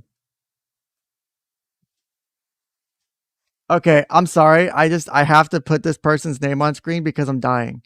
I'm dying. Kaylee sucks at timelines. Over here going full Madden. Yes, we are. Because someone is unable to do timelines. Right? Miss Couch, can we put a dick joke on your husband's grave? Miss Couch, really? Not Miss Jennings or Mrs. Jennings? Miss Couch, right? Wow. Okay, so from 8 votes right now, we got 4-4. We'll continue with this in just a second as I try to find a tab that doesn't have anything important open in it. Holy shit. Oh, Psych Guy's channel is not important. I can write over his shit. Actually, it is, because I'm going to need that second video if we ever get to it, which I don't know if we're going to do today. That's another stream. We might do that tomorrow. So I'll be able to stream for a little bit tomorrow. Just a little bit. Just a little bit. Just a little bit. Wait till you hear my karaoke streams. Those are going to be fun. The video tomorrow for the, because he's got 4 videos, is a 4-part series of videos talking about Sophie. And then there's several streams where he talks about Sophie either intermittently or for the duration of the stream. One of them is 5 fucking hours. It's that bad. Yes, it's full of Karens. Yes, it's bad. We'll deal with it as the time comes. Oh, shit. God damn it.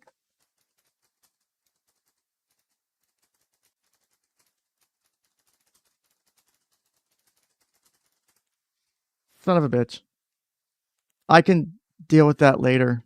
I'll deal with that later. The person who I messaged. I can fucking fix that later. So give me a few minutes once the stream ends, and I'll take care of that issue. I'm sorry.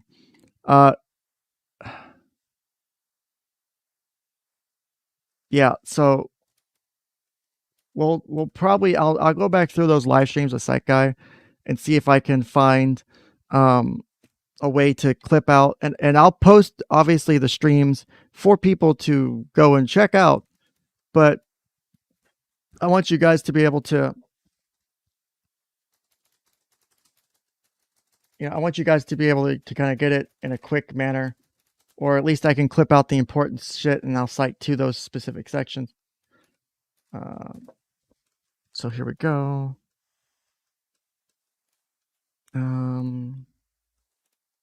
Is this a good image to describe this? No. I think this might be better. Okay. I'll use this one. So it looks like the poll says 58% do not know how attachment works. So I'll touch on this real quick.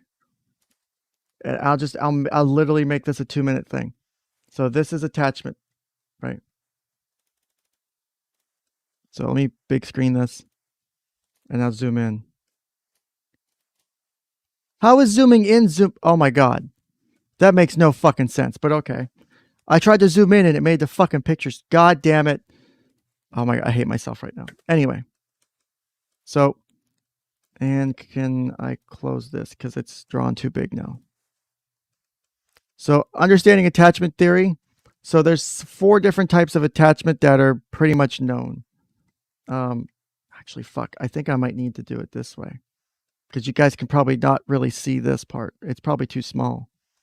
Where's that stupid tool? Zoom tool. Oh, fuck. I'm on the wrong fucking monitor. And it's dual. Okay, that's not working. I don't know why. That makes no sense.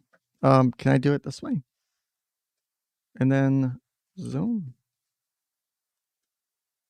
It's replicating itself for some reason. That doesn't make sense. That's so weird. Sorry about that. I thought that would work, but apparently not. So secure attachment is, so this is attachment relating to children as they grow in age and the relationships they develop with their parents or caregivers. So if I say parents, I will mean caregivers too, because that's just as important. Oh, here's the image. I can zoom into the image. There we go. That's better. It was open on the website. It's probably pixelated text as fuck. So a secure attachment, so strong relationship, The child uses the caregiver as a secure base for exploration. Shows appropriate distress when the caregiver leaves and is comfort. When the caregiver leaves, is comforted on return. Returning to the normal exploration, may be comforted by the stranger, but shows clear preference for the caregiver. So they prefer mom or dad, but they can be comforted by a stranger, babysitter, someone else. So ambivalent attachment. So this is kind of mixed. Does not use caregiver as a secure base for exploration.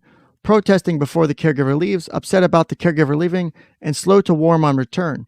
Expressed concern about the caregiver's location, seeking contact but resisting angrily when it's achieved. Not easily calmed by stranger. In this relationship, the child always feels anxious because the caregiver's availability is never consistent. Okay? And then you have avoidant attachment.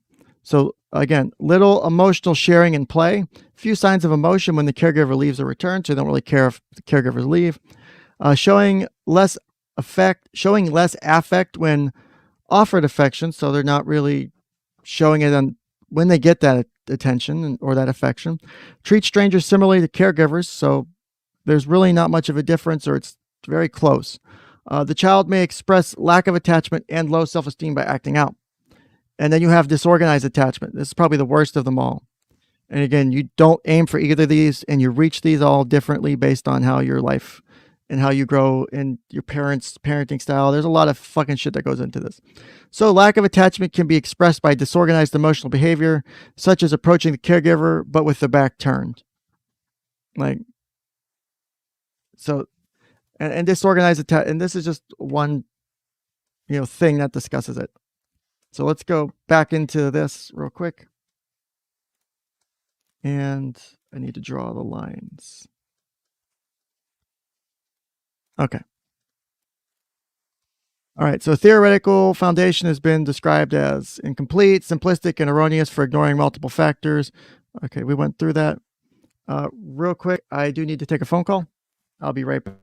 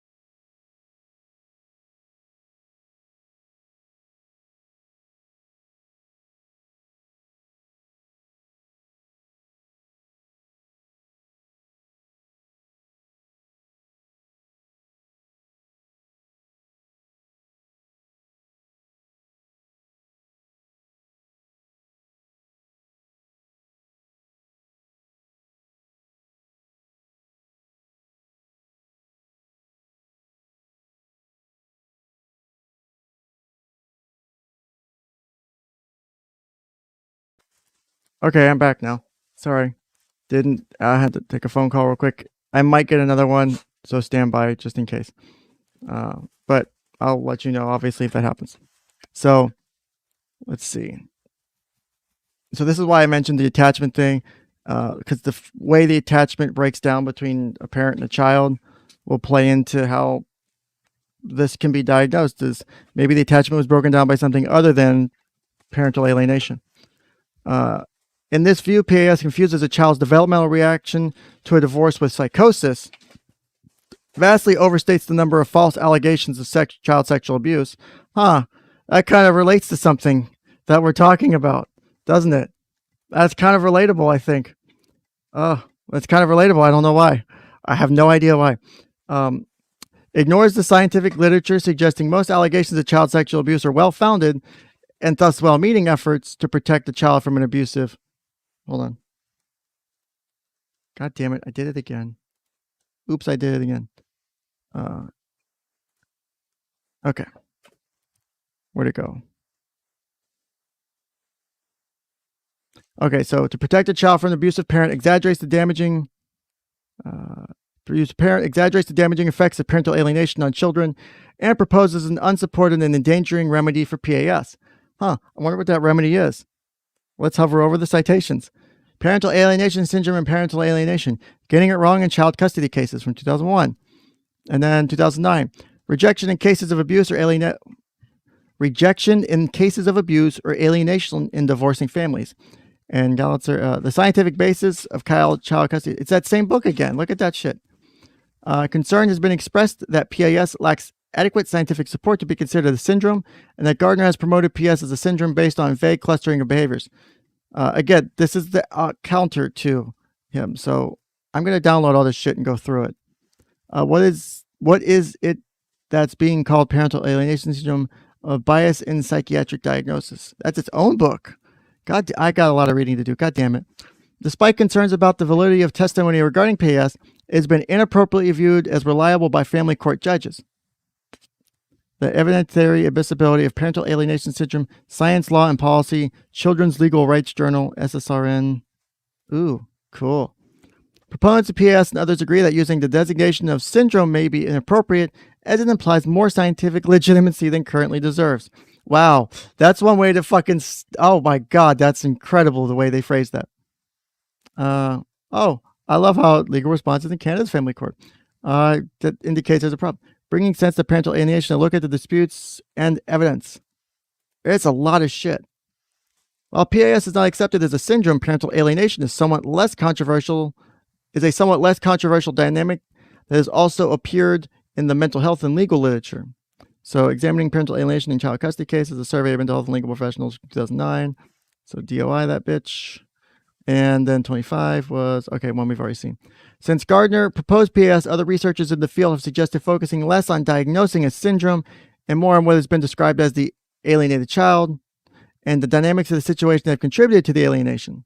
So, another book, Child Custody and Domestic Violence, Sage Publications, Google Books, and then the same citation again. Clinical status. So, PAS has been criticized for making clinical work with children who are alienated more confusing. Archive from the original, so just to make sure I don't miss it. And labeling children with a mental diagnosis who may react angrily to their parents' separation or divorce. Parental alienation. Why label children with a mental diagnosis? That's a very good fucking question. Gardner's analysis has been criticized for inappropriately assigning all responsibility of the child's behavior to one parent, when the child's behavior is oftentimes, but not always, the result of a dynamic in which both parents and the child play a role. I highly agree to that. It's never just one parent. I tell every parent that I've ever worked with, it's never just your kid, and it's never just one parent. Rejoinder to Gardner's commentary on Kelly and Johnson's The Alienated Child, a reformulation of parental alienation syndrome. So another thing to read, and let me open all the links so I don't fucking miss it. And then Understanding and Collaboratively Treating Parental Alienation Syndrome from 96, American Journal of Family and Law. So there's a lot of citations in here. That's, I think, helpful too. So if there wasn't any citations and it's just a bunch of people bitching, I think that's different than, people citing to different research and shit on this and how they have issues with it. So where are we at? Gardner disagreed with criticism of PAS as overly simplistic, saying that while there are a wide variety of causes on why a child may become alienated from a parent, the primary etiological factor in cases of PAS is the brainwashing parent, and that otherwise there is no PAS. Commentary on Kelly and Johnson. So this is Gardner's commentary. He died a couple years after this, I think. Gardner also stated that those initially critical of PAS for being a caricature were not directly involved with the families in custody disputes, and that criticisms of this nature faded by the late 1980s because the disorder was widespread. 16 years later, this is written by Gardner. However, no scientific study has yet demonstrated that the elements of PAS are unique to alleged parental alienation such that they are useful for diagnosis. Wow.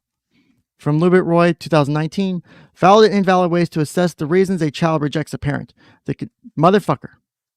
The continued malignant role of parental alienation syndrome in the Journal of Child Custody.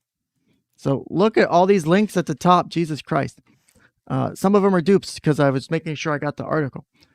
PAS has been criticized for being sexist, being used by fathers to marginalize legitimate fears and concerns about abuse, and women's groups and others oppose legitimacy of PAS as a danger to children. Wow. That's actually interesting. You know there's a concern when both mother and father groups have issue with it, in my opinion. Forensic mental health assessment in children and adolescents, page 83. Okay. After his initial publication, Gardner revised his theory to make fathers and mothers equally likely to alienate or be indoctrinators, and disagreed that recognition of PAS is sexist. Gardner later indicated he believed men were equally likely to be PAS indoctrinators. Okay, I have that one. Studies of children and adults labeled as suffering from PAS have suggested that mothers were more likely than fathers to be the alienator. And then you have it in courts and other things too. So there's 65 citations on this Wikipedia page. So that was, so the exclusion, clinical status in courts, United States. So let's look at United States because we're in the US. At least I am. Reception, no, go down. Clinical status, in courts, Canada, UK. US, on occasion, PAS has been cited as part of the child custody determination process in the United States. Children's rights and developing law. And some courts have awarded sole custody to the fathers based on findings of PAS. The evidentiary admissibility of parental alienation syndrome science law in the child. Okay, I cited that one. In some cases, a custody court's acceptance of allegations of parental alienation have resulted in children being placed in the custody of an abusive parent. Abusers gain custody in family courts, a series of overturned decisions. Ooh, that'll be interesting. 57, evidentiary admissibility of parental alienation syndrome, science, law, and policy, Children's Legal Rights Journal. Fuck, there's no citation to it. God damn it. Let me put that in my little Discord thingy. Show idea. Nope, right here. And then, what was the last one? Criminal rewards. Okay, and then DOI is right there. The admissibility of testimony alleging PAS has been challenged under the Frye test and Dalbert standard to evaluate if there's sufficient scientific base and acceptance within the scientific community. Yeah, these are things you'll see in use in other areas. Is the Frye test and Dalbert standard. I've seen these before, especially with the ABLE test, the ABLE assessment for quote unquote identifying sex offenders. They've been challenged using these standards and these tests. It's evidentiary rule of evidence regarding the admissibility of expert witness testimony.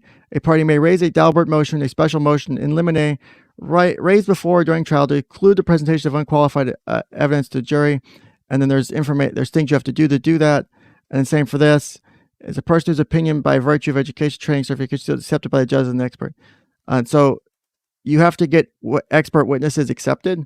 It's usually not hard, but you can also have them overturned if there's evidence to show that they have no idea what they're fucking talking about, or if their shit's up in the air. Richard Gardner's claims. Although Gardner claimed that PAS was generally accepted by the scholarly community and had passed the Frye test in 2 states, a 2006 analysis of court cases involving PAS and cited by Gardner concluded that these decisions did not set legal precedent, that PAS is viewed negatively in most legal scholarship, and that Gardner's writings do not support the existence of PAS. Of 64 precedent-bearing cases reviewed at that time, only 2 decisions, wow, both New York State and both in criminal courts, actually set precedents. Both held that the theory of PAS was inadmissible. One of the cases, subsequently upheld on appeal, found that PAS failed the Frye test as the appropriate professional community did not generally accept. Huh. Look at that. That's interesting. That's interesting. Wow. That's interesting as shit. At the time, Gardner listed 50 cases on his website that he claimed set precedents that made PAS admissible. Upon review, it was determined that none of the cases set precedents for the admissibility of PAS. Hold on one second.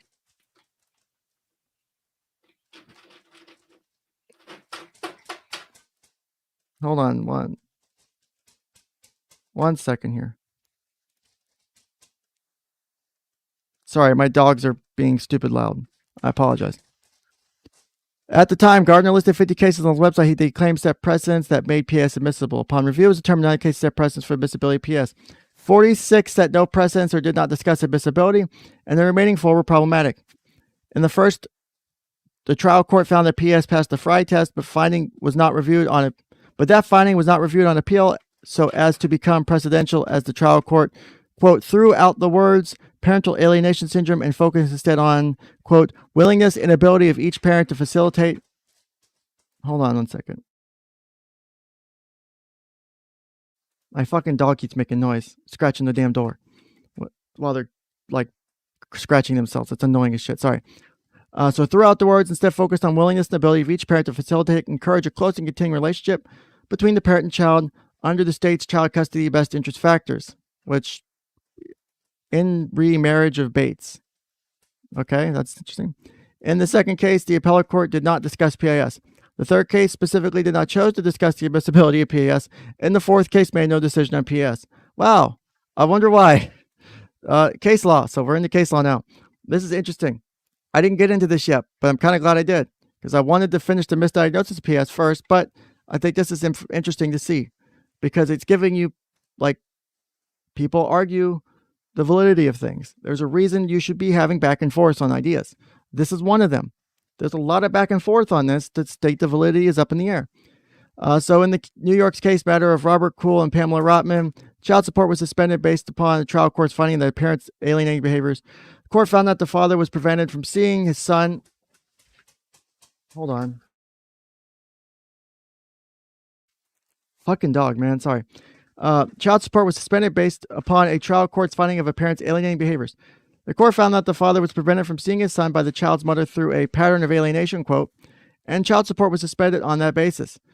Let's see here. Matter of Kuhl v. Rotman, and then father not obligated to pay child support, panel finds.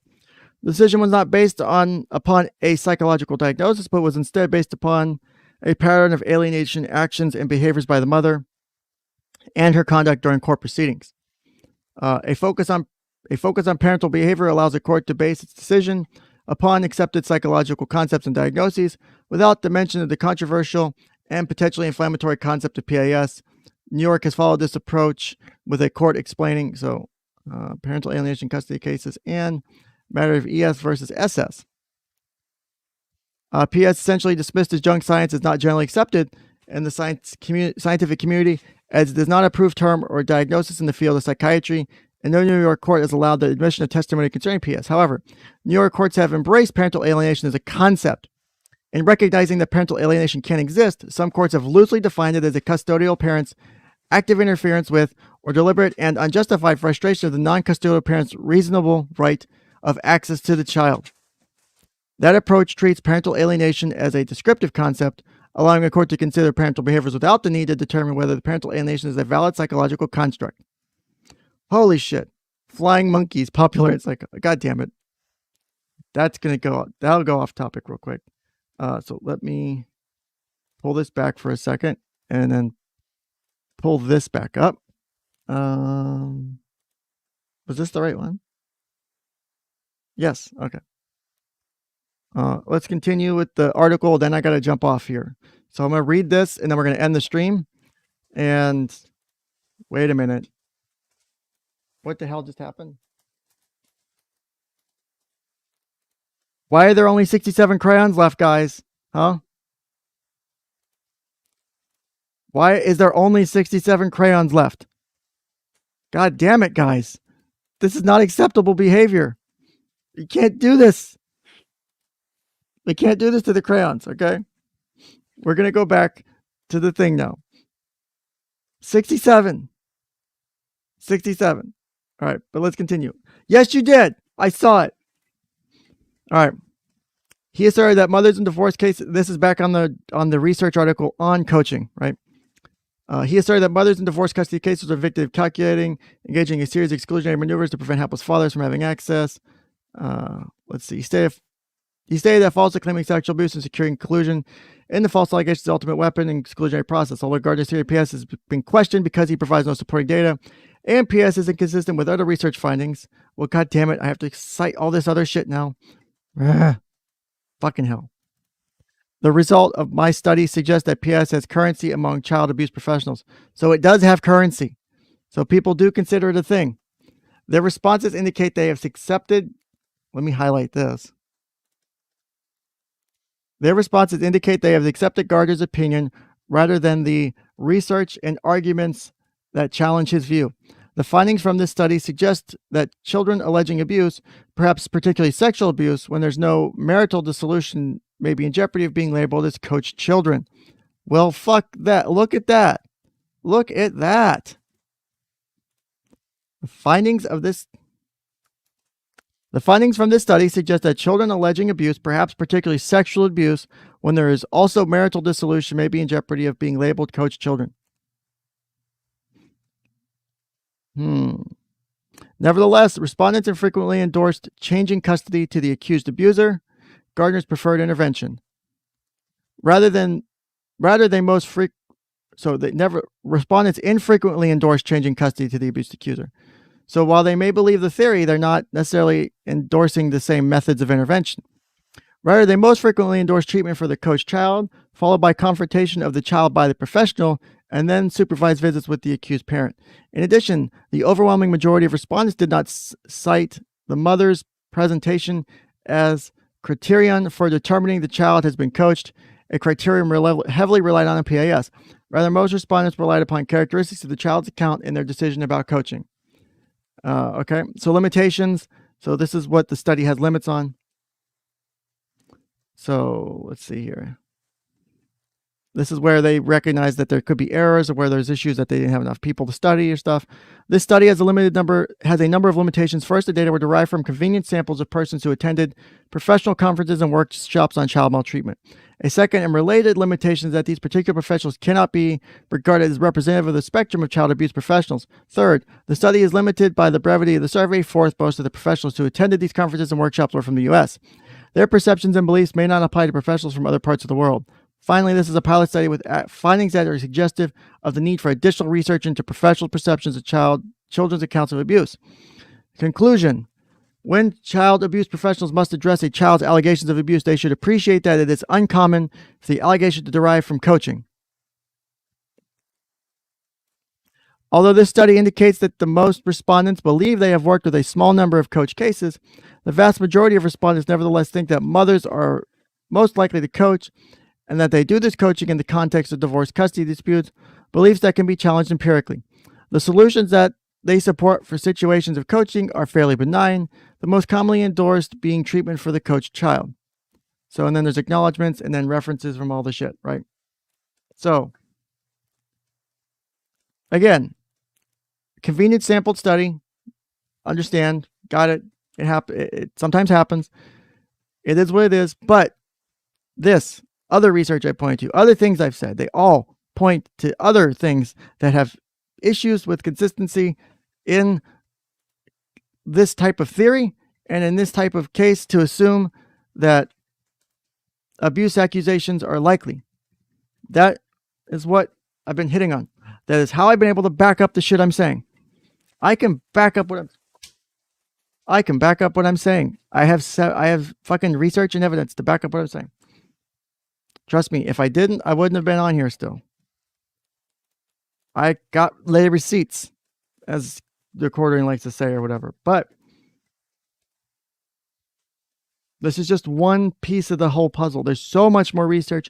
There's there's what, 1, 2, how many? So, because I need to bookmark all these.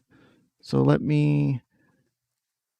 were 32 tabs I opened from that article on controversy of PAS. Some of them were duplicates. Assume 20 to 25 of those are non-duplicates, so they're unique, right?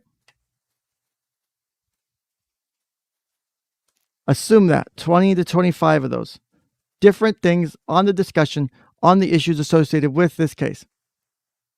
Or not with this case, but with this type of information related to this case with parental alienation, right?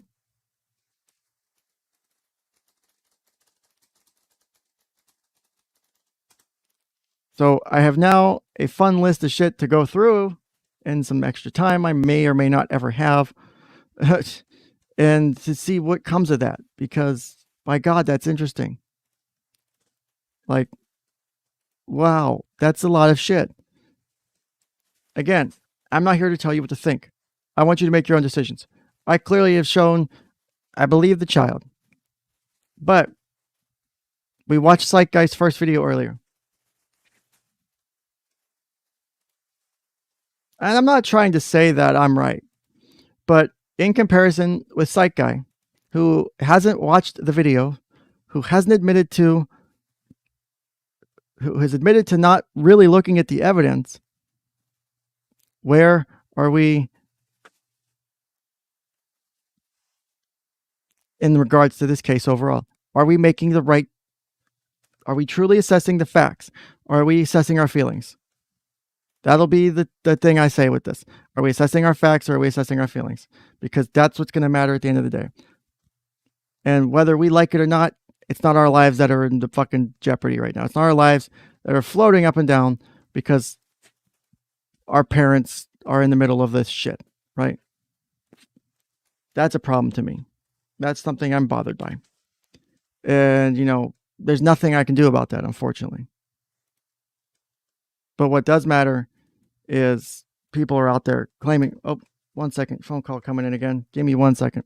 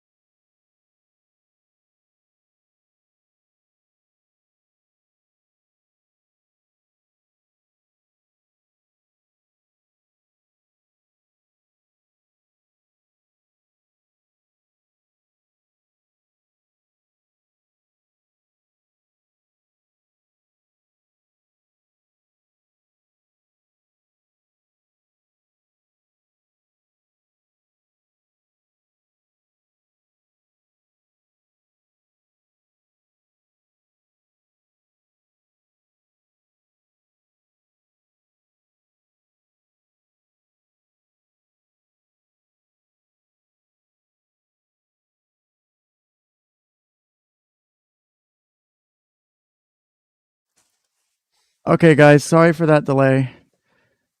I had to deal with a phone call real quick. So I hate to get going so early, but thanks for hanging out on the stream today.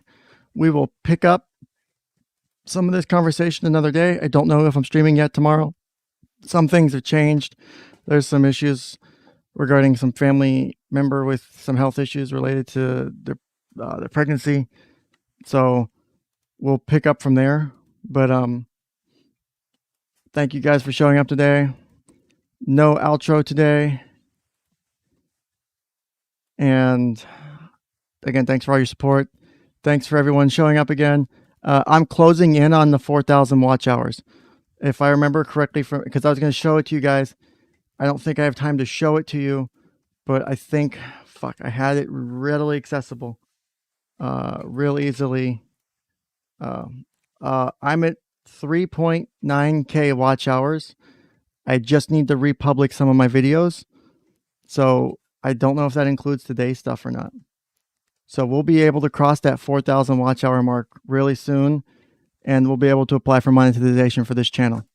So this could be a somewhat, because that would give me super chats, and that would be if, like I've said before, if I could make this a decent source of income for the time being, while I find another job, it would really help. Because I mean, I have the Stream Elements donations and shit like that. I have the GoFundMe, but super chats and stuff and stuff like that is it be a decent source of income.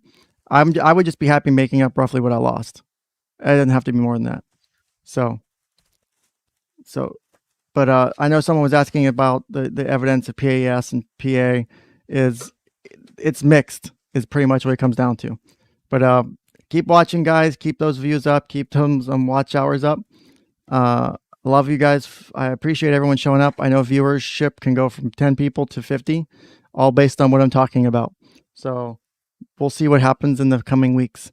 But I want to try and stream a little bit more, if I can, to try and keep up watch hours and start applying for monetization, because I know that can take a month or so. But keep up the good work, guys. Thank you so much for watching. I wish everyone have a great day. Take care. If you need anything, you can always reach out to me. If you want to support me with my job loss, you can go to supportken.com and donate to my GoFundMe. You can also, if you want to support me on a more regular basis, you can go to supportken.com/locals. You can go check out my locals page. Make sure you also follow me over there, because I put my streams up. I post the announcements there, so you know whenever I'm about to stream. If you want to tip me, you can tip me during streams at supportken.com/tip. You're not supposed to tip outside of streams. I found that out recently. I got in a little bit in trouble for that, but I got a grift. Nick's taught me well. But thank you so much, everybody. Take care. Have a great day.